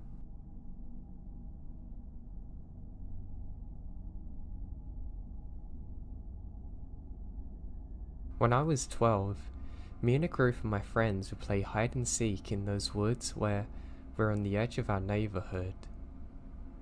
We would always play at around 6, but had to be home by 10:30 at the latest on a weekend, and we weren't allowed to go so far that we couldn't see our houses.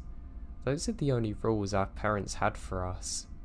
Well, one Friday, we're out playing in the woods as usual, and I, for whatever reason, decide to go in the woods deeper.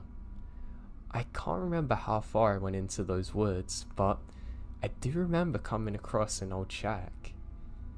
I considered using it as a hiding place, but then I thought that they wouldn't come this deep into the woods to look for me, so I decided to head back. However, when I start to head back, I turn my head to look at the same shack one last time, and for a split second, I see someone peeking around the door. Whoever it was quickly turns their head back when they saw me, and I don't pay much attention to it and head back. I'm about halfway through my walk when I hear, "Hey kid, come over here." I look back and see an old man hiding behind a tree, gesturing for me to come. I know better, and took off running. While I was running, I heard him yelling, "Wait now, come back," and I could also hear the sounds of other footsteps accompanying him after me. When I got to the end of the woods, I ran into my friend's house, who was wondering where I was. I told them to get out of the woods, and we ran to our friend's house. I told them what happened, and eventually, I told my mum what happened too. Our parents called the police to search for the woods, but they never found anything, and our parents never let us play out again after that. Old man living in the shack? You could still be out there. I just hope you get caught and haven't done anything worse.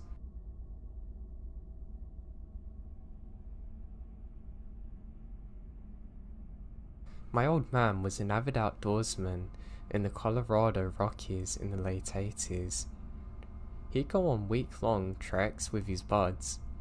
One summer, they'd been out for a few days in the Pikes National Forest. They set up camp in a ravine they thought was safe. That night, my dad unzipped the tent to take a leak in the dark, and outside stood a pair of bare pale feet. My dad screamed and zipped up the tent. Everyone else woke up and said, "What's wrong?" My dad said someone was barefoot out there, and they went out and flashed their flashlights for a bit, hollering. My dad swore that he saw the feet and described them in perfect detail. They were old blotchy feet, even having a lump on the ankle. Tony, his bud, asked what foot, left or right, and my dad said it was the right. Then Tony said they needed to move their camp immediately. My dad says why. Tony says he doesn't have time to explain. They all go along with it and pack up and move up to the hill. The next morning they woke up to find a flash flood had torn through the ravine that night. It would have surely killed them. Tony's grandfather had just died a month prior, and one of the last things he said to him was that he would always watch over him. The feet described reminded Tony of his grandfather's very feet. My dad is highly religious too. Supernatural or not, it's terrifying what happened to them.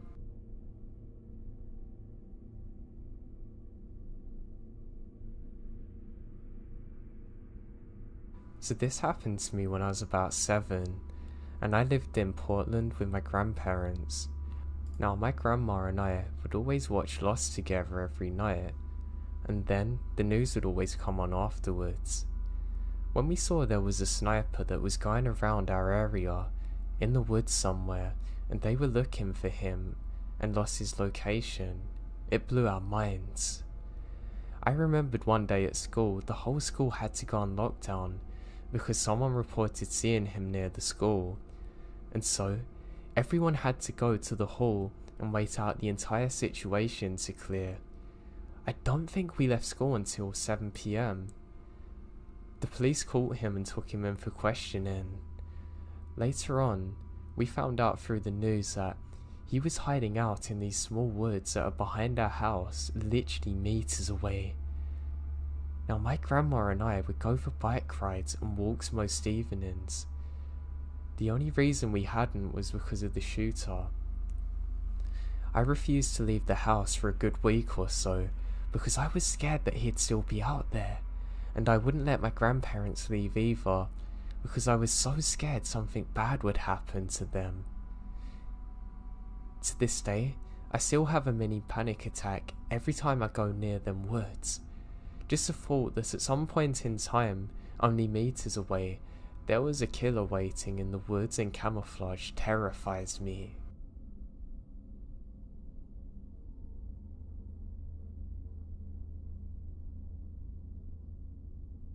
It was the end of my freshman year of college, so my friend and I spent a weekend at my family's cabin by ourselves to celebrate. The weekend was fairly uneventful. The most exciting things to happen were burning a pizza on a grill and a chipmunk trying to join me while I was in the outhouse, which was pretty funny. But then, we had to leave.